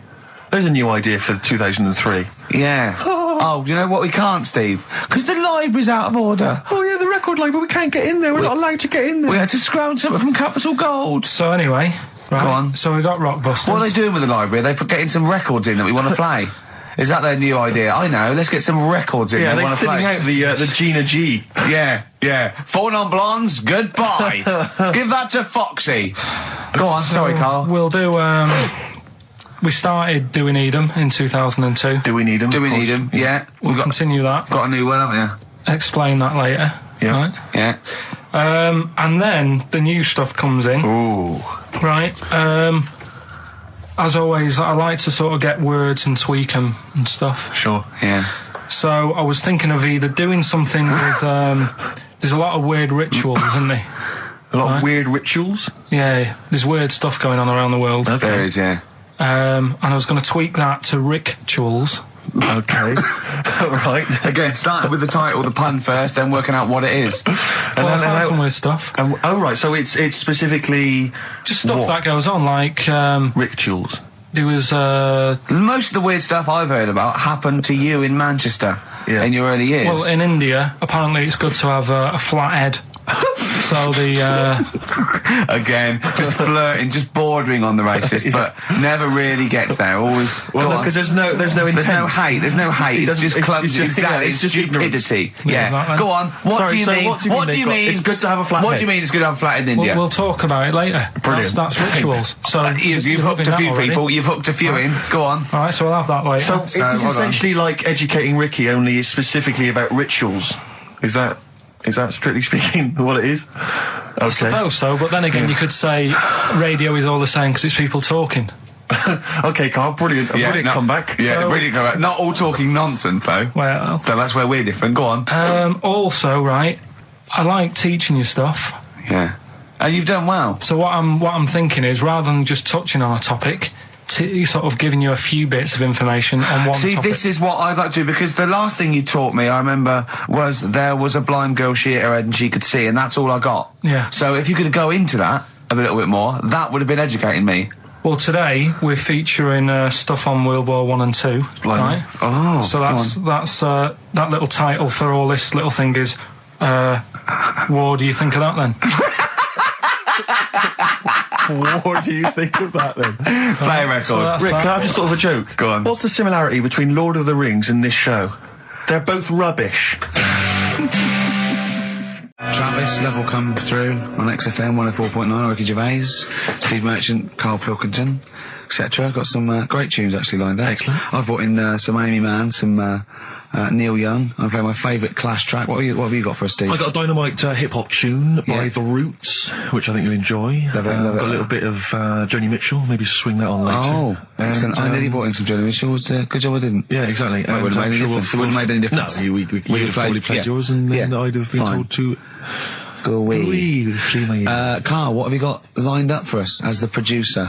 Right, well, Rockbusters. Been off this week again. Has he? Yeah. Another week off? Another week off, yeah. No, I didn't have a full week off. I had 3 days off because I was working all over Christmas. Yeah. And still didn't stop working, preparing stuff. You've got a nice load of prizes there that I've sorted out. I had to come in especially to sort that out. Rockbusters. Did you rifle through the drawers at Capital Gold instead of Daily? Yeah. Rockbusters, we're still doing that. You're bigging it up. Yeah, he's bigging it up. Yeah, still doing that. We've got that. Last week, we sort of changed Educating Ricky a bit. Just a little bit. Don't say we. I don't want to be incriminated in it. Well, changed it in a sense that rather than giving you too much information about different things, it's hard to sort of keep it all in. Yeah. I'm giving you sort of information on one thing. So last week... No, because some of your stuff was a little bit too intense to be done. My favourite story was there was a blind girl, she hit her head and got better, and I couldn't take all that in at once. So you should really ration some of the education. Wasn't last week war-related stories? Yeah, it was war. Do you think of that then? War, and it was three things. And it was the French battle. Going over the top was John's got a moustache, which you think was ambiguous because someone might have said that anyway. Well, look, you've remembered it, so it's working. So we'll be doing that, and last week loads of French people have just gone to war who were listening to this. Yeah. You said you wanted to learn some science this week. Did I? Yeah. so the title this week for that is I Said I Would Sort You Some Science Out. Acid, because that's... How long did that take you to come? Listen, well, you know, people love Carl. There's comedians come to me and go, Carl's the funniest man. They absolutely love him, right? But I think we're only seeing half of it, right? If we can get him on television, his face then, when he's told me that title, was like a child at Christmas. Yeah. He was so proud of it. He was excited what I was it was brilliant. It's a bit like when a child's drawn a picture in art class. You know you've got to stick it on the fridge, but you basically think it's crap. Yeah. It's very much like that. All right, Carl? Is that good? Yes. So we'll be doing that. Do we need them? Yeah. Have you got another one? Yeah, I've got another one. Looking at snails this week. Do we need snails? Do we need snails? Because I know you're not a fan of snails, are you? Well, after a bit of research, I found some good stuff out about, like, they sleep for 13 years, some of them. Yeah. And that. So we'll be looking into that you later. tried that one, didn't you? Yeah, I know, yeah. We've got Ritual, which is something that I told Ricky about. Yeah, well, last week's was brilliant. It's good to have a flat head in India. It's good to have a flat head in India. That's brilliant. Yeah. Well, I'm gonna just play one of my favourite Smith tracks. Can I just make a request? So I'd quite like, if you've got time, to bring back, just for 1 week only, White Van Carl. Sure. Because there's some quite interesting topics this week. Oh, there's things happening in the world. There's some things happening. There is. No. There is a light that never goes out. The Flaming Lips. Yoshimi battles the Pink Robots on XFM 104.9.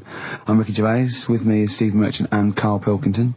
Good morning. I'm going to be honest. I'm going to own up straight away. I've done very little work towards this show this week. I'm a bit busy. You surprised me. Yeah. So I apologise if it sounds a bit sort of... Thanks for being honest, though. Well, no, I don't want people to go, oh, no, that was a bit shoddy this week. I hope it's not going to be that every week. Yeah. So it is because I've done very little preparation. Okay. So... Right. Whereas normally... You'll probably have to help me out. All right. You have to do some of the work. Carl, you might have to help us out a little bit as well. I don't know, but I mean... I know Steve's done nothing towards it either. So...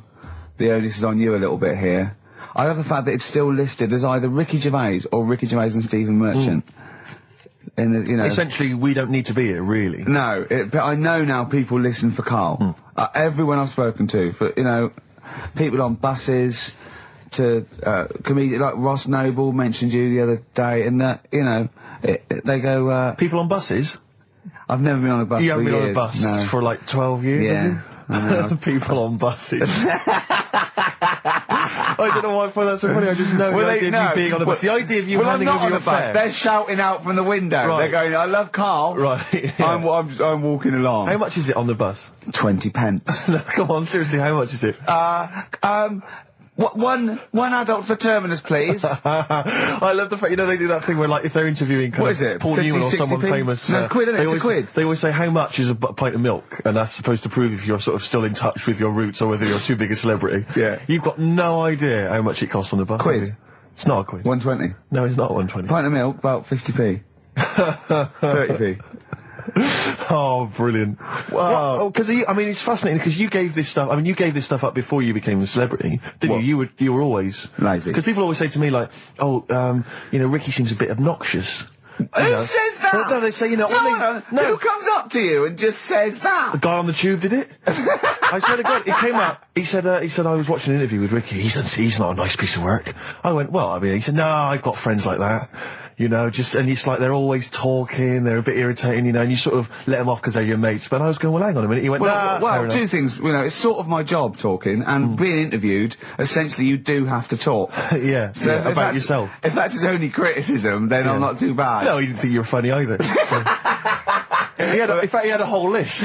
I say a list, a petition. It wasn't Dickie Anderson, was it? It wasn't Richard Anderson. I hope he's listening. He's our biggest fan. I'll tell you what, Mock Turtles need a remix by Fatboy Slim, don't they? Mock Turtles? It's a great tune, but I'd love to hear it remixed. Yeah. There you go, Feeder, just the way I'm feeling, XFM 104.9, I'm Ricky Gervais, Steve Merchant, Karl Pilkington. We've got a great show lined up this week, haven't we? Go on, what have you got planned? Well, I've got songs from David Bowie, Thin Lizzy, Gene, AC/DC, you heard Feeder, they got, Smiths, all that. We got a great feature, a new feature, spoke to Karl in the week, and we worked out a new feature where, people are gonna give him sort of like problems to solve. There could be scenarios, there could be management scenarios at work, problem solving, things like that, organising things. He's a very good organiser. So I'll tell you what happened.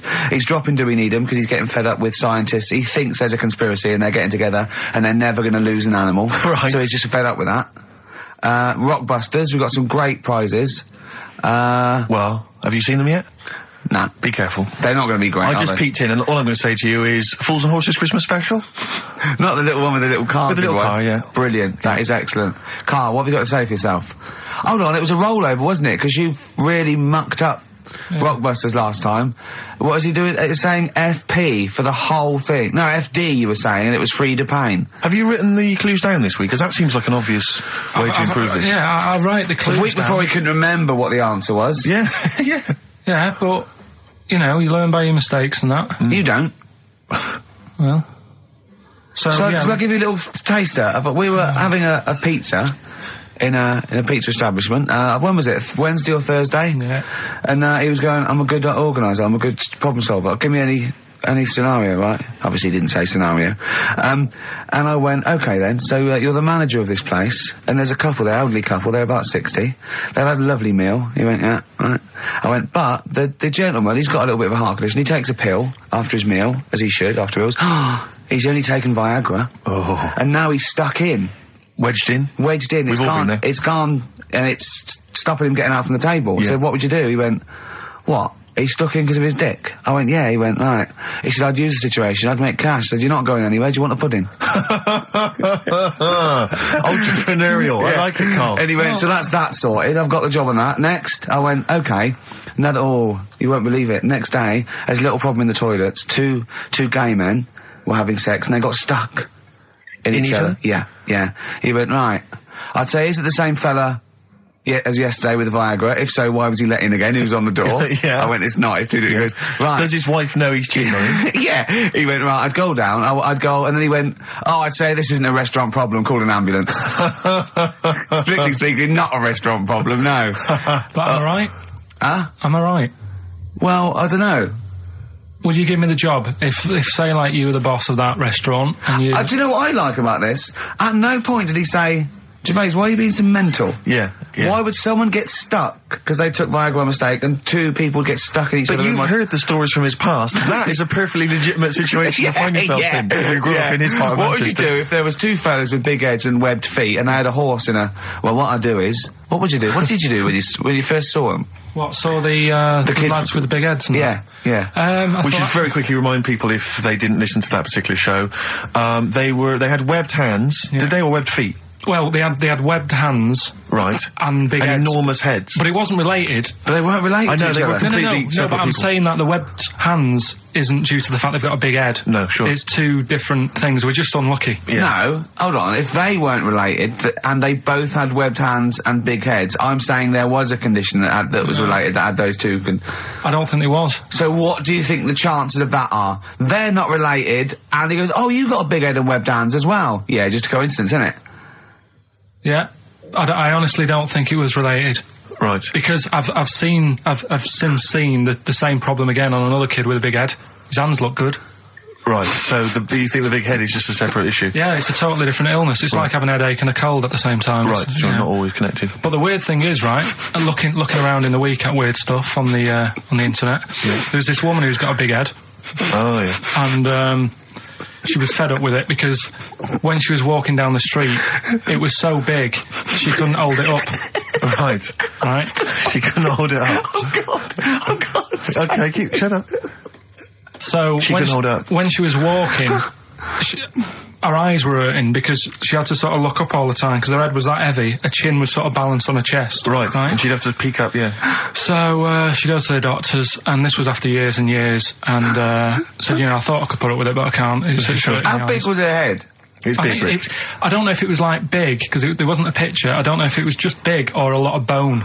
So it was heavy. Very heavy. Right, like the Elephant Man, just outcrops. Right. So the doctor said, we can sort that out. But we'll have to take your head off. Right. Okay, listen to this. Okay, listen. keep going. Because what you don't seem to understand is I have the same reaction to you when I see it. Yeah. What? Right? You're quizzical yourself. So I looked at it, they took her head off, chipped away a bit of the bone, made her head lighter, put it back on.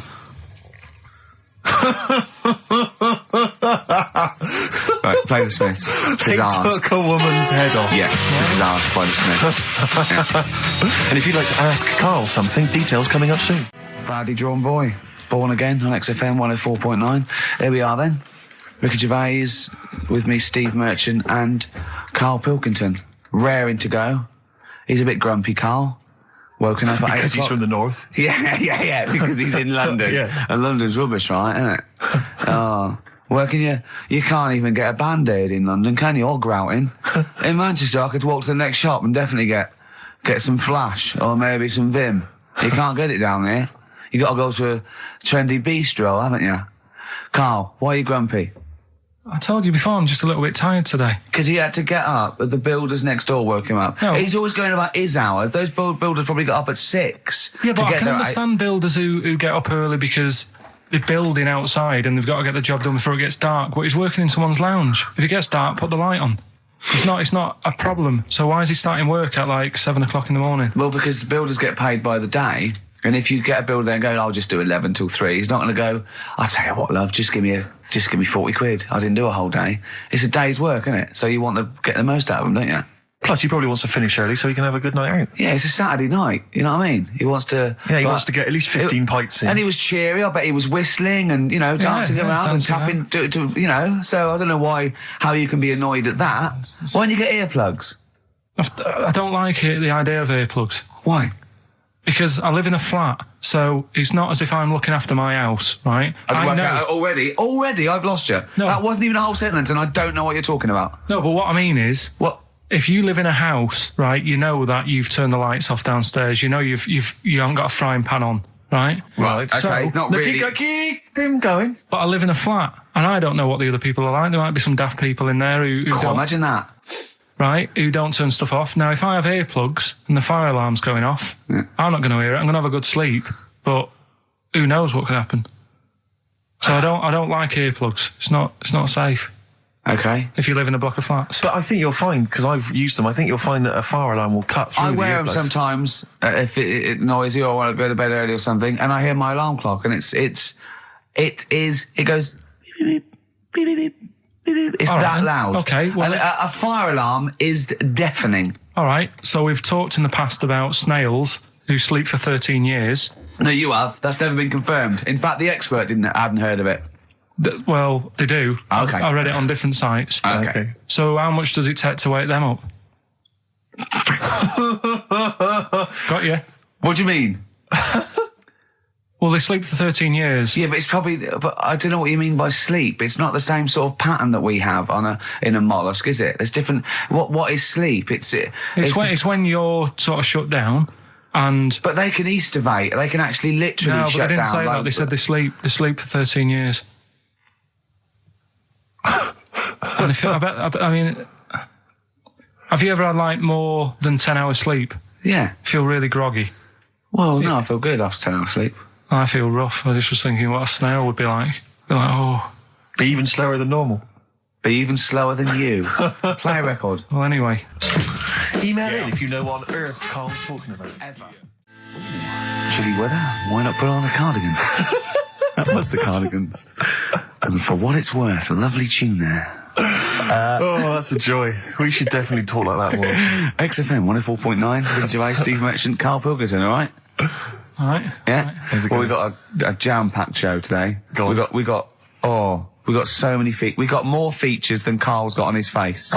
which is about the same as Morph. Yeah. Very few. It's just really a head, isn't it? A little. That's where I've seen him before. More. On Take Heart. Yeah.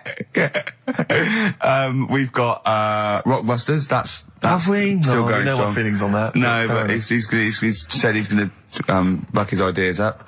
We've got Chimpanzee that. Carl finds an amusing monkey or ape related story. We've got Carl in a film again. Right, excellent. Yeah, we've had a lot of great response from that, Carl, on the internet. It was my favourite thing we've done. People raving about that. So can we say what the film is this week? Excuse my French, we've got some bloody great music. Oh, pardonnez-moi. Wow, I don't know, I don't speak French. Shall we try and start? Well, I'll just give you a taste. We got Oasis, Cardigans, you just heard there. We got Lloyd Carl, we got a bit of Pretenders coming up, Eminem, Feeder, Coldplay, all the greats. Can I play you some TJ's Fan Club later? Yeah. What should we have now? Oasis. Go on, Yeah. Brilliant. White Stripes, Dead Leaves and the Dirty Ground on XFM 104.9. I'm Ricky Gervais. With me, Steve Merchant, Karl Pilkington. We have got a great show lined up for you. Absolutely. Today it's just, Valentine's weekend, some love songs, we've got some chat, and of course the competitions. I'll tell you what, I was walking here today, and the West End is crammed. There's helicopters, there's police, there's about 1 million people sort of just milling around, standing around with placards and stuff. I don't know what they're doing, but they've got too much time now. They need a war. You don't read the newspapers, do you? Boring. Ooh, those boys can rock there. That's the Guns with all their roses. And Sweet Child of Mine. On XFM 104.9. I enjoyed that. Yeah. That was good. It rocks. I hope the audience was playing it loud like us. Yeah. Ricky Gervais, Steve Merchant, Karl Pilkington. Well, look at him yawning. How rude is that? Carl, what's wrong with you, man? Have you been up late? A little bit. Girlfriend was away, wasn't she, yesterday? Yeah, I always have a problem with that. Because you don't go to bed, do you, early?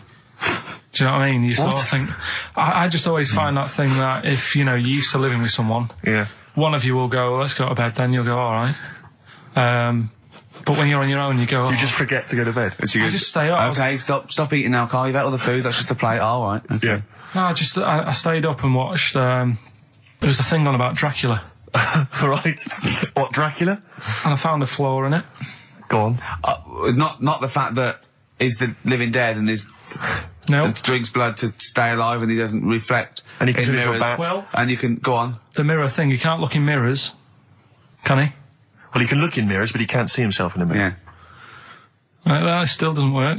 Go on. It doesn't work at all, Carl. It doesn't work at all. Go on. Well, centre parting's always really neat. His centre parting's always really How does he do it if he can't look in the mirror? Blood on the floor or something it was called. Rubbish. I love the flaw in the Dracula film is that his centre parting's too neat. How did he do it without a mirror? Was it a documentary about Dracula? No, yeah, it was the real Dracula. Yeah, the real Dracula. It's just a film. It had blood on the floor or something. It's called. Yeah. It's rubbish. From 1970. Yeah, right. But you say that and watch that. You know there aren't really vampires in that sense. Yeah. Yeah, but it still annoys you that his centre parting was too neat. Well, if you're going to do it, do you know what I mean? I'd like to see him with a fringe sort of pushed forward and maybe a hood up, alright? Come to suck your blood and that, alright? Yeah, just bits of tissue paper all over his face where he's cut himself shaving. I can't see bloody mirrors annoying me, alright? I'd love to see that. A little mank Drac That'd be great, wouldn't it? Well, that might be a film that we do in our movie. Mancula. Just getting onto that. Mancula. Count Mancula. Alright? You got any rave music? Like, got any Oasis like that? That'd be brilliant. He came from Manchester. Please welcome Mancula. Alright? That'd be great, wouldn't it? His hair's a mess. Well, I can't see it in the mirror, can I? Well, we've got a show lined up for you. Sad news for Rockbusters fans. It is going to be the last Rockbusters. Does that mean that we are doing another one and it's the last one? Or we are doing another one together? and it's the last one. Oh, man. Got a bit of a special one, Steve. Have you? Yeah. It's just sort of done it makes sense. No,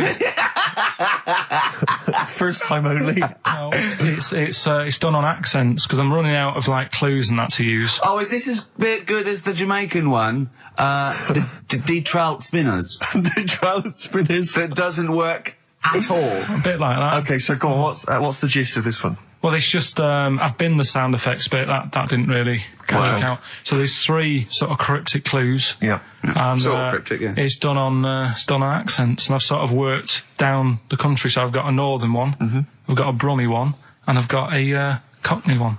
All right, we'll look forward to that. We've got quite a lot of competitions, haven't we? Because you've also got your film competition. He's appearing in The Shining this week, Steve. Excellent, okay.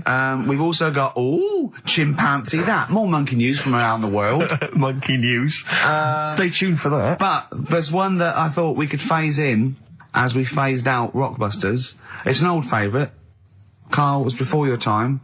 XFM Family Fortunes. XFM Family Fortunes, it's brilliant. It owes nothing to TV show Family Fortunes. No, it's XFM Family Fortunes. You can't get him on that. So we'll be playing that a little bit later as well with 2 lucky people, and we'll be giving away some great prizes, I imagine, Steve. Yeah. Go through those a little bit later. Yeah. As it was Valentine's weekend, what about a lovely song by Lloyd Carl? Like lovers do. 104.9 XFM, Ricky Gervais, Steve Merchant, Karl Pilkington's pressing the buttons. Yeah. We're playing some great moments from the last 3 weeks. And some great records, Steve, from the last 2 weeks. That's true enough. Yeah. We're not actually here today. What are you up to today, Rick? It's 8 hours earlier, so this is about 2 o'clock probably. Mm-hmm.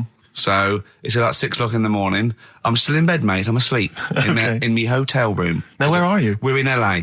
Los Angeles. Yeah. City of Angels. Yeah. City of Angels. Yeah, and so that's what we're doing. We're doing stuff like that. That's why we're not here. We're not here next week either. So next week is the best of this week.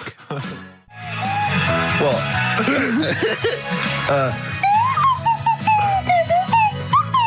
Someone's left one of those little things in here. It's brilliant, isn't it? It's amazing. What are they called, those things? I imagine just there, I was thinking of being in the front row at a Morrissey concert and going, can I just play along? They are brilliant. I don't know what kind of sound that is. I don't know. It's only used for when Kenneth Williams sees someone undressing. Yeah. That's the only time that is used, that noise. Exactly. That is brilliant. But it's like it was specially created for the Carry On films. Yeah, we need, I don't know what it is, but we need something when I walk in and see someone changing. Well, what about this? There is a light that never goes out by the Smiths. I phoned Carl up in the week, and I said, what are you doing? He went, well, even though it's one of my days off, I'm just doing some research on the web. Found anything that said, yeah, I'm doing science. And then he said, you can get wigs for dogs in Tokyo. That's his scientific fact. And I went, what do you mean? Dogs, if they need a wig? I said, if they need a wig, what? Dogs going bald?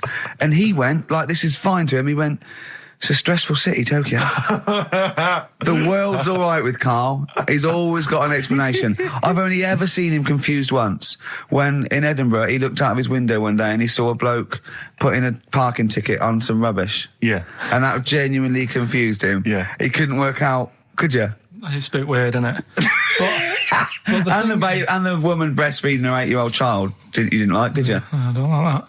But the what's the name? Animals with wigs. I kind of thought, after I put the phone down to you, I kind of thought about it, thought, yeah, it's a bit daft, that. Are you sure he's not the ageing pop group? No. The Animals? But when you think, have you ever seen like a bald pet?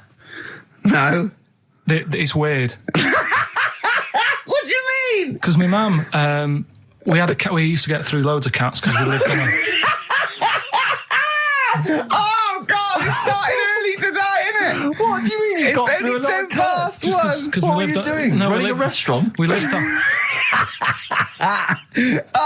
Oh, God, what do you mean? No, we lived on like a main road. Oh, yeah. Right? So we used to get through a lot of them. My dad kept saying, risk. Stop wasting money, it's not Stop good. wasting money, not wasting cats. Right, so anyway, we had this cat that was ill all the time. And he was just bag of nerves, probably. Yeah, malingerer. Yeah, I'm terrified. I'm going to which house? Rome. Oh, God, bloody hell. Rome. Don't let me go to the Pilkingtons.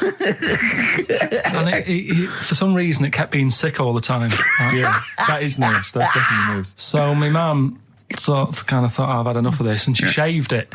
Whoa. Whoa. Now, I know you're not vets in your family, but what correlation did your mum think there was between you being sick and shaving it? Because it kept being sick, and it was a pain to wash, because it kept getting So caught she up. wanted a dry wipe cat. So why didn't she just varnish it? What? It's weird. It's weird. So now he's cold and sick. No, but not all of it. She left sort of the back half, but sort of from its waist, sort of. I love that. Shave it because it's sick on itself. And that is it was the weirdest looking thing. I mean, normally I like cats. I'm always like giving yours a stroke on the head and that. Yeah. But as soon as she did that, it was like, oh. Yeah. Can't touch it. And then. So now it's sick, cold, and hated. Yeah. Carl. It must have, the other cats must have been taking the mick out of it constantly. It's just making things worse. I'm hoping that it got run over and was put out of its misery. No, I think it got all right, that one. Or is that yeah, it did get run over. It did. Oh, God. Oh, dear. How many cats do you say you've got through? I'd say whilst I was living at home, it's still on the increase even though I'm not there. So whilst I was there, probably 5. God. Wow. Oh. Yeah. And were you upset each time, or you just got used to it? It's one of them things, isn't it? Like I've said before, when you first see something, it's a bit of a shock. Do you know what I mean? It's like the Elephant Man or whatever. Yeah. First time you see him, it's that sort of, oh, look at that. Yeah. Do you remember the first time you saw Steve? No, I'm not being funny. Do you remember the first? Yeah, but I've said this before. It's always, then you get used to how people look and you don't... No. I'm going to burst. You have to play a record. No, but... Because I just see Steve's face. No, but I've got used to it. Shut up.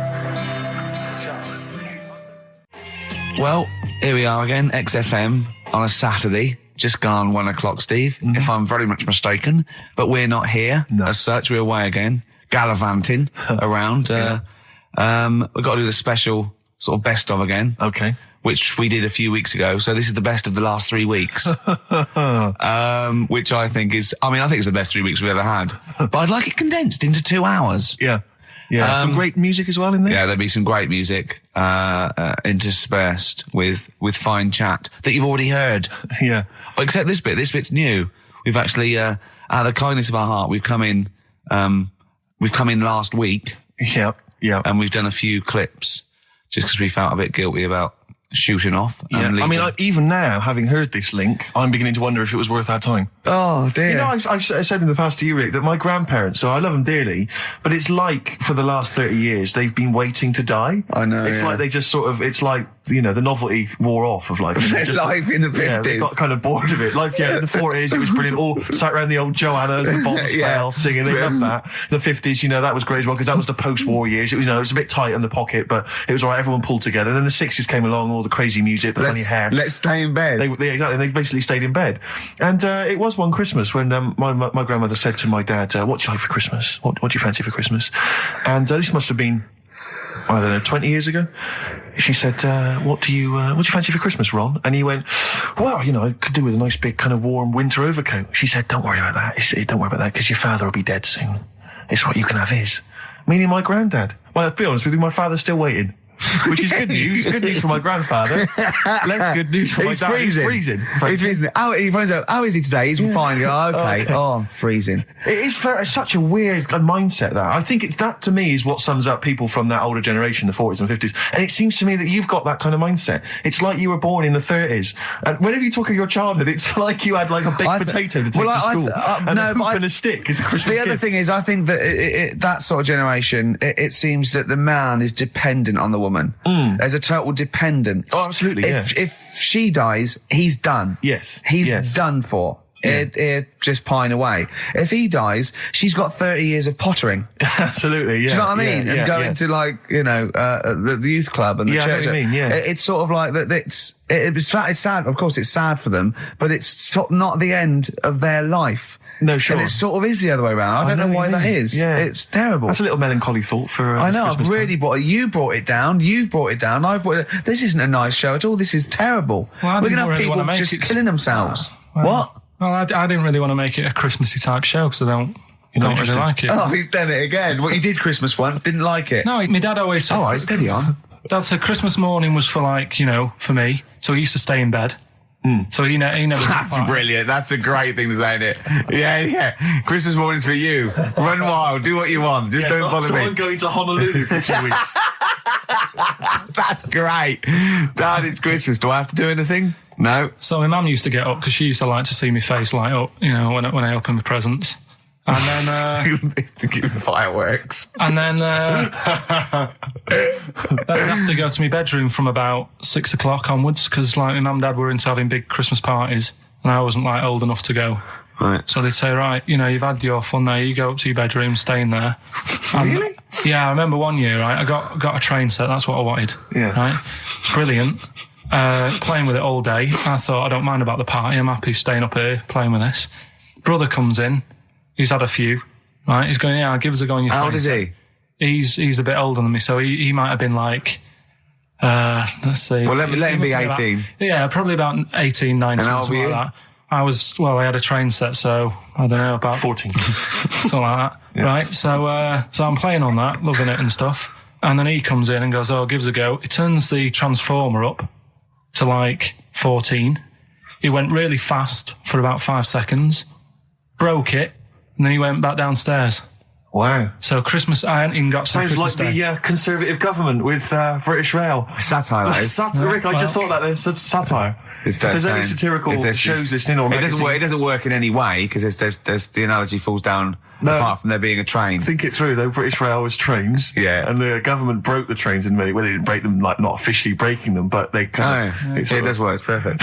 Oh, I'm pretty pleased with that. And I can't... And no one's asked him to be on Have I Got News For You. It's weird, isn't it? Because it's strange, that, when you've got a satirical mind that's as quick as that. Yeah. Right. And he's broke your little train set. So what did you do? I just, like, watched telly and had some sausages. I bet you were happy with that, though, weren't you? It's a bit annoying, though, isn't it, when your main present of the year has been broke. And did it ever get it fixed? No, that was it. Put away. I'm intrigued why your parents wouldn't let you come and join in the festive fun. Was it like really debauched down there? Was it like eggnog everywhere? Well, no, but I mean, that's fair enough. 6 is a little bit early, but I just think, you know, if you're a kid, you know, he had his fun, put him to bed at 8, maybe. And do you think so on Christmas Day? I thought that was a day for family. Well, not if there's a party going on. Well, don't have the party on the Christmas Day. Well, that's another option. Yeah. Your parents are weird, aren't they? A strange breed. Well, I think that was the year, right? You're talking about buying presents and stuff. I think I did treat my mum to... I didn't buy my dad anything. I think that was like when I got a bit older, he used to get me dad something because he wasn't that bothered anyway. No. So, got me mum. There was a cheap shop, right? Of course. Thank God for that. Called Snips. Right? So I went in there and I thought, let's see what I can get her. And remember Victoria Plum? I don't think so. Well, it's like a fairy character. Right. Right. I mean, mum's into gnomes and stuff, right? So I thought, right. She must be pleased with you, then. Victoria Plum. I was thinking, is that one of the neighbours? Is it like a brandy liqueur? Do you remember Victoria Plum? Victoria Plum. Victoria Plum, yeah. It's like a little fictional sort of character, right? Okay. So I saw it. I thought, yeah, she'll love that, right? So I did my paper round, saved up for 2 weeks, right? Oh. Got that sorted. Went to Snips, bought the Victoria Plum. Next day, I'm in town with her, right? So I think, I know what I'll do. I said, come in here a minute, right? So we go in and we're looking around and I tested her, right? I went, look at that there. That's all right, isn't it? And she goes, oh, it's bloody awful. Oh, Carl. Oh, Carl. Oh, God. So then Christmas Day comes. I said, don't bother opening it. She said, no, why? I said, oh, no. Why did you still give it to her? So, well, it's too late. I'd already bought it. Oh, Carl. So she opened it and I was like, and she said, oh, that's nice. I said, why are you saying that? I said, the other day, she said, it's bloody awful. She said, oh, no, I thought you were pointing at something else. Oh, no! So that's why I don't get anyone anything anymore. Oh, God! Play record. Oh, God. Oh. Beautiful day. You too, to kick off the show, Steve. Absolutely. The Ricky Gervais Show with Steve Merchant. Hello there. And Claire Sturgis. Hello, boys. Carl's ill. Well, he's not here. I mean, I never believe people when they're ill. I think they're always malingering. I never take any days off work. I just think you can drag yourself in unless it's life-threatening or... To be fair, Rick, can I just stop you there? It's not so much that you take days off as you'll just suddenly decide around lunchtime that you've overeaten and you need to go and lie down. But I'm my own with boss. a cold compress. Yeah, and but a I'm my Swedish own... masseuse. I'm my own boss. Yeah. So it's not so much you take days off. It's not so much you take days off as you never actually do a full day's work. Yeah. You actually exactly. prevent that. I never take that hour and a half off a day. Exactly. XFM 104.9. So what's the story, Claire? Do you know anything about Carl? Do you know what his illness is? I think he's got this sort of cold virus that's going around. He phoned me yesterday. He did sound poorly in his defence. Poorly. A little bit croaky. Well, I'll tell you what. He coughed a bit. I'm not being funny. He better be in hospital. To miss this show. To miss this show. Flagship show of the week on XFM. Do you know, you are right, because, and you've been away, haven't you? You know, been away 2 weeks. We had the best of again. But let's put out the best of. Yeah. Let's put out the best of the last 2 weeks, shall we? Yeah. I mean, we're going to try and get him on the phone. We're going to phone him, and I want him to really explain himself because, you know, I think he's malingering, to be honest. Well, he phoned me in the week and he said, Steve, don't forget, there's a documentary on Friday night about Oliver the Humanzi, the human monkey. He said to me, it's going to be brilliant. And it wasn't. And it wasn't brilliant. It was... I especially stayed in and watched it. I taped it and watched it afterwards, and I've never seen so much hype and desperation. They kept showing the same clip of this chimpanzee that walked upright like a lot of chimps can. Exactly, right? yeah. It lost its hair, so it was half human, because all humans are bald. Yeah. So that's the half human bit. It didn't have hair. I'm sorry, humans do have hair on their heads. Yes. The other thing was this desperation to go, could it be half chimp? No. It's a chimp that superficially looks less like a chimp than other chimps. So Lee Evans looks a bit like a chimp. Is he half chimp, half human? Yeah. No, he's a human who looks a bit like a chimp. That's libelous. Yeah. That's a bit insulting, isn't it? Should we just play some music? Yeah, I'm really sorry about that. I'll get back to you on that. TikTok, that's Coldplay and Clocks on XFM 104.9. Actually, can I tell you a Coldplay coming in a couple of weeks' time to co-host Zoe Ball's show? Right, 1, don't ever interrupt me. 2, don't tell them about other people's shows. No. Okay, moving on, thank you. Please do not mention that there are any other television celebrities on this channel, on this station. We have to convince people it's only Ricky. But the interruption was the main thing. Sorry. Well, we can't get hold of Carl, right? We looked, it's got his old number out there. His home number? Yeah, it's a hold on. Right. So, we went to the new records. He hasn't even given him this new home number. So something's funny going on. He doesn't want to be contacted. He hasn't given me his home number. I've tracked down a friend who's looking it for us. That phone might ring any moment. I apologise for that. But why is Carl not available? It's interesting that neither you or I, and I like to think of ourselves as being fairly close friends of Carl. Yeah. We have made him the man he is today. We cannot get in touch with him. In the same way that bloke bought Oliver.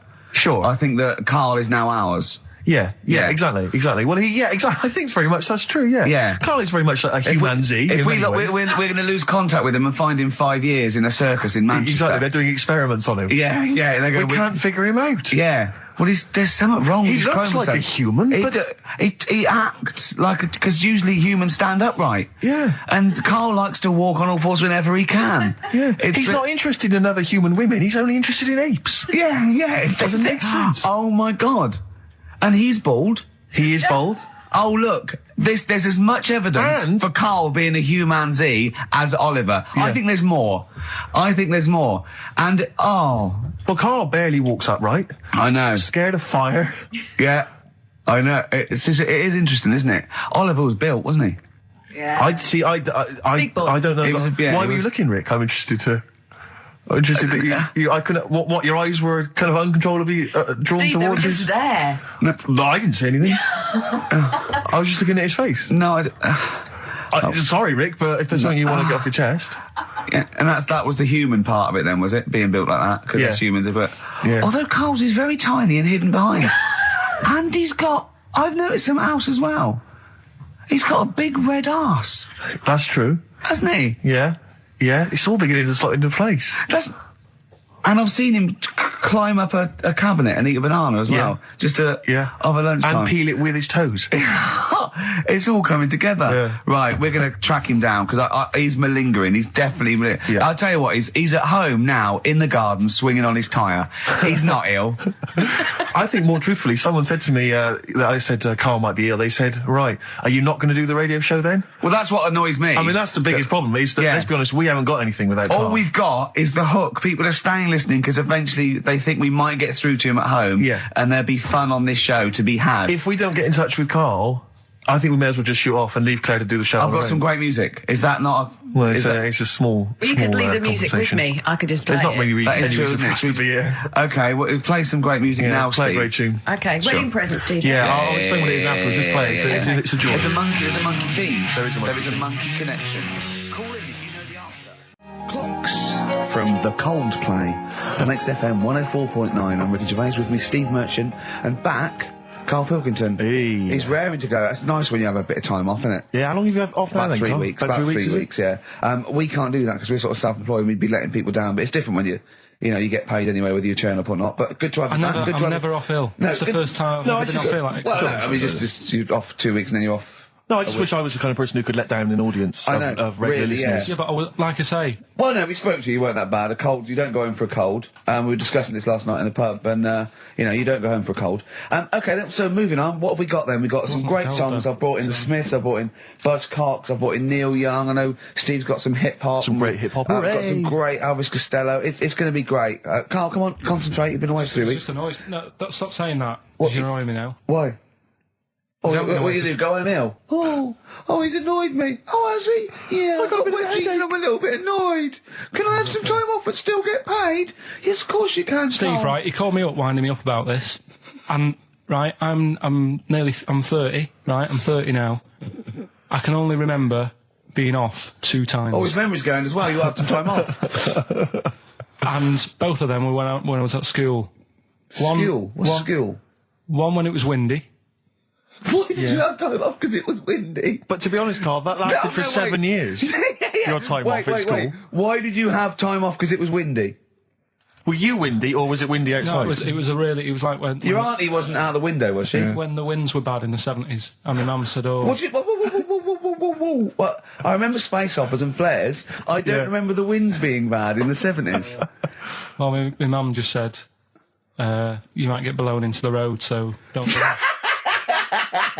She had so much faith in you, didn't she? As a human being. Is that why she got fired from the pie shop? I'm not coming in today, I might get blown into the road. God. The funny thing it was, right, Steve, they had this thing going at school, because a lot of people used to wag it back then. Used to what? Wag it, sort of not go in. Yeah. Right. And they sort of tried to make it interesting for you by giving you an education. A certificate if you did a full week. Reward for the rest of your life with achievement. That sort of carrot. And also, like, let you go home at 3 o'clock on a Friday. Right. If you'd done a full week and that. Yeah. So it was lovely weather all week. Then it just sort of changed on a Friday. And I got up and it was all windy. It was always windy for Friday on Sunday, isn't it? Don't, if you don't go in, because, you might get blown into the road and that. So I said, all right, then I'll stay off. And, so why did she told you to hold on to a fence or walk you there? What's this? Don't go out. Immediately give up. I love this getting blown into the road. Is that based on your cats that kept getting blown into the road? Well, so I got to school on the Monday, right? And the teacher said, right, a long time. Today, to punish you, you're the only one who wrecked the whole week, right? Everyone else came in. You didn't. So everyone else is going home at 3 o'clock today. But you're not. Brilliant. Serves you right. And I wasn't bothered though. It was great because I said, well, you'll have to stay with me, won't you? And it was great. So all I did for half an hour was doodle and stuff. It was great that afternoon. Yeah. And that was ages ago. That was like when I was about 8. And that's one of the times I was off ill. Yeah. So it was, but that wasn't even ill. That was wind. Yeah. Yeah. So. Right. Yeah, it's a bit different when you're in the adult world though, Carl. You can't just not turn up because you've got a bit of a cold or you're a bit fed up. I mean, we had an appointment 4 o'clock Thursday, wasn't it? And he had to call it because I cancelled it. Meeting went on a bit late. Time management. Get things done. If it was important, you'd get it done. Play a record, Carl. Pull your finger out, please. Oh, that's them Red Hot Chili Peppers, and they can't stop. I'm Ricky Gervais, with me Steve Merchant and Karl Pilkington. You're listening to XFM 104.9. coming through today. It's noisy again out there. It's a nightmare. A lot of people marching up and down. What's that about? Well, from what I can work out, there's hundreds of them, millions of them, and they're all shouting really loudly. What do we want? Peace. When do we want it? Now. What do we want? Peace. I want to go, shush. Yeah. We all want a bit of peace on a Saturday. Yes. Keep it down. Please. I can barely hear myself think. I know. And he's not listening. Tony's not listening. He can't hear you from there. You may as well give up. He's not listening. There was 1 million of you last time. It didn't do anything. Hey, but Steve, there's no attitude. You know what? I couldn't find Boy George's War is Stupid, so here's a bit of Dylan. Bob Dylan. The times, they are a-changing. The thing is, Rick, it makes me wonder if the times, are they changing? I mean, it seems to me that life's pretty much the same as it was way back in the 60s when Bob Dylan wrote that song. Got any idea what you're talking about? No idea whatsoever, You Rick. don't really know about politics, do you? Know anything about it. Don't even read the papers. Got no interest, really. Yeah. Not particularly informed. My life's cushy. Got some awards and stuff. Doesn't bother me. So, on a serious note, though, it is a bit worrying. I want somebody to put my... Do I have to get gas masks or something?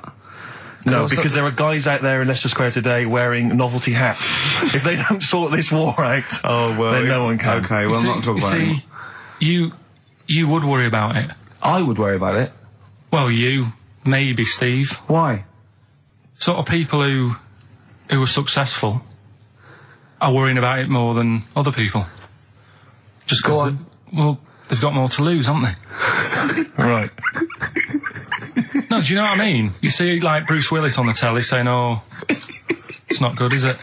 And it's because he's got a big house and loads of cars. If you live, you know, on a council estate, it's like, well, if it gets bombed, probably doing us all a favour, we'll get nice new blocks of flats to live in and that. It happened with Manchester, with the bomb that happened, and they bombed the Arndale Centre. Did us a favour. Got a nice new Marks and Spencers and that. So this puts a whole new twist to the argument when people say bombing the world's poorest countries is wrong. Because I remember when the Afghan problem was on, people were saying bombing the world's poorest country is wrong, but it's like home improvement, according to you, then. Yeah. Because they've got a brand new B&Q, have they, over there? They're popping down there every Sunday. Anyway, let's not go on about it. Yeah. Well, think what you're saying. Yeah, I know. My family was killed, but look, a carpet warehouse. Yeah. Do you know, I think, you know, people don't want to hear about this today from us. They want to hear, you know, the new features, the songs of phrase. What songs of phrase? It's the feature we started last week, where we take clips of songs, we make up a phrase from the show. I mean, a famous phrase, last week's world famous phrase was, there's this airy Chinese kid, you'll remember. Yes. Well, it was called Crosswords last week, but Phil emailed in a good suggestion and said call it Songs of Phrase. Brilliant. Songs of phrase. Songs of phrase, but perfect. So are we still going with Cheapest Chimps? We're persevering with that, aren't we? Got some Cheapest Chimps lined up. We'll be doing that before 3 o'clock. Yeah. Great. Again, who else can say that? So good. So for the next 2 hours, everyone should just bury their head in the sand, ignore the world's problems, and enjoy features such as Cheapest Chimps and songs of phrase. And a bit of Shearing Braves. Oh, class. The SIBO, the bitter end on XFM 104.9. I'm Ricky Gervais. With me is both Stephen Merchant and Karl, the K-Man, Pilkington. Oh. So you've already got that. That's safe. It's only 4 minutes past. You've had placebo and you've got us three. So you're definitely going home with that. Yeah, whatever that's happens. Safe. That's on its way to the hospice. Exactly. You've banked that. Yeah. Now, do you want to gamble all that to go on and listen for another 2 hours? Well, you could walk away now and you're up. Yeah, you're up. You're already up. Right, that's brilliant. You have not wasted any time. Do you want to gamble that against another 2 hours? It might be shoddy, it might go downhill, but it might get even better, Karl. What do you say they do? Listen for another 2 hours? Yeah. See, we shouldn't have done that. We shouldn't have asked Karl, because a lot of them now are already taking what they've got. And what they've got is great, Rick. What they've got is lovely. They're loving that. They're going to enjoy that. We have got monkey news. We've got Cheapest Chimps. That's not the same thing. How many radio stations have got two ape-related simian features? Rick, can I point out now, a lot of people are making that mistake. A lot of people are thinking that monkey news is exactly the same as Cheapest Chimps. It's not. Let's keep that clear. It's not. It's in the same ballpark, but it's not the same. There are apes. They're involved. They're involved. Yeah. We've also got some great music. Yeah. We've got an amusing sketch about a fly. Oh, he's looking forward to that. Oh, and Mystique are dropping in. Let's hope the Mystique ladies are coming in. Singing I want to kick off with a song that is, you've got like half a dozen posing songs that when you're sort of like between 14 and 18, they were the ones you'd put on to get ready to go out, or just pose around, or be that pop star, or think you're on stage, or whatever, or in the video. Yeah. And embarrassingly, I dug this out, and I remembered I used to post this like a mother when I was about 14, right? It's his Street Life by Roxy Music. You used to do... Mine was Oops Upside Your Head. Yeah. It was just me on the floor in my bedroom.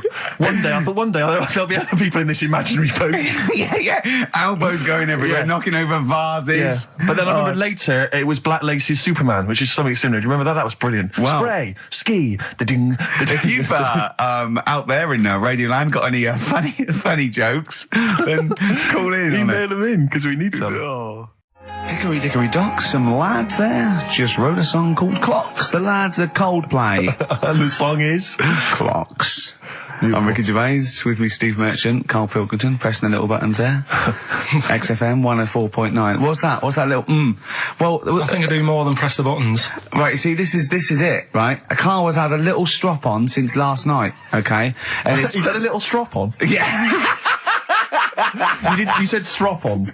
I just wanted to clarify. And I don't know why. He says that I'm an annoying person. He says that I wound him up, right? Which I don't know. He says that you're winding up because you're sort of like negative about everything. Negative? Yeah. And but what I think it is because we pointed out that his lateness is unacceptable. Yeah. He said meet you at 6. He turned up at 20 past. He said, well, someone stopped me in the corridor. I don't care. I've got stuff to do. We had stuff to do. I think we're a bit busier than you, Karl. You've got one job. We've got loads of jobs. I keep telling you that. Yeah. You got one job in a little room, a 9 to 5 there, that you don't even get done in 9 to 5. That's why you're late and mucking around all the time. There's loads of work to do. Yeah, one job. No, cool. It's not. It's one job with a lot of other jobs in it. It's like those little Russian dolls you get. Right? Well, it's not, is it? Go, yeah, it is. Yeah. Everyone thinks, oh, he only sits in his studio messing about, making songs a phrase. That's what I do in my free time. Which we've got coming up later. Super slick. I still think 20 minutes late is an outrage, though. Yeah, 20 minutes late is... Yeah, but I didn't say bang on 6. I said around 6. No, you didn't. You said 6, which means 6. Well, it doesn't. Wait, sorry, it doesn't? If it was a newsreader, I'd say, yeah, you've got to be on time. Do you know what I mean? If it was a 6 o'clock news, I wouldn't want to be late. But it's the fact that I said to you, I'm busy, I've got stuff to do. No, you didn't say that. You said 6 o'clock to sort out tomorrow's show. I didn't. I know what I said. So yeah, well, you don't, because I remember you sent me a text. You didn't even, it wasn't even a phone call. You didn't even have the politeness to call. Stephen has stitched him up by being a little bit more precise than him. It was a text and it said, see you around 6 tomorrow, question mark? Around. You just said it. Well, around 6. That doesn't count. That doesn't mean anything. Well, yeah, no, it does. What? So, all right, you told me he said 6. Well, he did. I'm paraphrasing. 6 o'clock, Rick. To me, even if it was around 6 o'clock, that would be 5 to 6 or 5 past 6. It would not be 20 minutes after the event, because that is late.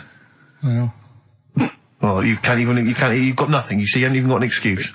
Yeah, but then I turned up, right, and I said, right, well, let's not argue about this. Let's come up with some good new features, because we've been in Cheap as Chimps. That's gone today. Good news. He never liked Cheap as Chimps, Karl, did he? Right, he never liked it. Do you know what? Do you know who's took it further? Donald McIntyre.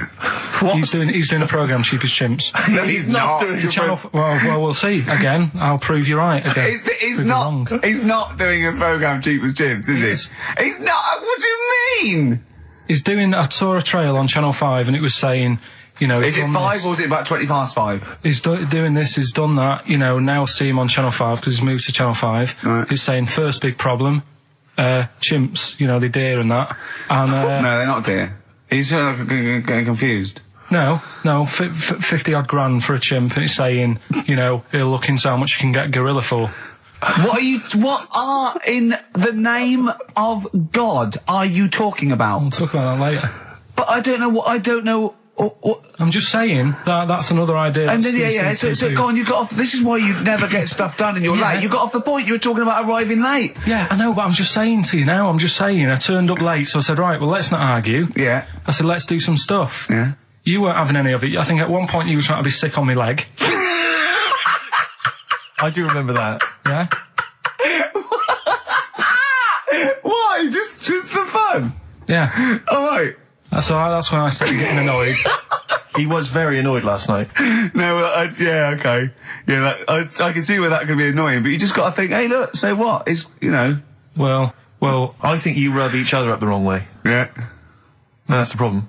Well, no more cheap as chimps today. Right. Nothing to replace it because we didn't have a chat. Songs of phrase, we're doing that. You can win some stuff. Yeah, we've got the film that we haven't done for the last 2 weeks. The final film, we won't be doing that. Let him down. There's 2 weeks. So you're 2 weeks late on that. Yeah, can I just ask, guys, is there going to be some great music? Yeah. Well, what about something from the Only Ones? Yeah. Planet. Brilliant. Placebo, The Bitter End. That's the first single to be lifted from their forthcoming album, Sleeping with Ghosts, which you can hear in full on the XFM online listening posts. I'm Ricky, you cheeky little devil, Gervais. With me, Steve. All right, ladies, what can I get you to drink? What, you think I'm made of money? I meant half a mile or something, merchant. And Karl, I'm stressed. If it's too hard, I don't want to do it. Pilkington. Indeed. Oh, well, it's nice to be back, Rick. Rick, I heard a rumour that you weren't going to be playing great music today. I'm assuming that's wrong. It is wrong. This is what I mean about the grapevine and just Chinese whispers. I'm not having it. There's some great music coming up. Right. I also heard that there was going to be some boring chat.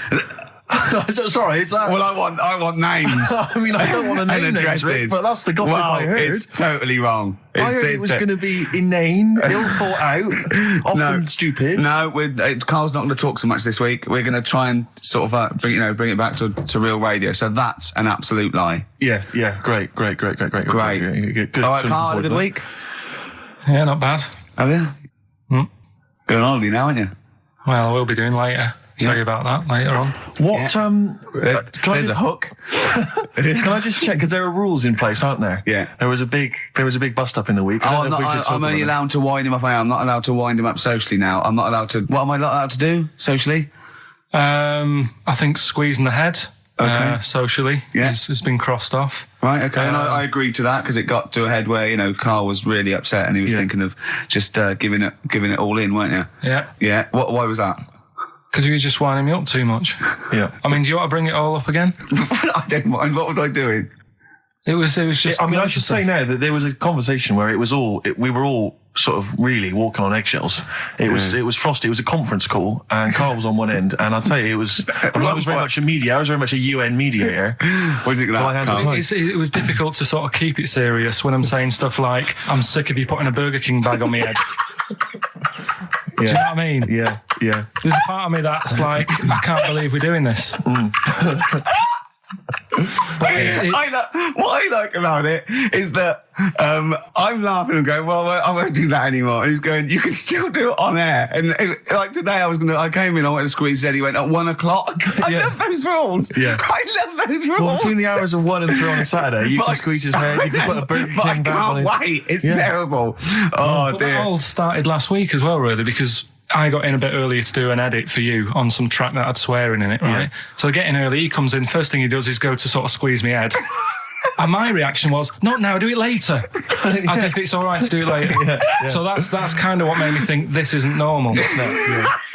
We should just point out, when we say squeezing your head, what exactly does that mean? I put my hand on the front. I do 2 experiments, right? Yeah. One is the side, because you can crush an egg sideways, so I think that's more dangerous. Right. And I actually put my elbows out, and I press like a vice, and I really go for it until it really hurts. And the front one it shouldn't hurt so much, if my experiment's right. I don't know. Well, it was all this that sort of, built up. Sure. And the research that you're doing there, Rick, is that going to be available online at some point? Well, that was the problem. That's what I was saying to him, because it kind of started last week. Well, it's been going on since we've known you. Yeah, yeah, but I just upped it last week. It got out of hand a bit. I upped it to when I think it got to ahead on Thursday when I filmed it. That was it, yeah. That's right, yeah. I brought in a cameraman to film me torturing him, and there was some people from the 6th floor being shown round. Yeah, some management and that, showing probably clients round, sort of, they've probably been on all the different floors, saying what all the different radio stations do. This is XFM, the sort of this sort of noise going on. Yeah. You see them all look down and saying, don't do that, right? Sure.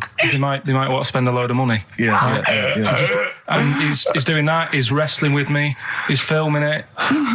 So that's when I just thought, It's mad, isn't it? And then when we were having the argument on the phone, I was saying, has this been some sort of experiment? Yeah.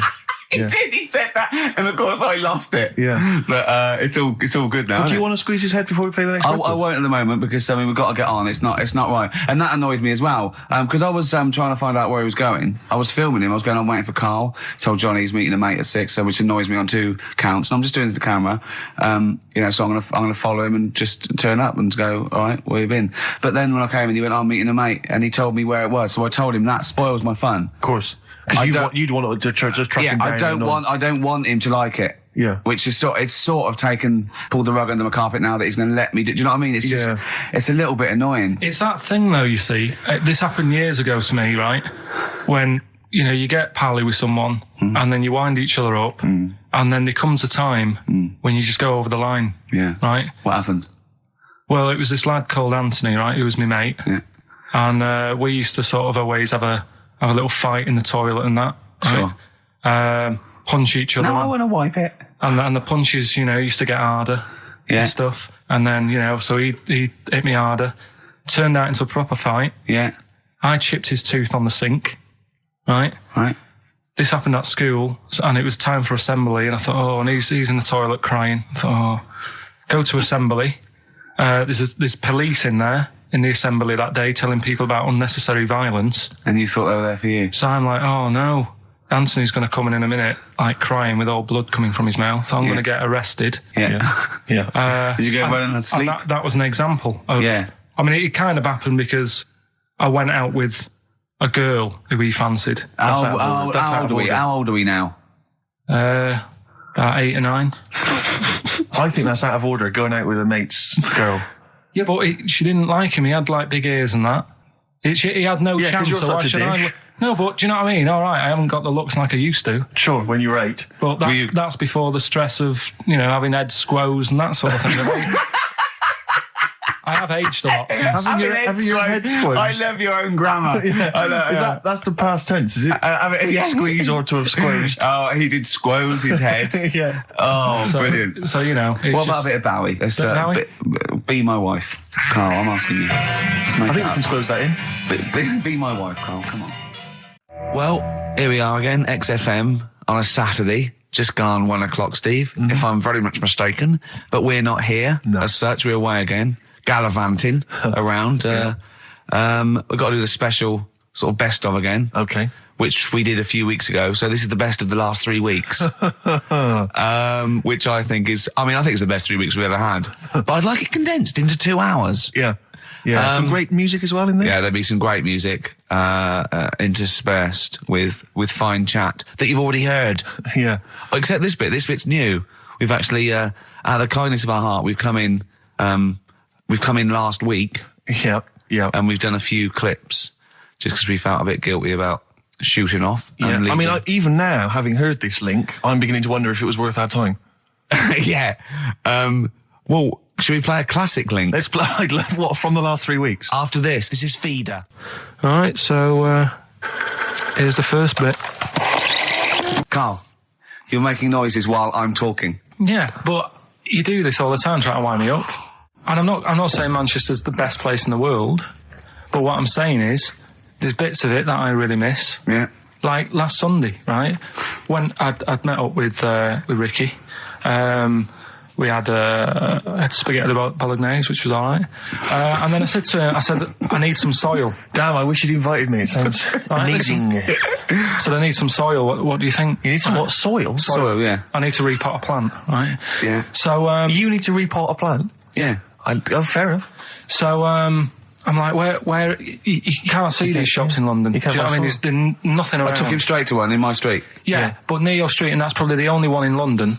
Well, you say that, Carl. No, it does annoy me. Round my way, it's like, You can't move for soil shops. You can't. There's earth. You can just pick up handfuls walking down the street. Yeah, incredible. People just lean over into someone's front garden. No, you can take the plants as well. No, but what I'm saying is, Manchester, there's loads of decent hardware shops. Yeah. Here, if you want a panini and a latte or whatever, you can't move from. But for soil, I had to go virtually how many miles away from me to carry that soil home and stuff. Yeah. It's not good. I mean, London's all right, but if cities were sort of it's neglecting the peat market, really. Well, isn't there's barely any mulch available in central London. I'm sick and tired of not getting a good decent compost of a Sunday. Indeed. So I'm thinking of moving to the north, where there is loads of soil and gravel. Indeed. And animal shite. Whatever. Yeah. So you were going to say, if you were marking cities out of 10, what would you give London? Well, if you were marking them on, like, on what they have. Right. As opposed to what? Well, as opposed to how you spell it. Say, like, I think the greatest city in the world is Rome. Right? Okay. It's pretty amazing. Yeah. Have you been? What? Yeah. Why do you think that, though? Just because, like, you turn a corner and there's something there that's really old. Right. Like, you're going down a normal street. Go and stay in a Derby and Joan club. Yeah. No, but it's like you're going down the road and then you turn a corner and like the Colosseum's in the middle of a busy road. It's like, what's that doing there? Yeah. And just when you think there's no more, you turn another corner. It's almost as if that was there first. Yeah. Well. Yeah. But do you know what I mean? London. Yeah. What have we got? You know, Trafalgar Square is world known. And you go there, what's there? Yeah. Do you know what I mean? So there's a lot of space there. Get one big B&Q. In Trafalgar Square. To cater for the whole of people who live sort of central Londonish. Yeah. And then I'd be happy, but what I'm saying with Nelson just popping up through the middle? Because you can still see it, couldn't you? Yeah. It's a great idea. So B&Q could be like the whole sort of flat thing and make it sort of grey so it looked like rock, and then Nelson popping up. Make it classy is what you're saying. Yeah. Stone clad it. So it looks like you've made an effort. And then you can pop in, and then you can go out and go, oh, look, Nelson's column. Oh, look at that. Isn't Nelson? Oh, look at that. The victory. Defeat. That's fantastic. One of the greatest living. Yeah. I need some nails. Yeah. Perfect. Killing two birds with one stone, you say? But why isn't there more than them shops? Because when I went into yours, every time I've been in there twice now. The first time was to get a shower head. Right. And I went in there, couldn't resist buying something else. I ended up getting some super glue as well. Blimey. Hey, big spender. And then, last Sunday we went in there, got 2 bags of soil, not one, I bought 2. And I bought some scissors to cut plants with. Secateurs. Well, you never know when you want, you might need more soil, I suppose. Well, I've got stocked out now. Where do you keep it under your bed? Sorry, this isn't going out, is it, this conversation? It's not going out on air. I got a feeling it might be. You're joking. We better play a record. Okay. Play a classic. It's a long time since we've had any White Van Carl. For those that don't remember this particular hot feature, we basically ask Carl some of the questions that are asked of a white van driver in the Sun. They always have this on Saturday afternoons.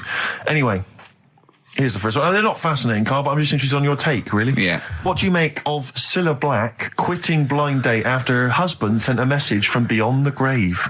Are you familiar with this story? I didn't know that. What's that? She went to see a medium, and supposedly her husband passed on information through the medium, which was incredibly vague, but persuaded her to quit live on air. Well, it's about time, isn't it? If even dead people are saying enough's enough. But I'll tell you what, though, talking about ghosts and that, do you know how I'm into them? Yeah. Right? How weird do you think this is, right? Well, it's not true. Before you say it, play a record. No, go on. Go on. Right, it's this woman. I don't even know if it's ghost, really. It's just a bit weird. Sure. Yeah, sure. There's this woman, and she's not a woman, she's a kid. Sure. Okay. Sure. She's walking down, like, a street in her area. It's a nice day and everything. Everything's normal. She's walking down, and a woman comes up, cycling past, right? The woman on the bike looks at the kid, absolutely terrified, right? Got a really scary face on her. Yeah. The kid's thinking, why is she doing that? Yeah. Right? So anyway, she thinks nothing of it, goes, I think she was playing in the park or whatever, goes and has a nice day. About 15 years later... Oh, right, yeah.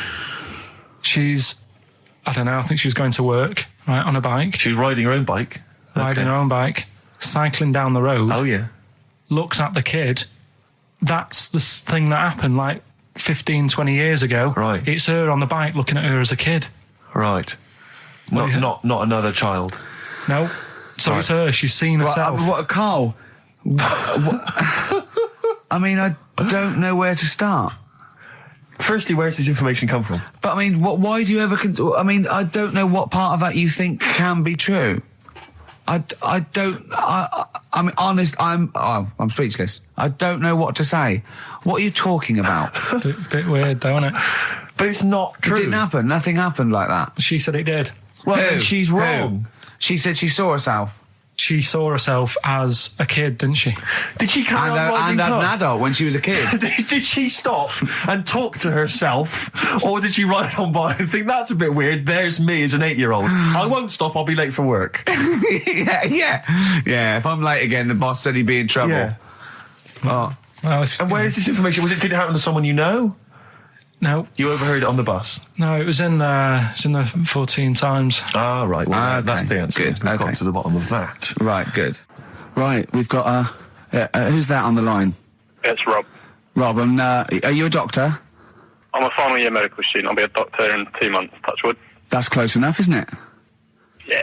Excellent. So, where do you study? Do you want to give more details, or do you want to remain anonymous as you're calling in to I study at Barts Hospital. All right, great. So, why do GPs sometimes put their finger up a man's anus? To see what's there. You know, if you've got hemorrhoids, if you've got an enlarged prostate, you know, it's either that or they stick up a big tube and have a look up with a light. What? And it's easier to do that. Now, are you dumbing this down for us, or are you going to fail your medical exams by saying stick up a big tube with a light? I'm dumbing it down. Okay, come on then. We're all intelligent people here, and Carl. So you tell us what's that called? It's called a sigmoidoscope. Right. Nice. That was a clever test, wasn't it, Rick? 12 inch long. Yeah. 12-inch long tube that they can put up there. So, Carl, would you prefer that or a finger? Well, so do they sort of do the finger first, and then, I mean, at what point do they say, hang on, we need a light here? I mean... It's normally if there's something wrong. But, so if I go then, say if I go to this well-known clinic, right, and they go, yeah, the art's good and that, yeah, finger, there you go, and then they go, hang on, I'm going to go and get me light and tube. I could start worrying then because they've sort of found something. And they're not likely to go straight in with the tube. They'll probably send you off some tests first. But Carl, there's nothing. But you go to these places to put your mind at rest and to know where you are with your health. I mean, it's not that you go along. That's what most people worry about. They think that because I'll go along and they'll find something. Well, one, that's illogical. It doesn't heighten the fact they'll find something because you go along. And two, if they do find something, it's a good job you went along. I mean, I'm a hypocrite because I don't go to the doctor, but I've had that done. You should be concerned if when they shine the little light in your ear, it comes out the other side of your ear. No, the other ear comes right out the other side. That's when you should be worried. But Rob, right, you said then, if they find something, they send me off for some tests. Why can't I just have the test without that and cut out the middleman? Do you know what I mean? Because you're wasting lots of money. There's hundreds of tests they could do, and they could do every test, and they could all come back with nothing, or they could do the finger up there and send you for the 3 tests you need to find out what's wrong with you. But in this day and age, with all the technology and that, and like brainy doctors and all that, the only way to find out is sticking a finger up there. What are you worried about, Carl? Is it fundamentally that this doctor who's has done 6 years medical training, is it embarrassing to have a man's finger up your ass? I just don't understand how you can get round to that without... But what don't you like? Is it fundamentally you don't like anything up your ass, or is it the fact that it's a man's finger up there? I don't like going to the doctors. It makes me nervous, because I think if anyone searches you long enough, they're going to find a fault with you, right? And especially if they're going that far into you. They're going to find something. And probably not. Well, you never... I just don't... I don't know how to get round to that sort of... that point where you get a... What do you talk to the doctor about? And he's like, all right, nice day. Strap your trousers. He goes, he says, I'm gonna just, Most people just shut up and let you do it, and then breathe a sigh of relief when you say there's nothing there. Yeah. But is that at the end of the test, or is that the first thing he does? It's the last thing. So that trousers up out the door. Because he knows it ends conversation. He knows it's a bit of a faux pas. The doctor says, I better not kick off with the finger up the arse. Well, what I do is I'll start on with the, the head, and then we'll then go, one final thing, Mr. Pilkington. So Rob... He drops his keys and he goes, pick them up. And as you bend over... Will you be doing this, Rob? Is this what you're, open to do? You do all these... I'll have to do it at some point. All doctors do it at some point, no matter what they specialise in. So the first one, is there another doctor there to sort of make sure you're doing it right? Not dentists. No, but do you know? Aren't doctors anyway. But do you know what I mean? Like, normally it's like a co-pilot will have someone with them for the first one. So when you put your first finger in, yeah, will someone be there going, right, you just want to move to the left of it? I've already done it. Have you? Yeah. So that's the thing with a student, you're learning. So you get people teaching you. And you learn on these things. Can I just point out, Rob, I think I'm right in assuming that you have a glove on. Yep. And there's lubrication. Yep. And it doesn't hurt. No. There you go. What are you worried about, Carl? Who's this person who everyone's testing on in your class? It's not one person. It's not one person. There's like, when a patient comes in and they've got a problem, your boss, the consultant, he does his finger up, and if he finds something, he goes to the patient, is it alright if the student has a feel as well? Then the student puts on a glove, puts the bleed on the glove, and sticks his finger up and sees what he comes out with. Rob, I wish you could see Carl's face. I mean, his face when you said, and he says, can this fella have a go as well? He looked horrified that he thought it was a free-for-all, like there's a queue of people trying on gloves and going, let's have a go. That looks good up there. What have you found? No, I mean, how come you had to sort of... Is it not something you could test on yourself rather than waiting for other people to come in? Because then, you know... It's an awkward position to get to, really, isn't it? Well, but you can have a good rummage then without feeling too awkward, but to sort of have a go on your first patient when you don't really know what you're looking for anyway, do you know what I mean? Never really thought about it. Because you don't... If you've never done it before... You pop your finger in there, and you've got to sort of look. You've got to have an expression on your face, like you know what you're finding. Well, they can't see what you look. They can't see your face. There. You got the big boss consultant man going, now move your finger there, and you'll probably feel this. But he's just done it. He knows what's there. Well, what? Oh, so he's already had a go. He's had a feel, and he's going right. If you feel to the right, that's the conglomeracy or whatever. The conglomeracy, yeah. Its conglomeracy is in perfect working order. Well, I'm still. Thank you, Rob. Thank you. I'm sorry you had to go through this. Carl is probably the worst patient you'll ever encounter in your medical career. Good luck with your finals, and thanks very much. And do you know any female doctors who do this? Or? Thank you. XFM 104.9. Thank you.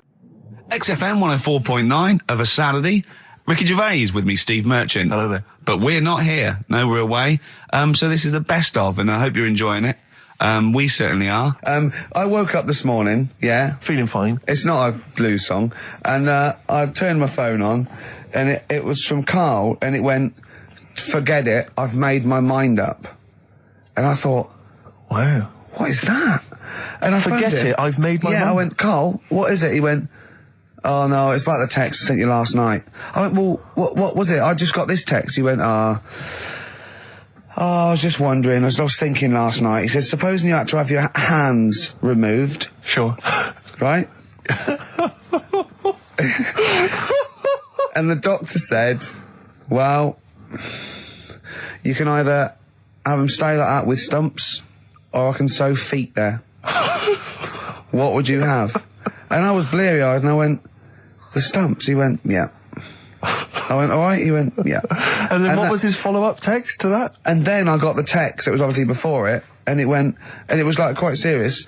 What would you do if surgery not doing your hands? Would you have stumps or the feet? Right? Now the way, when I said he's made his mind up, and I went the stumps, he went, yeah. I think secretly he decided on the feet, but was too embarrassed to tell me. There's a little bit of what would you do? Because But why did you think of this? Why did you think of this? Girlfriend's away, right? Yeah, no, that's not why you start thinking bizarre surgery devices. Right? I'll let you into my little mind, right? Last night, I had some beans on toast, right? She was away. It's good already. She was away, so you had some beans on toast. She went wild. Yeah. Right? Now, I was stood up. I live on on a high street, right? So I'm washing up. I'm looking out the window. First thing that had my attention is I can look into other people's flats, right? Yeah. And it was weird how all these different lives were going on. I was watching them, and everybody had the telly on and was watching Volcano, right? Which was on last night. Right.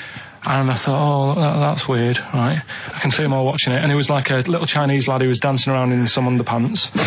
And then there's a little old woman who lives downstairs who was reading a book, and she's always reading a book every night. And it's like, I have a better life than her. And then there's like some sort of bouncer who's always getting ready to go out late at night with all the black on. He looks like a bouncer. So I was watching all this life going on. I thought, did you witness a murder while you were doing it? Yeah. It was like that sort of Sliver film where that bloke had loads of tellies watching people's lives. So that was going on in my mind. And then I was washing up, and I picked up the plate, and I thought, oh, it's amazing, isn't it? The human body, the way you can just sort of, you know, I want to pick that up, and you do. Yes. And the way your hands work, right? You've got 5 little digits, but it's just the right amount to do to do what you've got to do, right? So I'm cleaning the plate. Sorry, Carl, stop. It's just the right amount. Might be one of the most genius things I've ever heard said. I would love David Attenborough to phone you up and say, Carl, how do I word this about the evolution of the mammalian front limb? Just go, we'll just say it's the right amount. But it is. One of course extra would get in the way. Yeah. And one less would just make it that little bit more tricky when picking up a bit of a slippery dish. Sure, or buying gloves. Yeah. A slippery dish. Like, that got a load of attention in the press, but the Trisha programme got nothing. Okay. Which, I know, like, well, Steve called me up in the week, right? Like 10 o'clock in the morning, I was at work, and he goes, you think so at 10 o'clock? I should think they're preparing this show. Most people go to work about 8, 9. Are you watching Trisha and that? I said, no, what is it? He goes, oh, you'll be loving it, right? Freaks, was it, Help Me, My Mum's a Freak? Siamese twins. Right, so I couldn't watch it, but he said, oh, it might be on again, because they repeat stuff on ITV2. Right. So I had my dinner late, right, instead of having it at like 1 o'clock like I normally do, I had it at like 2:30, sat in the office, put the telly on, ITV2, these Siamese twins. Did it blow your mind? It was amazing. You know, we talk about a lot of things on the show quite a lot. The Airy Kids crop up a lot. I was waiting. It's been 10 minutes and you haven't mentioned the Airy Kid. Right, and last week we were talking about Siamese twins, weren't we? So it was weird that this programme was on, but it was amazing. I mean, what I think you can't refer to them as Siamese twins. I think they're known as conjoined twins. Why? I think Siamese is maybe considered derogatory or as an old antiquated phrase. Yeah, I think it's because the first famous ones were actually from Siam. Right. But anyway, and that doesn't exist anymore. No, it's conjoined, Carl. Yeah. Get the phrase right. But you'd think that if that's happened to you, that wouldn't be that sort of offensive. The names that you must get called. Right. You think that's the least of your worries? Siamese twins, I'd say, well, that's, Now, were you stunned by where they were connected? Just live with it, we'd say. Because they were connected, of course, at the forehead. Oh. Sort of, which was quite extraordinary. Well, there was one set of Siamese twins. One had a job and the other one didn't. That's ludicrous. Yeah. The other one was unemployed. The other one had a job. She had to go to work. She had to get up at 6 o'clock on her day off. I'm supporting you, literally. Yeah. Then they get done off the social for sort of... Yeah, because the other one was signing on. That wasn't a question that Trisha asked. Annoyingly, because I know that much of the audience was thinking that. There was a few things that didn't crop up. What questions would you have asked of them? Because what things did you feel weren't mentioned? I'd love to just watch Carl watching amazing things. Exactly. Do you know what I mean? It's like early learning. Mouth slightly open. Yeah, mouth open and dribble, looking round to see if anyone else has seen it. You know, I hate that. Like when a cat sees a bird land on the balcony. Exactly. It can't believe it's luck. I'd probably say, how do you buy her like a birthday present? A surprise gift, yeah. Because everything's ruined. Sure. Right? I'd probably ask... yeah. Well, did you not think it was interesting that one of them had a boyfriend? Well, that was a bit weird, wasn't it? Uh-huh. But what was the other thing that I was thinking when I was watching it? I was thinking if one got into crime and that was sent to prison... Right. What would happen? How would you handle that? It's brilliant. It is brilliant. If a chimp could talk. And what was the other one? The other thing was, what did he talk about? Because it's not as if you can say, oh... Well, guess what I did today? Do you know what I mean? Yeah.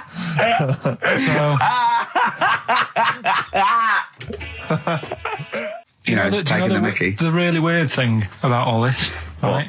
And it's annoying because you were saying about, what should have Trisha have asked and all that. Yeah. But one of them mentioned that one of them was adopted and the other one wasn't. Don't talk rubbish. No, seriously. I didn't understand it, right? Of course you didn't. And then Trisha sort of said, well, let's have a chat, and they were like, no, don't want to go into that. What do you mean one was adopted? That's what he said. One of them. Don't quiz me on it, but that's what was said. Hello there.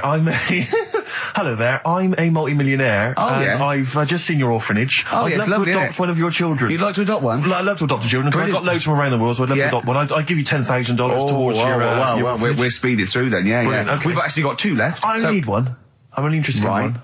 Yeah, I don't need any more. Don't need any more. They're sisters. I know it would be tragedy to break them up, but I really only need one. Now break it up. There's the rub. You see. Sure. Because you just need the one. It's $10,000 now. You can have that. I'll sign it now. But I don't want to discuss it further. I'll bring her around. Brilliant. Okay. Ding dong. Hi. Yeah. Brilliant. You brought my kid round. Yeah. There she is. There. That's a joy. Yeah. Okay. Just standing next to a bush. Yeah. Do you want to? Can you bring her out? No. There's nothing behind the bush. So you just want.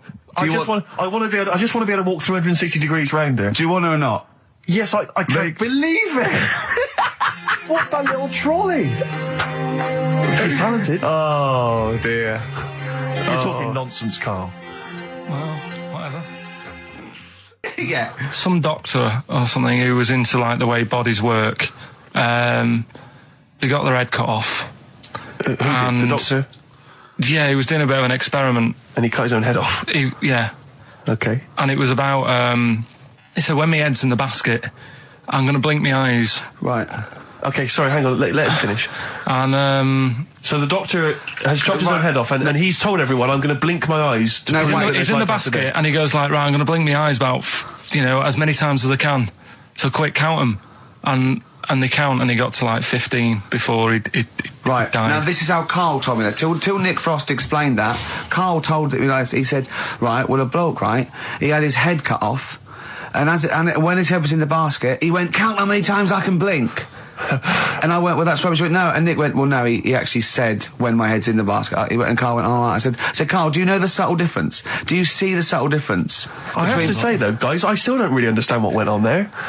You've both lost me. The story is that a bloke who'd been found doing, You mean that Carl just explained it and that was a clear version? Because I still don't know what you're talking about, Carl. Well, this bloke had his head cut off at experiments against God. He was a doctor in the, in olden times. Yeah. And when they cut his head off... Why did they cut his head off? Because it was... he was executed. Crimes against... Exactly, he was executed, yeah. And he said to his assistant, when my head's in the basket, I'm going to blink, count how many times I blink and write it down as an experiment, right? Carl told it to me, like his head was cut off and he went in the basket, and when his head was in the basket, he looked up and said, count how many times I blink. Yeah. I love that. I love the difference in that story. Yeah. Both rubbish, but, one's possible and one isn't. You believe anything that you're told, except when we tell you the truth. Okay, 104.9, Ricky Gervais, Steve Merchant. We're not actually here. It's the best of. Got some new ideas for you. Go on. Well, they've all been blinders in the past. Go on. Did you do any competitions when I was away? I think we did, didn't we? Did we give away a DVD? Did we? Yeah, we did. Yeah, go on. Yeah, right. Go on. Anyway. Well, I thought some... This isn't like radio, is it, as we know it? This is just people talking. If the mic's on, it's luck. Yeah. If anyone's listening, I've no idea what they think of this show. It's not a show. Not in the traditional sense. No. Okay, then you're going to change with that, Carl. Because a show suggests a certain form of presentation. Yeah. A certain pride. And when we do present dare I say it, some planning. Yeah, and when we do, it's ruined by him pressing the wrong button. Yeah, but I've got some planning here. Go on then. Quizzes. What I did was, when I was on holiday, right, you said, come up with a new idea, right? So the best way of coming up with ideas is sort of... thinking. Sort of nicking a TV show name and then twisting it a bit. Yeah. So... Or just rip off Simon Mayo's idea completely. That's good advice for anyone out there. I didn't Yeah. If you're interested in ideas. Carl is presently running a course writing for TV. Yeah. And that's the lesson 1, isn't it? Just rip something else off. Just do it and change the title slightly. Yeah. Well, go on. This one I haven't really got... I don't know what to do on the game, but I'm thinking... Strike It Ricky. That's all you've got? That's what you've come up with. How long did that take? What is that? I just thought it sounded a bit like Lucky. Forget that one then. Yeah, forget that one. Okay, yeah, well, no, good. No, we all have hits of this. Even Spielberg's, not all his films, can hit the. Go on. Right. No, okay, no, it's a good. Go on. Yeah. Remember Big Brother? Yeah. Do I remember him? Well, no, go on. Big Mother, right? You call in. If your mum's ever, you win a CD. What do you mean? How can you prove that? Alright, forget that. Right, ER. Here's one. Right, ER. Good one. No. Yeah, no. The Price is Right, remember that? Yeah. Right. The Price is Ricky? No. The Rice is Right. And what I do, I read from an Indian menu and a Chinese menu. You tell me whether you have pilau or egg fried. He's a genius, isn't he? He really is a modern... that one. Let's go on then. Let's go into this one. Let's not cross this off right away. Go on then. What you read from what? Well, I get a couple of menus from like an Indian and a Chinese takeaway. Yeah. And I'll go like, chicken korma. Well, could I just suggest that as it's an Indian, it'll be pilau, and anything you read out that is... Yeah, but you don't know which one I'm reading from. What, the chicken korma's Indian, isn't it? Yeah, so you go pilau. But then well, you might as well say Indian or Chinese. No, because then the name wouldn't work. The Rice is Right. Okay, yeah, I forgot you're working for the title backwards, aren't you? Okay, yeah. I'm so confused. I don't know where I am or what day it is. A programme that they've been in on Channel 4, right? Can you cross that out? We're not doing The Rice is Right either. I don't understand The Rice is Right. No, go on. I'll tell you that later. We'll have a game in the office, right? A game that they've been in on Channel 4, but has got really big viewing figures. Well, obviously not. Right. Or they wouldn't be binning it. Go on. Do you know 15 to 1? Yeah. They're getting rid of that, right? Are they? I'm thinking 15 Taiwan. Get some items that are made in Taiwan, right? Get 15 items, and I say what they are, and then you go, oh, I bet it's the vase. Or something. That's the one that's made in Taiwan. Yeah. Can you just explain that again very quickly? No, don't go. All right, forget that. Cross it out. 15 Taiwan. Well, Carl, what are your thoughts? Why have you stuck it out here? Nothing better coming in, I thought. Well, I'll tell you why, because you're always on holiday. You don't do a lot. You get paid, well, doesn't he, really? He's a moany. He doesn't try and get on at all. He doesn't deal with people. He moans about everything. And, so he's... I'm alright. I've got my own little room and that. Yeah. Like a cage. It is like a cage, isn't it? And he can shut the door. If people walk past, he goes, shut the door. He doesn't want them looking in. He's like a miserable old chimp. We noticed today how much he's simian, isn't he? He's very strange, actually. We maybe should try and get a picture on the website, because Carl's arms are particularly chimp-like. It's very, very strange. Because he's got that he's got long downy hair. It's and not the like long extended knuckles. Yeah, and his totally round face that sort of the chin goes back and the dome of his cranium. I think, quite seriously, I know we sort of share about 98.5% of our genetic material with bonobos and chimpanzees, but I think he's got a little bit more. Yeah. I honestly think he's a little bit of a throwback. Just his line, they just kept to this sort of really the ugliest one in the cave and the tree, and he really didn't come out of it. I'm not saying you are, I don't think you are. Yeah, you're chimp-like. No, it does annoy me. My hair annoys me on my body and that. Because I've got like hair on my little toes and that. Have you? Then on the legs. Would you see your little toes? Can you pick things up with them? No, it's tried. Okay. Well, that's the finale of this week's show. We're going to see if he can play a record and put the fader up from a tyre while swinging on a tyre, just using his hairy toes. Yeah, I've sort of got hair all the way, but then it just runs out where it should be on the top of your head. Yeah. And is this part of the reason why you're always uncomfortable about being nude or around naked people? Is that partly the reason, do you think, because you look so grotesque? Well, when I'm on holiday, I don't really like wandering about without a top on unless like it's a quiet beach or whatever. Sure. So what would you normally wear? I just have like a nice sort of light, summery, sort of linen shirt, maybe, just a few top buttons open. Yeah. But I don't like... The naked body isn't that nice anyway, is it? You know what I mean? Whatever it is, if you're a cat and you're shaved, you don't look that nice. You know what I mean? But with I think you'll find a cat is naked even with its fur on. Cats don't wear clothes. No, but what I mean is a bald cat isn't that good. You know it does me head in that I'm bald. I'm not, I wish if I could have hair, it would be nice, but that's life. Would you prefer animals to wear clothes like Mickey Mouse does?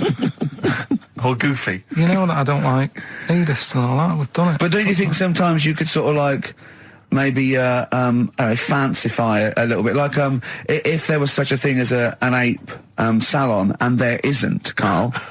there isn't, right? Would you give a orangutan a trim, maybe sort of his hair? Because some of those look like they're going bald, but they've got a comb over, They don't should they? just have a shave. When it's like that. That's what I did. Just take it back. And the underarms as well. Yeah, they've really got a lot of underarm hair. Even the women ones. Really? Yeah. That's disgusting. I know. I don't know. I don't even know why they breed. I don't know how they get they laid, some of those horrible old hairy ginger orangutans. Yeah, they are particularly grim, some of those. I know, yeah. The big ones. I know. Ginger ones. Yeah. You can't be happy, can they? What is that? Where did that happen, the ginger thing? Why do people give them, like, hard time and that? Well, you just gave them a hard time then, so why did you do it? You were just buying in, were you, to people do sort of give... I don't understand why, but ginger people get quite a bit of stick, and I've never understood it. No, it's just, I don't know why. They do, though, don't they? I don't know, it might be historical, it might have been because... I'm sure they don't everywhere in the world. I'm sure it's probably... Oh, they are. They're always... I've said to you about even, like, ginger cats, they're always fat, because they're sort of sick of it, probably. Wait. Ginger cats, what do you mean? When you see a ginger cat... They've been eating, like, because they're upset, fed up they've been bullied. You never see, like, a thin, happy ginger cat running about. It's always overweight and looking a bit fed up. It's just a good point, isn't it? I wouldn't say it's a good point, Carl. It's a point. So last week, the Chinese don't age well. Now, anything ginger, including cats, are sick of it. No, but I'm just saying... Are you ginger? Would you like to take issue with any of Carl's points? 83 XFM is the text. You can text us. Maybe you've seen a thin ginger cat. I'm not having a go, though. That's what I'm saying. I'm just saying it's weird how people give them a hard time. And it's if I could have hair, I'd go for ginger hair rather than being bald. Really? No.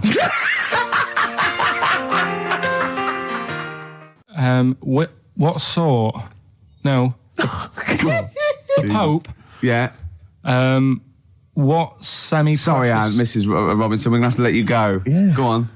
You are the weakest link, Carl. Goodbye. Yeah, go on. The Pope. Yeah, the Pope. Yeah, we've got the Pope. Yeah, that's not strictly a question. He wears a... he wears a Desmond's hat. He wears gore-blimey trousers. Yeah. Does he live in a council flat? Yeah, he lives in a council flat. He wears a semi-precious stone. What's the stone? The Pope wears a semi-precious stone. What is the stone? You mean, what is it called? Yeah. What is it called? What, has it got like a kind of papal name? I think it's like, is it a 18-carat one? So we got to try and get the carrot of the Pope's big diamond. He calls it Dennis. He calls it Dennis the Stone. Do they want the type of gem it is, like, or is there some kind of papal name for it? Or do they want it like the Rosetta Stone, or I don't know. I can't play record. Play 2 record. Let's go. Where's your head at? Basement Jacks. Right. Okay. Let's get this. Have we knocked this on the head? Then it's just not happening. Oh, here he is. Look. Here he is. Come in. How have you... Oh, God. I don't believe that. Oh, that's pathetic. I do not believe that. That's absolutely pathetic. Now, they won't believe this, will they? No. Right, if I say that Jonathan Ross just got his massive member out, and he is a big lad, come and sit down. I've got your tickets, Mr. Gervais. Thank you. What's going on here, then? I mean, why are you dropping off tickets? Well, because, in the spirit of the Comedy Awards, we like to have the rising young stars of the British Comedy Awards. That's right, and that's me. Well, we couldn't find any this year, so we've asked Ricky whether he would sit in the rising young star seat, and I wanted to deliver the tickets personally, so there's no excuses if he doesn't turn up later. Yeah. I always suspected that you were sort of pretty well endowed. Yeah. And now we've seen, it's on webcam. That was just one of my cocks. That's the one you're wearing today. That, didn't we? Don't say that. No, this is meant to be the happening young station. What's going on? No, you can't say stuff like that. You can't. Just careful what you say. Look after Julian Clary. 10 years in the wilderness, and he comes back in the person line. 10 years in the wilderness. Happened to you. That's Jesus you're thinking of, isn't it? Just because you're on everything at the moment. I walked in here, and I came in here, and I thought, this is the young happening place, and what do I see in here? 3 old men sitting What are you talking about? I'm only 28, 27. You're wrecked. You all look wrecked. Well, that's because we're always partying. I was looking for some youngsters. Where's the youngsters? I wanted to see some tight leather pants. I wanted to see some foxy chicks hanging on you everywhere. What is it? It's a bunch of old blokes and a bloke up there washing up in a sink. But look at him. He even dresses for radio. Look this at is him. ludicrous. It's amazing. Looks like I love the fact you were on the phone to Gervais last night, weren't you? Asking his advice on clothes. Look at him. He's going for the man down the DSS. I like that look. That's a nice look. Have you got a single pair of trousers that aren't elasticated at the waist? They're maternity jeans. I know they've got a whole panel that puts this forward. The thing is, what I do at the end of the week, I can pop these in the pan and I can make a nice soup with all the food that's encrusted in them. At his years as a homeless coming to the fore there. Look at you, one step away from Lawrence Llewellyn Bowen. I'd like to be that bit closer. But why are you dropping off tickets? Are you a little bit? Because I thought you were married and stuff. Why do you suddenly got this obsession with Gervais? Because I'm a bit rough, ain't I? Yeah, it's like when you see Dale Winton out with those rough boys. I'd like to get one of my own. When a top celebrity in a lovely looking suit walks down the corridor with his penis out. Yes. Yeah. I know that I'm still an attractive man. You've arrived. I was inaugurated in the same way. For me, it was Des O'Connor. It's like it's the passing on of the baton, if I may use that euphemism. and you've been battened. It's fantastic. Well, it is a pleasure. I don't think I'm complacent just because I'm mixed with you. I still wake up and think, I don't believe it. I'm mates with Jono. Can I just point out one thing? I was listening to the show last week and I heard you, as always, revealing a little too much about yourself, if you don't mind me saying so. Yeah. Steve tried. Not as much as you. No, but that was just for the benefit of the room. Yeah. And talking about when you used to occasionally urinate in the sink. Yeah. When you were around my house last time and I came in the kitchen and you looked a bit shifty. No, please reassure me. It was more ownership. I was like, I went to my territory and then other people that come in and go, has Gervais been round here? It's like just marking my territory. Because my coffee the next morning had a hazelnut tang to it that I don't remember putting in. Can I just say something? Because I used to mention to you, Gervais, when we first started getting involved in the business. Yeah. I used to say, if there was one celebrity I'd like to be friends with, it's Jonathan Ross. Yeah. Lo and behold, Ricky's befriended Jonathan Ross. I'm nowhere to be seen. But Not invited round. Ricky told me that I could be his friend, providing I never extended the arm of friendship. Right. Yeah, if you ever... I thought as much. He tries to keep everyone else down he works with, from the office, all the other shows. He tries to keep them down. I didn't even want you to come in. I wanted to meet you on the steps. Yeah. I didn't even want to tell you you were around. But you called. He went, who's that? And he saw your name come up and he went, well, can I meet him? Well, you're all coming tonight, aren't you? This isn't Radio 2, by the way. These links are way too long. This is snappy radio. We have to play out... Yeah. You might the be kids have lost interest. But the kids want to hear Coldplay, Catatonia, You know what I like? Faithless. How about some more of that instantly forgettable hip-hop you play each week? One of those obscure hip-hop hooey. That's the worst feature on British radio. You should be ashamed of yourself. Wait a minute, I've heard your quiz on Radio 2. I said the hip-hop's had its day. Put it away. Put it away. I'm Carl. Carl, how you doing? I'm all right. Got a question for you. Quiet man. Got a question. Yeah. The Pope. Yeah. What semi-precious stone does the Pope wear? That is easy. Go on. Topaz. Is that the right answer? I don't know, I might have wrote it down. I'm really sorry, Jonathan. It's not what he publicly admits to, but I have to know because I was hanging out with him at the Groucho one night and he was saying, oh, look at this, look at that toe bench, go and buy that, look at that. Vatican City. Look at that, we can make a nice ring out of that, he said. Didn't go anywhere, but thanks for asking. I better go, I've got to go and buy some winkle pickers. Thank you very much. Okay. Enjoy it. Stephen.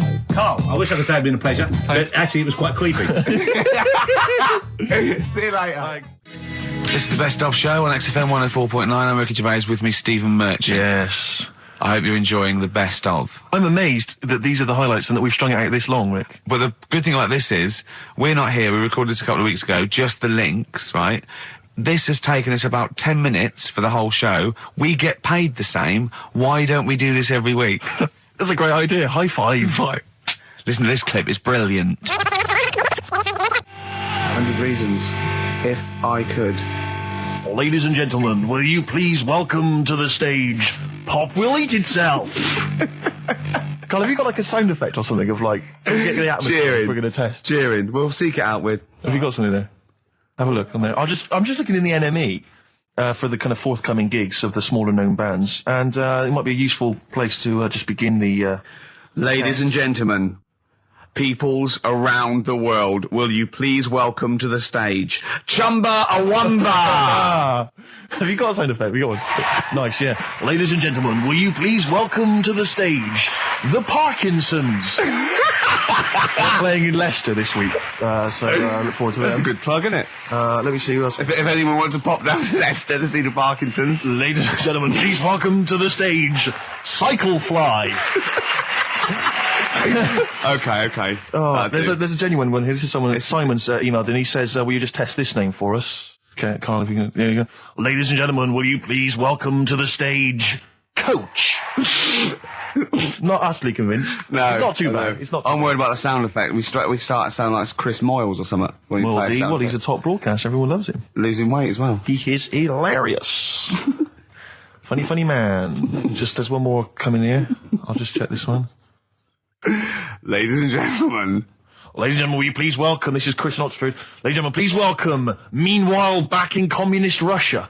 Is that a band? I assume so. I assume it's his band. Yeah. Steve, I mean, I will play great old tunes till the cows come home. We got to give them a little bit of Dandy Warhols and Air and Athlete. I know that, and they're great. They're good, right? But I wanted to play a Cat Stevens song, but I thought I'd better not because I've, play that a little bit. And we quite like resurrecting old reputations, don't we? People like Elton John who had bad faces, or David Bowie. People whose names now are largely laughed at in the serious rock or people circles. that people might not have considered. I thought Cat Stevens, oh no, Rod Stewart, I thought. Was he Rod Stewart? Many people now are thinking of the leopard hot pants and the ludicrous hair. I think I'm sexy and all those sort of old stadium sort of disco things, but he wrote beautiful tracks from Maggie May through, and I thought, hold on, two birds with one stone. What about a Rod Stewart song written by Cat Stevens? Wow. Is there such a thing? The first cut is the deepest. Let's hear it, Rick. On this album as well is The Killing of George. Georgie Part 1 and 2, remember? About the gay bloke. Georgie Boy was gay, I guess. His favourite song. Carl's favourite song, right? And I was going, oh yeah, I remember that, yeah. I said about, and I said, did not intend to take his life. He just pushed it when he gets mugged and killed. Do you know what he said? I was sitting outside, I was singing, he went, well, as I said, they go out too late. They go out too late? He meant gay people go out too late. He went, no, they do. I went, what do you mean? He said, well, they're always out, they go out, or when people are coming home. He said, if he'd have been in bed by 10, he'd still be alive today. That's a sobering lesson. And he went, there's one that works here, and he's shattered every Monday. Oh, if you're gay and you're listening, just be in bed earlier. Go out when sensible people go out. Yeah. You're right, we're not on the continent, Carl. If you're gay and you're not in bed by 10, go home. Yeah. I don't get it. That blew me away, right? That the fact that he got the name, he got the number. Spooky bit, right? I'm walking home. I called you up a couple of times and I left a message on your phone because it was just amazing. Not only was he good at magic, but his maths was brilliant. No, well, that thing adding up to 42 was like, how did he do that? I mean, we didn't even make a big deal out of that. He said that to me. He said, all Carol Vorderman's got is the maths. Do you know what I mean? Imagine him on Countdown. Yeah. He'd even know what they were going to write down. Do you know what I mean? So a bit of a wasted talent. I should see him again about that. I think he's... So I get into my flat, right, and what they do in my flat where I live, they put the post in like these little pigeonholes. Right, and I don't normally check them out. I leave it for Suzanne to do, right? Sure. But this time, for some weird reason, I thought, right, I'll check it, see if we've got any posts. Open it up. There's only this. A letter for Miss Harris. Yep, there it is. Bona fide in front of us. A letter addressed to a Miss Harris. Well, does she live there? No, it's my address. She doesn't live there. Did she ever? Don't know.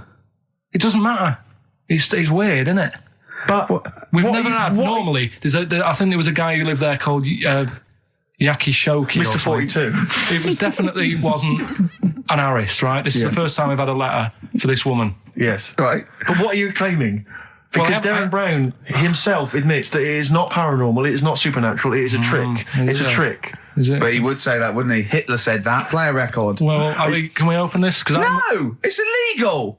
No, but I'm thinking if it's a birthday card for someone's like 42nd birthday. Right. You can't open that letter. Go and put it back, or you cannot open that letter. Why not? You can't open someone else's mail because you think Darren Brown's supernatural. What if we steamed it open, then resealed it? No one would know. It's only a letter. You can't. You can, but I don't want any part of it. Carl, I think you should open it. No, you open it. I'm not opening it. It's against the law. You should open it, though. We won't open it then. They won't send you to prison. Forget it. You'll get off. Cure? Yeah. Bit of cure? There's no cure, no. I'm looking... I'm tempted to open it. Well, do you want to, Steve? There you go. No, I'm not going to open it, but I think you should, definitely. 6 Different Ways by The Cure from the album The Head on the Door. We've enjoyed that. The Head on the Door, Carl. Ooh, bit of a coincidence. Spooky, isn't it? It was only 4 weeks ago you were talking about a head and a door. Exactly. Has the door got a number on it? 42. Oh, dear. So we're not opening it? No. Well, I can't open it because as the producer, right? Oh, yeah, because you're standing in society as such that they'd make a real example of you, a producer of a tin pot radio show once a week. Yeah, he should know better. He can press buttons and talk at the same time. Sending down.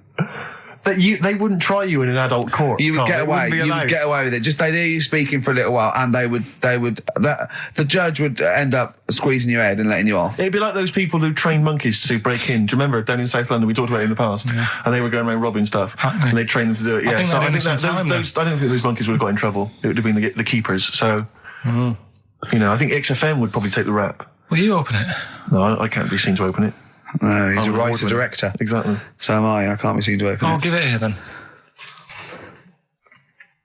Right, I'm having no part of this. That's against the law, but... Right, I'm having no part of it. Open it. Come on, you've started now. Right. The thing is, right, if it's important, we can say maybe she's listening. But do you need to stress? It could be anything. What are you going to say? We're going to say, oh, and if you are listening, Mrs. Harris, you have got gonorrhea. Call the clinic. Do you know what I mean? It could be anything.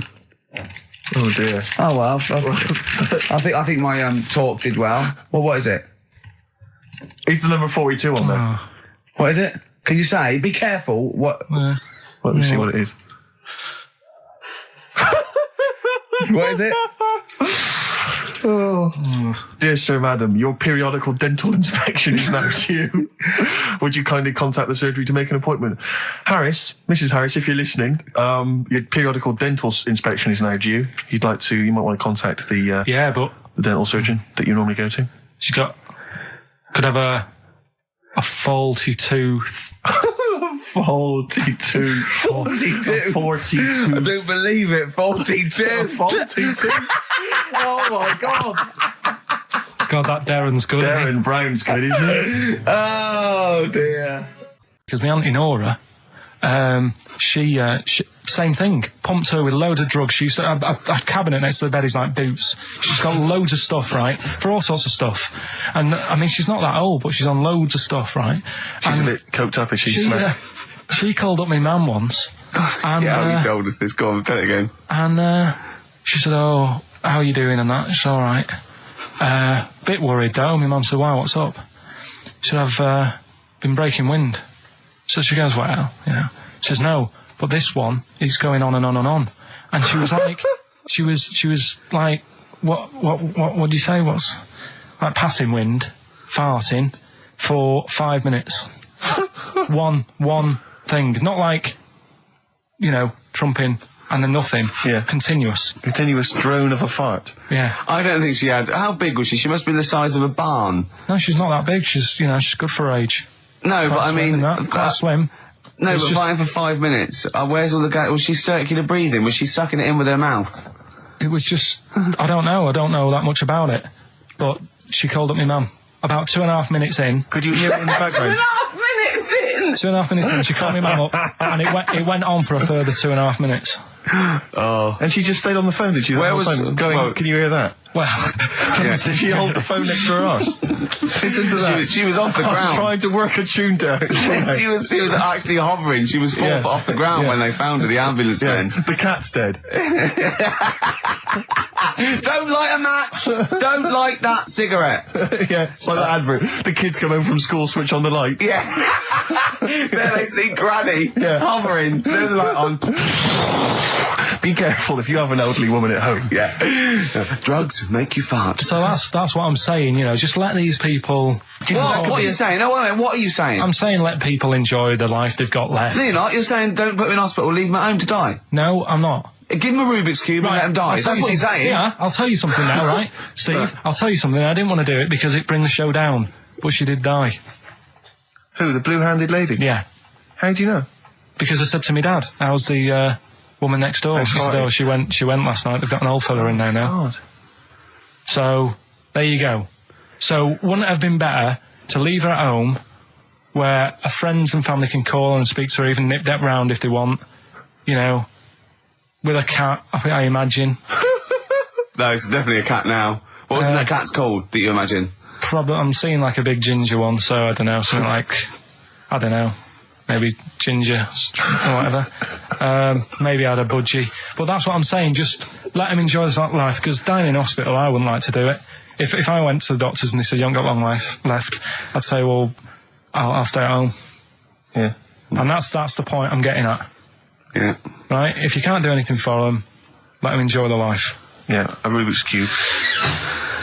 Right, well, you might want to try and you heard about the hanging one when the fella was... Sorry, mate, go on. When the fella was hung. Well hung? He was hung, and... hung? Sorry, what's hung? He was hung by a rope. So, isn't that... No, I think it wasn't he, a Chinese emperor? And wasn't he hung? Yeah. Sorry, he was hung. Some fella who'd done something, they hung him. It's not a word anymore, he was hung. Look, don't be doing that again, because you said squoze wasn't a word, and then I shown you a menu today that someone sent, and it said fresh orange, squoze. In inverted commas, and next to it was the word colour, spelt C-O-L-O-R. So, presumably either the American menu, right, in which case there's loads of American words that we don't use, or it's just a badly typed piece of work. Anyway, there was a bloke that was hung. He was hung and that, but he didn't die. Hung on that, he was definitely a Chinese. Hung on that, yeah. I remember him now, yeah. He didn't die, and they said, oh, just hang on a minute whilst we change the rope and that, and he stood there waiting, changed the rope. They tried to, do it again, and didn't work. It didn't work, right. So, they got another rope, right? Didn't work. And then they had to let him go, because it's like there's a well-known saying or something from this thing. Yeah. Landed, Mr. Ben Folds. We've landed on XFM 104.9. Ricky Gervais, Steve Merchant, and little Karl Pilkington, and his magical little manky, round, baldy head. He was described as wacky mank in one of the papers this week. Really? Brilliant. Well, remember we were talking about it last week, about he came round to my house, and I popped out my Mr. Johnson, sure to take a little look at. And his two That made daughters. the papers. That made the papers. Wow. What paper? It wasn't front page of the Times. It must have been like the Daily Star or something. Just squeeze Live 8 on the second page. Yeah, so Wacky Mank. Wacky Mank, that's Wacky great. Mank. Wacky Mank. We had an email from someone that reckons they remember you from body popping round Salford Way. Yeah, Eccles Precinct, apparently. You know that, I wasn't doing it round there, though. What do you mean? I was round Stretford. Stretford-Arndale. And what were you doing? What sort of body popping was it? Just a bit of everything. Caterpillar. Bit of moonwalking. Do you have a little piece of line there you used to carry around? Well, mates had that. Right, you didn't borrowed theirs. Borrowed theirs. Were you any good? But you weren't breakdancing, well, you weren't spinning on your head and stuff, you were more body popping. Well, I hope he wasn't spinning on his head, because that can sort of give you little brain damage and things. Well, it can give you brain damage. Also, it can wear your head down, and also it makes your head perfectly round. Yeah. Because the gravity is pulling on. But if you keep on doing it, obviously it's going to wear your hair out, yeah. So you become sort of like a... stupid, bald, and roundy-headed. Yeah. So I very much doubt that you did do any of that. Did you, Karl? Didn't do any of that. Well... So you're shooting off in a minute, aren't you? Well, yes, because we were trying to make poverty history, Karl. Yeah. People are making poverty history all over the place. They're putting on a wristband, and it seems to be working, because I haven't been poor for ages. I haven't been poor. And Alex had a stop bullying. Alex was wearing a stop bullying wristband, and as he himself said, he seems to have sorted that out. You haven't been bullied for ages? I haven't been bullied for years. So wristbands work. I saw one in a shop window the other day which said, stop child abuse. And I bought one, obviously, because a lot of people say, does it make a difference? But it was only £1, and I'd only spent it on kiddie porn. So, I think I've made a little difference there, in a small way. On a serious note, though, I like the idea that child abuse, if you're a paedophile, and you're walking along the street in your Mac, right, you got a puppy in one hand, a bag of sweets in the other, and you see this wristband, and you go, oh, stop it. Oh, okay, then. Yeah, I thought before, that's what you think. Okay, fair enough. Yeah. I won't be doing that again. Yeah, he was hanging around in Topshop for unsavoury reasons. You saw them in there for only £1. Karl, we haven't got long, have we? We've got an hour and a half, because we've got to shoot off. I've got to shoot off down to Live 8 and introduce Rem. So we got a lot to pack in. We got the Rockbusters, and then we give away. I just saw those. I'll finish the sentence in a minute. I look forward to it. I'm getting excited. Yeah. I'm getting excited. So we got so much to pack in. Yeah. I haven't got time to finish all my. So listen, right? You know the things we're giving away. The signed little Homer the Nigel Tufnell thing and the Flanimals, right? It looks brilliant. They've done a brilliant job, the people here at XFM. So take back all you were saying about them, Carl. And also, we should say as well, you've still got a chance to win that, because if you get today's Rockbusters, you go straight into the hat for the big draw, so you've still got a chance to win all those top prizes. Play a record. Bit of Monkeys. Yeah. Monkeys. Pleasant Valley Sunday. All right, do you like that, Carl? It's all right, yeah. What's it about? Well, if you heard, it was a sort of description of, typical suburbia, isn't it? Here in status symbol land. It's a sly dig. When the monkeys get a bee in their bonnet about something, you better not. You do not want to be on the receiving end of that. Yeah. We've got a good song with a story later. Go on, what we got? Don't want to tell you yet. All right. Now, is it as pitiful as last week's, where you somehow misheard that Eric Clapton song? What was the Eric Clapton song? Well, Wonderful Tonight, and he was convinced it was about a bloke in a wheelchair for no reason, no evidence at all, other than she's walking around with me. Yeah. Well, yeah, walking around with me. No. I walk into a room and everyone's head turns to look at her, which you didn't seem to helps him to bed. Is he's drunk? He's had a few. Never mind. Yeah, well, you're totally wrong. Big day, Carl, though, isn't it? Because there's lots going on, and I know Carl's it's very, very important for him that he champions Live 8. I don't know what's going on. I don't know what. I am sick of it, to be honest. Sick of what? Just sick of reading about it. Sick of this Live 8 thing. Sick of it all. Brilliant. Fed up with it. What annoys you particularly? It's not only that today, though, is it? On the way in today, right? Saw a gay fella on a bike. Weird? On a bike, rushing. What time did the gay march start? What time did they have to be? Why are you looking at me? I don't know. No, but he was rushing, left it late, so he'd had a late night again. So my point's right about him. What was your point about, just to people who've just tuned in? Well, the fact that they go out late, so, they sort of have a nice night out from about 11:30. They're ironing the jeans at like 10:30. In their jeans. Their leather trousers. But anyway, right, so they're cutting the back out of their leather trousers about 10:30 at night. I'm on the way in, right, and I see one stressed out, rushing, right, on a racer, wearing high heels. Oh, I love you. He's 50's dad, isn't he? He's angry. He's just angry. If you're a gay fella and you're proud to be gay, but you also want to make poverty history, you don't know what to do today, do you? You're all racing all over the place. Must be murder. It seems a bit unfortunate that they've put them on the same day. Yeah. Well, you can get little leather studded wristbands that say make poverty history. Yeah. So you can join in on both parts. You can kill two birds with one stone. Yeah. But why is Live 8 stressing you out? It's for a good cause. You must have, I know we've discussed this in the past, and you don't really know what you're talking about. But I mean, maybe that's the problem. I'm just, I don't know. I mean, I could have told them ages ago that there was no way that they were going to pay it back. I knew that was going to happen. I love that. But they didn't consult you, did they? When they were handing out this money willy-nilly to people who were dying, you could have had a quiet word with them. All I'm saying is, you could have said to Harold Wilson, Harold, you're not going to get this back, mate. You are not going to get this back, mate. When I wanted a mortgage, I had to supply 3 wage slips, is what I'm saying. I was double-checked out loads of times.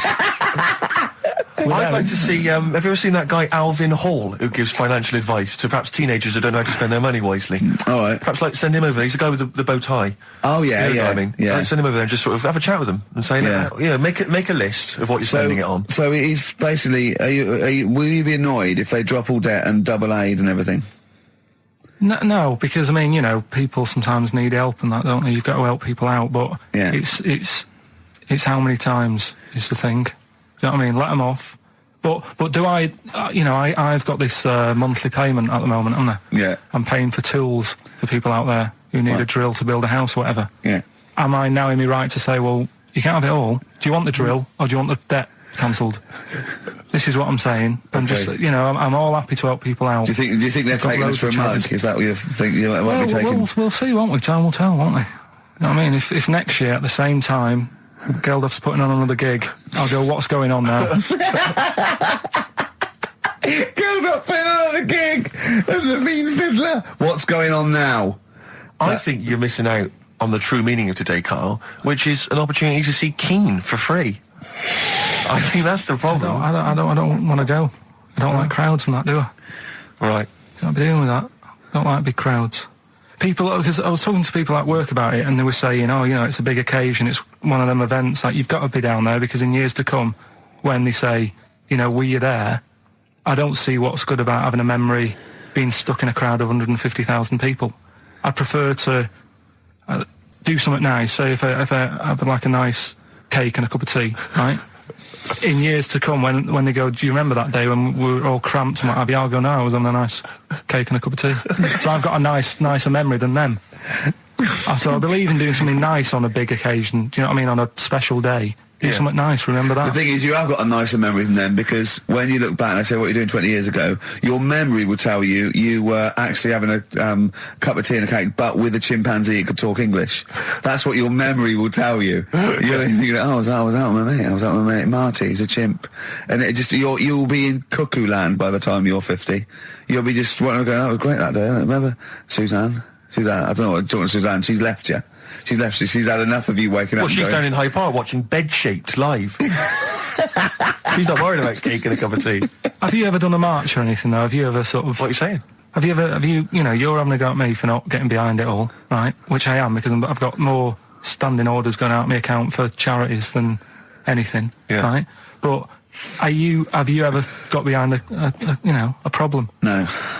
I don't think I have, to be fair, no. No, I am quite slack in that respect. It does take a lot of effort, though, doesn't it? Well, it depends. What sort? Well, you know, if you're going to do one of those walks from John O'Groats to Land's End or something, that's a lot of time commitment. There's one, I tell you what, there is one that looks alright. On Portland Place, just off Oxford Street, there's always just a little Chinese fella sat on the pavement, right? Oh, I've seen him, yeah. What's that all about? Yeah. He's just sat there with a poster, but you don't know what it's for, because it's in Chinese. Yeah. So he's just always sat there. But that's for me, that's the sort of march I want, where you just... And he's only there when it's sunny. If it's raining, they don't bother. I tell a lie, I did pop down when all those women walked through London in their bras.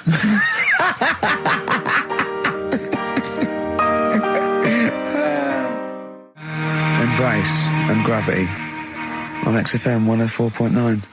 We've had a couple of texts. People obviously can text in 83XFM. That's the text number for the big quiz that's coming up shortly. Rockbusters, still your opportunity to win some of those cracking prizes.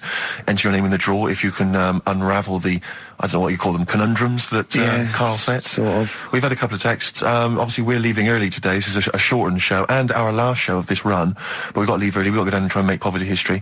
But Rob's texted and he says, only an hour and a half today. Well, poverty does have some benefits then. He's a fan. He understands the show. Who was that little fella that used to write in who hated the show? I forget his name. I haven't heard from him for a while actually. I don't know what happened. No. Maybe he realised that if he hated the show so much, the obvious thing to do was to switch off. Maybe that finally dawned on him. That's annoying. What's his name? Someone will remind us of his name. I like people who hate us to carry on listening. Yeah.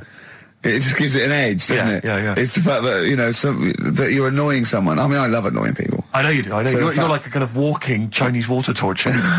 Yeah, exactly. Yeah. Have we got Ladder 49 today? Rick, there's a number of cracking DVDs, as ever, on Rockbusters. We've got The Life Aquatic with Bill Murray. We've got Howard and Kumar Get the Munchies, hilarious stoner comedy. And Batman, the animated series. And Ladder 49, there it is. Phew, Phoenix, yes. John Travolta. If you've ever seen Ladder 49, then you can give us a quick text review on 83XFM. I'd be interested to know if it's actually Why are you worth giving watching. away one a week for the last 6 weeks? Yeah. Well, we better do them then. Let's do Rockbusters for the last time. You can win those amazing prizes. All right. As always, just a little cryptic clue. Some initials of a band or an artist. Work it out, email in or text in. That's it, isn't it? Mm-hmm. Yeah. Right, the first one. Richard's kid. Yeah. Cuts hair for a living. Right? Richard's kid cuts hair for a living. Right? Initials ED. Right? DD. Richard's kid cuts hair for a living. Second one. I have a problem saying the French word for well. Right? I think that's the right word anyway. Wow. I have a problem saying the French word for well. So what's that? That initial there is K. Right, band or artist. And then the third one, you take 8 kebabs, 2 kebabs, 57 kebabs, times it by 27 kebabs. Right?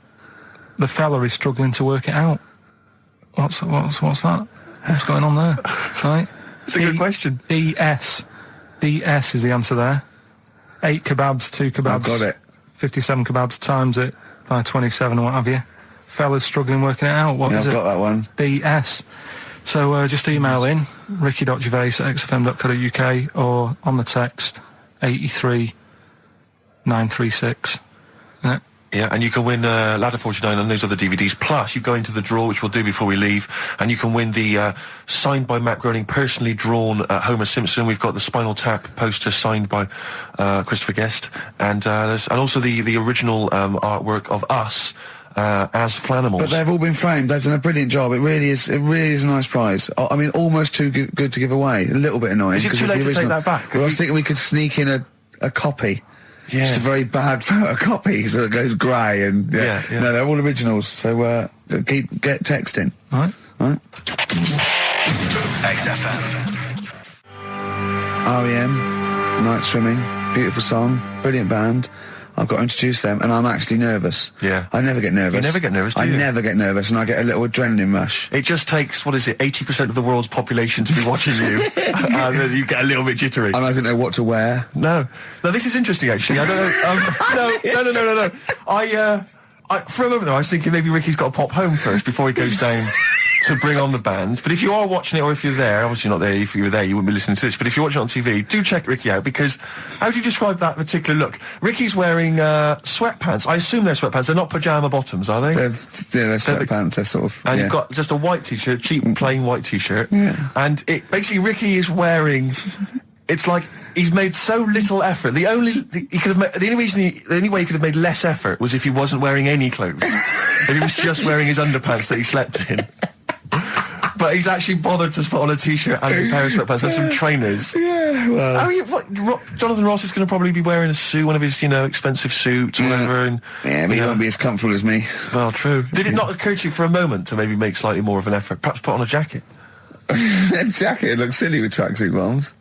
Well, again, you could have changed the tracksuit bottoms. I mean, they're a mainstay of the outfit, are they? It's like they're not changing for anything. Yeah.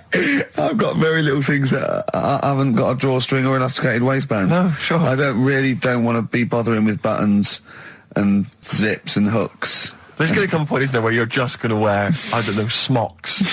Baby grow. Baby grow. A baby grow with a flap. Yeah. That'd be great, wouldn't it? Those little mittens. Yeah, all in. Yeah, that'd be great. And then a little oven glove, so I can just get stuff out of the oven, eat it, let it drop everywhere. Yeah. Right, and then just get out of the baby grow, put a new one on, a clean one on. Or those kind of red flannel things with the which cowboys wear. Yeah. The kind of buttoned up bit at the back. The old cowboys. Yeah. Grandpa, he comes out with the shotgun. Exactly. And yeah, the long johns. Well, how's it going with Rockbusters? Anyone got the answers? Actually, one guy has texted in, James in Deptford, he's offered some answers, and he says here, the guy that hated us, famously, of course, we should have remembered, Dickie Anderson. Dickie Anderson? Richard Anderson, of course. I don't know if Dickie's still listening. If he is, obviously email in ricky.gervais@xfm.co.uk and tell us what you've been doing, how you've been keeping busy and stuff. Yeah. Nice to hear from him. Chris Campling hasn't called, has he, either? Yeah, Campling. The one that thinks that not only is this whole show scripted, imagine that, right? But that Carl is a character created by us. Yeah. He's actually an actor. Oh, if only Look at that. A shaved monkey we got. I'll tell you, you're going to go along later to the Live 8 gig and you're probably going to see some bands that are going to make an effort to entertain you. But if you want entertainment, Rick, you know it. There's only one person to book. Go on. Me. If you perhaps I'm going to do because I'm obviously a top DJ on the radio, but where I really come into my own is DJing in any kind of club environment. Well, you told me you were DJing. I didn't go to it. DJing at a party, and you said the place was rocking. The place was roaring, and I loved it. Carl just said he was there, and they weren't. Well, that's nonsense, Carl. Because you know very well that when I'd put on a tune, they'd cheer. Yeah, but it was late on in the night. They would have done that whatever you put on. That's nonsense. No, they were happy and everything. I'm not saying they weren't having a good time. It was your party. It was all right, but they weren't going mental like you're sort of making up. They were definitely going mental. When I put on the Proclaimers, they could not believe their luck. They would have walked 1,000 miles. Was it good though? Were they really? What were they doing? They were dancing, were they? Dancing and that, but they weren't sort of cheering, going, more and all that at the end. What are you talking about? Oh, Take On Me came on, the big cheer went up. Oh, I don't know who to believe. I've been there, done it, Steve. I've been the DJ as well. Oh, it might be jealousy. It might be like professional jealousy there. Yeah. I think it's because my fortunes are on the up and these are on the down. You know, we all know famously that he had Pilkington making music, his DJ outfit. Didn't happen. I did enough. I just wanted to do enough to pay for the equipment. And I did. And that was that. But I don't like crowds, do I? But you're safe, aren't you? You're behind the little thing with the flashing lights. But there's still a lot of people and that. Forced fun. Don't like that. Forced fun? It's not forced fun. They haven't got to dance if they don't want to dance. Yeah. Don't like it. What do you mean your fortunes are on the up? Anyway, DJing. Well, I'll tell you, I was hired. Well, I say hired. I did it as a favour to a friend. His wedding the other week. And I got there, I was thinking, because everyone had their little role to play, and then people were doing a good job. I love you taking it seriously. And I spent ages putting together some CDs, special selection CDs. I love that! Because what I did was I burned them on iTunes. Did you turn up with your own headphones round your neck? Own headphones, wearing a suit, but headphones. Metal case. Didn't need it, just had them all in one small box. Brilliant. Boom. I thought this is good stuff. I got some classics here. Give me an example. Give me an example of that, like the first hour, the warm-up hour. Rick, I'm coming straight in with Frankie Valli, Oh What a Night. Brilliant track. I mean, when those beats start at the beginning, who's not getting on the dance floor? Wait a minute, what's this following up? Go on. It's the Jacksons. What, I Want You Back? I Want You Back. Brilliant. It sounds good at the moment, Carl. Yeah. So I'm thinking, I'm gonna roar this, because they laid on a good spread. The ceremony was nice, food was nice. I'm thinking this is going to be the piece de resistance. Yeah. Alarm bell started ringing. Why? When I realised there was a marquee outside. Of course, it's a balmy summer evening. I'm stuck inside on the dance floor, so I'm thinking I'm going to be struggling here to get them in.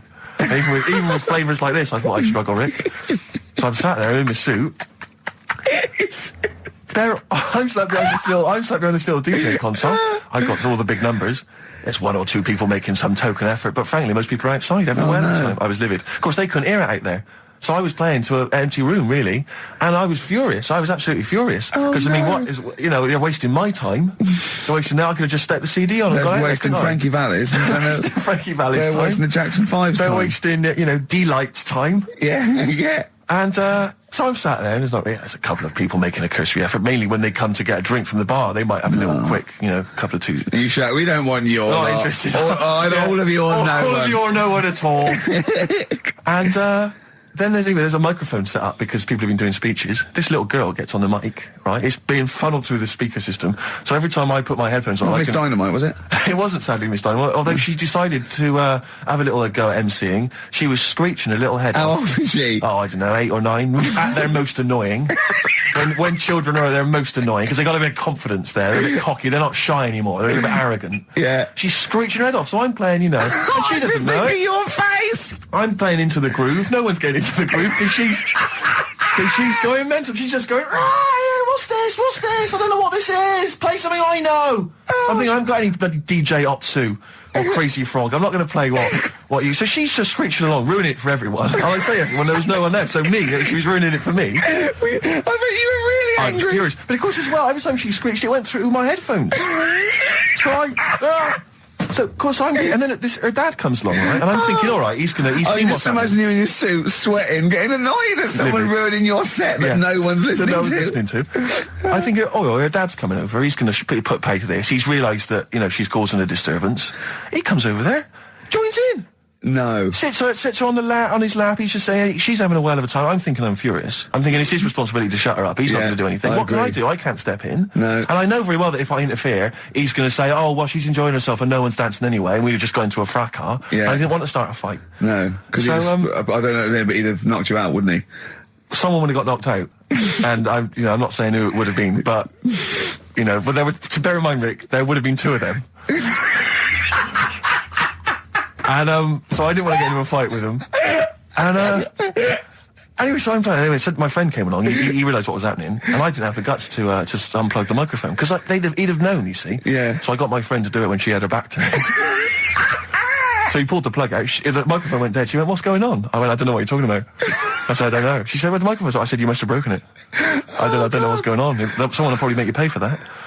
Anyway, at least we shut her up. That is great. But it really went from bad to worse. And there's that thing when you panic, you start panicking. So you're putting on a lot of flavours that you would have saved till the last hour. What are we talking? Boom, boom, shake, shake. Exactly. You're throwing him in early. Love Shack's coming on way too soon. Really? Oh, Love Shack before 11. It's heresy, but I had to do it. But anyway, in the end, I made the bride go and get some people in. I said, look, it's your special night, all right, and they're going to enjoy this. I'll be honest, love, this is a washout, and it's up to you to turn this wedding around, or I'm walking. I'm walking, and I tell you, they're going to have a sour memory of this evening, unless you bring some people in. Get everyone in dancing. So she got him in at the end, and I'll tell you this, Carl. I mean, I don't know what you say, but they were loving it. They were absolutely loving it. A bloke came over and said, have you got Amarillo? I said, no, but I put on something even better, Delilah. Wedding crowds always go for Delilah. A song, of course, about old man killing his wife. It always goes down very well, strangely, at weddings. They get into a sort of hokey-cokey thing. They went berserk for it. And I was following it up with, I had the Monkeys, I had all sorts going on. Brilliant. Of course, you know what happens. I'm going great guns. People are absolutely loving it. They're rocking it. I throw in, I had something cracking on at the end. Come On Eileen, of course, was on. People were going berserk for it. Which is unfortunate because the bride's name was Eileen. yeah. And then the bride pipes up. I'm throwing the bouquet. So they all traipse off outside again. I was furious. Oh, no. I plugged the microphone back in. I said, what are you doing? We got, but they went out there. And, of course, you can't get them back once they've done that because all the women are running around. I got the thing. And then they got to wave everyone off, throw the confetti. They ruined your day. I was having a great time and they ruined it. She ruined your special day. She ruined my special night. Oh, no. It's on her head. What would you put on about now, Carl? What if I was DJing? Yeah. Probably about a world party. Go on. Interesting. Put the message in the box, put the message in the car, drive the car around the world, and I'm imagining that message is make poverty history. That's world party, put the message in the box. Can I just say quickly while I think of it, we get a lot of emails from people, a lot of texts saying, can you send a big shout out, stuff like that. I've just looked at one now, Scott and Julie in Australia listening, they want a big shout out, big shout to them. But there's so many people that do it, and I'm obviously just want to say, sorry we never get to your emails. We're very, very lazy. We never really get to look through them. But we obviously do appreciate you emailing in, texting in, stuff like that. And also, can I send a big shout out to my grandparents, who I believe might be listening on their new digital radio? They're pretty high tech. Very West Country. Yeah. Are they the merchants of Bristol? Merchants, yeah. Props to them. Props to them, yeah. It's a slightly truncated show, isn't it, today, Carl? We've got monkeys I would trust. I don't like change, and that's what's happened. I'm not. You don't, do you? You're like Rain Man. Yeah. He really is like Rain Man. Anything change, he's got to get in a little routine. You can't. I don't like to. I'm not like Suzanne's mum and dad and what have you, where routine cannot change no matter what. Like what? Well, we've talked about it where if it's a Tuesday, I'm having sausage, egg and chips no matter where I am. That's what they're like. Right. That's what they'll remember, actually. When I'm saying about stuff about Live 8 and all that, people will remember. If people said to a dad, you remember Live 8? Okay, what day was it on? Tuesday. Well, I had sausage and chips. Nothing changes. But the thing is, today, normally we have a bit of a, I know what we're doing where and all that, and it's all sort of messed up. We don't usually know what we're doing where. We say, what should we do next? But I know, like, Rockbusters has been done early. Right. So that's normally done at about... That's really throwing you. I say, I just don't... I don't like all this change and that. It's messing about, isn't it? Rain Man. So what do you want now? Well, what about Song with a Story? See, with the... right, well, last week... Look at him, he's in a genuinely foul mood. No, he's actually rocking. Yeah. He's actually rocking like Rain Man as well. Last week we did, like you say, Eric Clapton. This is the section where we play a song with a story. I think every song, if it's a good song, it's got a story. You've got to listen to it, sort of, from the start. You get in the middle, you're going, oh, how's it going to end and all that. Yeah. You wait another minute, you know the ending, you're happy. But the thing is, as Steve said, sometimes you're disappointed with it, so it's not a good story. And as Steve said, I'm not sure you're finding what you need in a song for a story. Why don't you read a book, a novel? If you want a really good story that engrosses you, why don't you read a book? You're not going to get it from a pop song. I haven't got time for a book. Song's 3.5 minutes. And that's it, is it? And that satisfied you? Well, yeah, it gets you thinking for a few minutes, then you move on. Then you stop thinking. 2 minutes 50, this one, right? It's brilliant. Go on, Ed. It's about, last week we talked about the little crippled fella, right? This one... as I say, I don't think we say cripple anymore, but go on. All right, this one, someone emailed in saying, if you want a song about that, this is a song you ought to listen to, right? Right. It's about this fella who, basically something happened. I think he's in a wheelchair, right, for some reason. You thought that last time? His wife, likes going out. She doesn't take him with her when she goes out. Right. Is it Ruby, Don't Take Your Love to Town? Yeah. Brilliant song. Well, I'll just play it then? Yeah, great song. All right. What do you mean? Oh, it's just, it's a good story. It starts off well and that, you're feeling sorry for him, but then he says, Where's my gun? Yeah. Because she's a slut. Why? Because she's going off. Yeah, but what does he expect her to do? What? Just because he paralysed his legs fighting for his country, presumably in Vietnam War, says that crazy Asian war. So he's gone, he's fought for his country, he's taken a bullet, he's come home, he can't walk, he should be a hero, and then his wife's going out putting it about downtown. Why do I never meet women like Ruby? XFM. Forever Lost. The magic numbers on XFM 104.9. Well, the concert's kicked off, Steve. Yeah, I'm a bit annoyed that we're still here, really. Let's try and wrap this up quite quickly and then shoot No off. one's listening anyway. Nah, we could talk about anything. Well, we do. Yeah, true. It makes no difference to We us, could do a lot more swearing than we normally do. We could do even more. I was talking to Carl the other night, because I've been rewatching for some reason that film Witness with Harrison Ford, where he's a policeman that has to protect a little boy who's part of an Amish community. Amish? Yeah. And I tried to explain to Carl... You look plain, John Book. Exactly. And I was obviously trying to explain the Amish to Carl. He'd never heard of them. Completely stony-faced. Amazing. Now for those... Okay, you explained it to him, have you? Okay, then. Yeah. Now, I don't know what you said, but I'm assuming you got it right? Carl, now tell me back now, what are the Amish?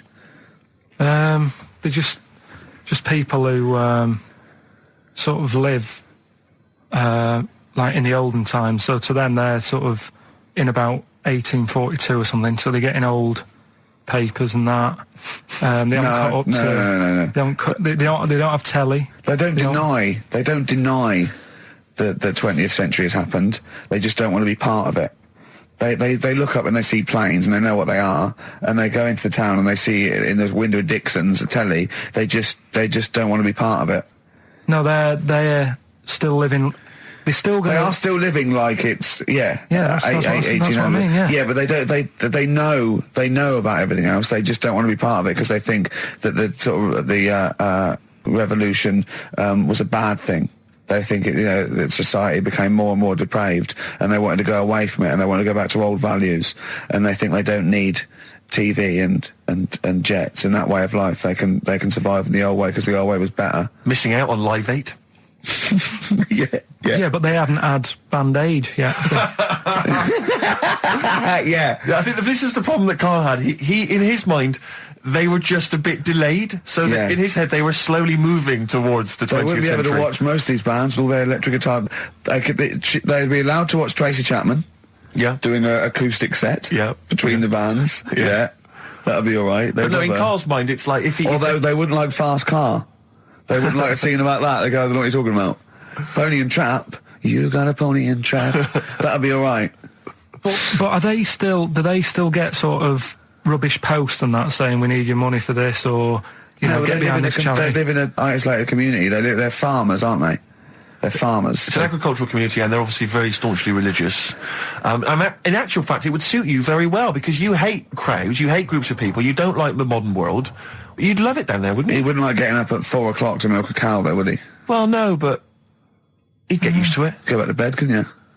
It's probably out. I mean, have they got anything to do with the Hare Krishna people? No, nothing at all.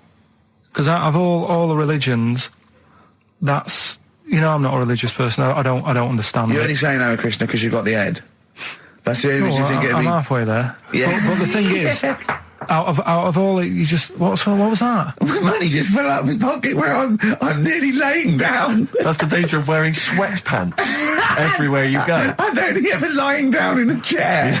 No, I'm I've never been a religious type. If people want to do it, I let them do it and what have you. Good of you. But out of all of them, I want one that's not going to take over your life. I don't want one where you've got to get up 3 times a day and you've got to go and pray and that you've got to get up early. Forget that. It's getting in the way. But if it's something like, I was walking to work the other day, right, across Oxford Street, there's a little Hare Krishna fella there, and he sort of had, he had a leaflet and stuff, and he said, are you interested? And I said, what do you do? And he said, well, we're against getting stressed out and what have you. And he gave me a plum. They hand out food for some reason. But I sort of asked a few questions. It's just the imagery. These two bald people, one of which is wearing an orange smock, holding a plum in the middle. He hands the other one a plum. It's almost like you can imagine some kind of religious painting. Exactly. Yeah. But you know, what is their sort of main thing? Because he didn't really tell me that much. He was a Japanese bloke, so I didn't know what he was saying that much. Why?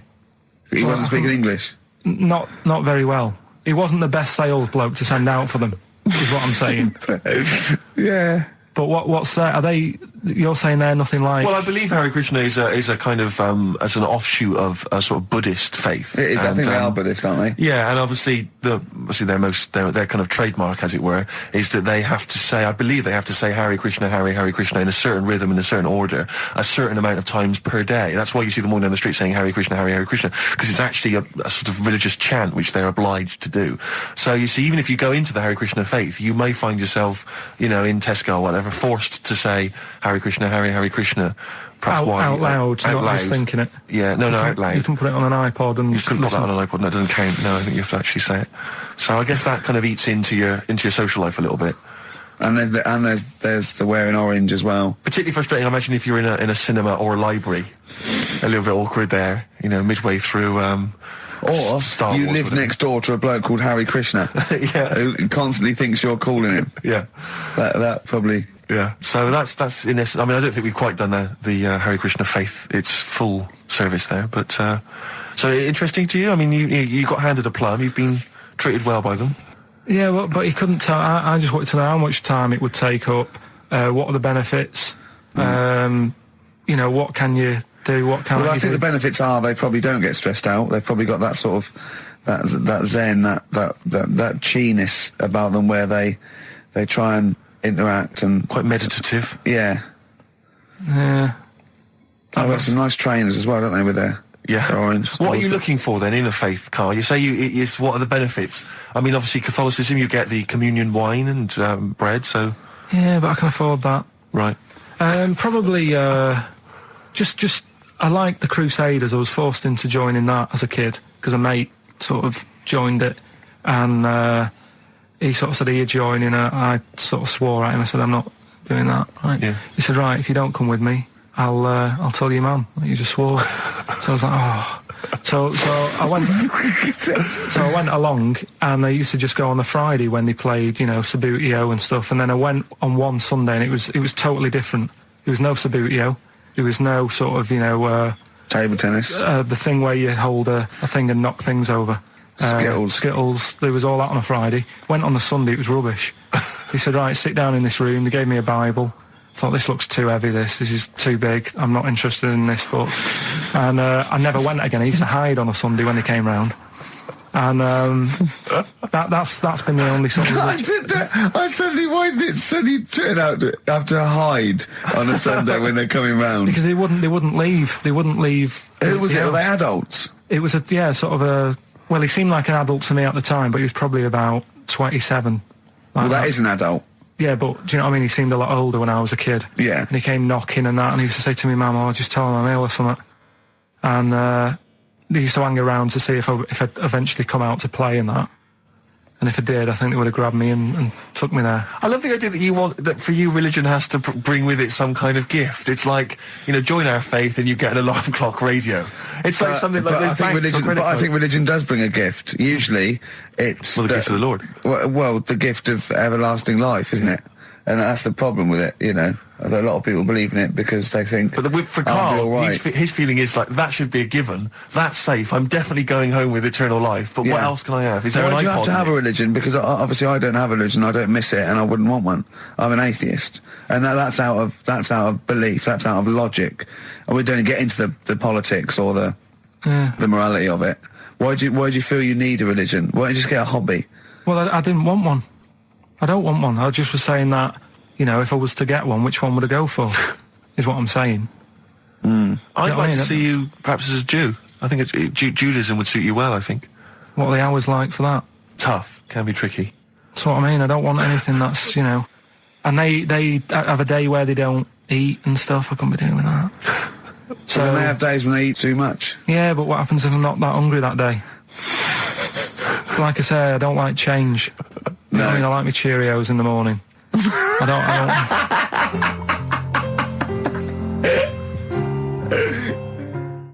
I still have that other girl in my head by Elvis Costello and Burt Bacharach on this final XFM show. Ricky Gervais, Steve Merchant, Karl Pilkington. Well, we nearly got to wrap it up. I think we've got to do the Rockbusters winner and give someone those lovely prizes. Monkey News, then we're out of here. We'll maybe come back, maybe do some Christmas specials. I don't want to make any promises. Right then, first one was Richard's kid. He cuts hair for a living. Yeah, what's that? That was well, try and work it out. No, there's no point. Dick's son, yeah, he was a barber. Barbara Dixon, right? Dixon. Dixon, well, again... Barbara Dixon. Right, her name wasn't Barbara Dixon, was it? So, that's that one. Did Ronnie Corbett ever say, ladies and gentlemen, Miss Barbara Dixon? Second one. Never did, did he? He never did. I have a problem saying the French word for well. What's the French word for well? Bon, isn't it? That's good. What? No, that's good, though. Bell? Well, no, what? Isn't it bien? Yeah. Yeah, all right. I have a problem saying it, so I can't say it. I can't say bien. I can't say bien. Can't say Kasabian, right? So they managed to work that one out. That's one of your worst. Can't say bien. Can't say bien. Can't say bien. It's not. No. And the last one. Work. That's terrible. 8 kebabs, 2 kebabs, plus 57 kebabs times 27 kebabs. This fella is struggling working it out. What's the answer there? DS, right? A Donna sum, right? So he's struggling working it out. It's a Donna sum, right? So they got that right as well. So what was the answer? Donna Summer. Donna Summer. Yeah, Donna Summer. So just pick went one, out on a Steve. high then. Steve, just pick one. We went out on a high. That was shocking. What about let's have a look. There's well, it's the first one to get all three. Steve, what's the first one with all three? Well, there's so many here. Yeah, but just the first one that came through in time-wise. Probably that one. No, I don't like Rob because he's been slagging us off. In fact, no, let's give it to Rob. If he's the first. No, to be honest with you, Rob's been slagging us off, but at least he knows. I mean, at least he's got some taste. Yeah. You know. Yeah, well, what if he was the first, then Rob's the winner? We'll give Rob, he gets Ladder 49 and a bunch of other DVDs. But that means he goes straight into the hat putting him for in the there big draw. I'm just going to write his name now. I'm going to throw that straight in the hat. I can imagine that no one, even the people who've entered, are that excited. Not because the prizes aren't great, but I'm worried that they don't appreciate it, Rick.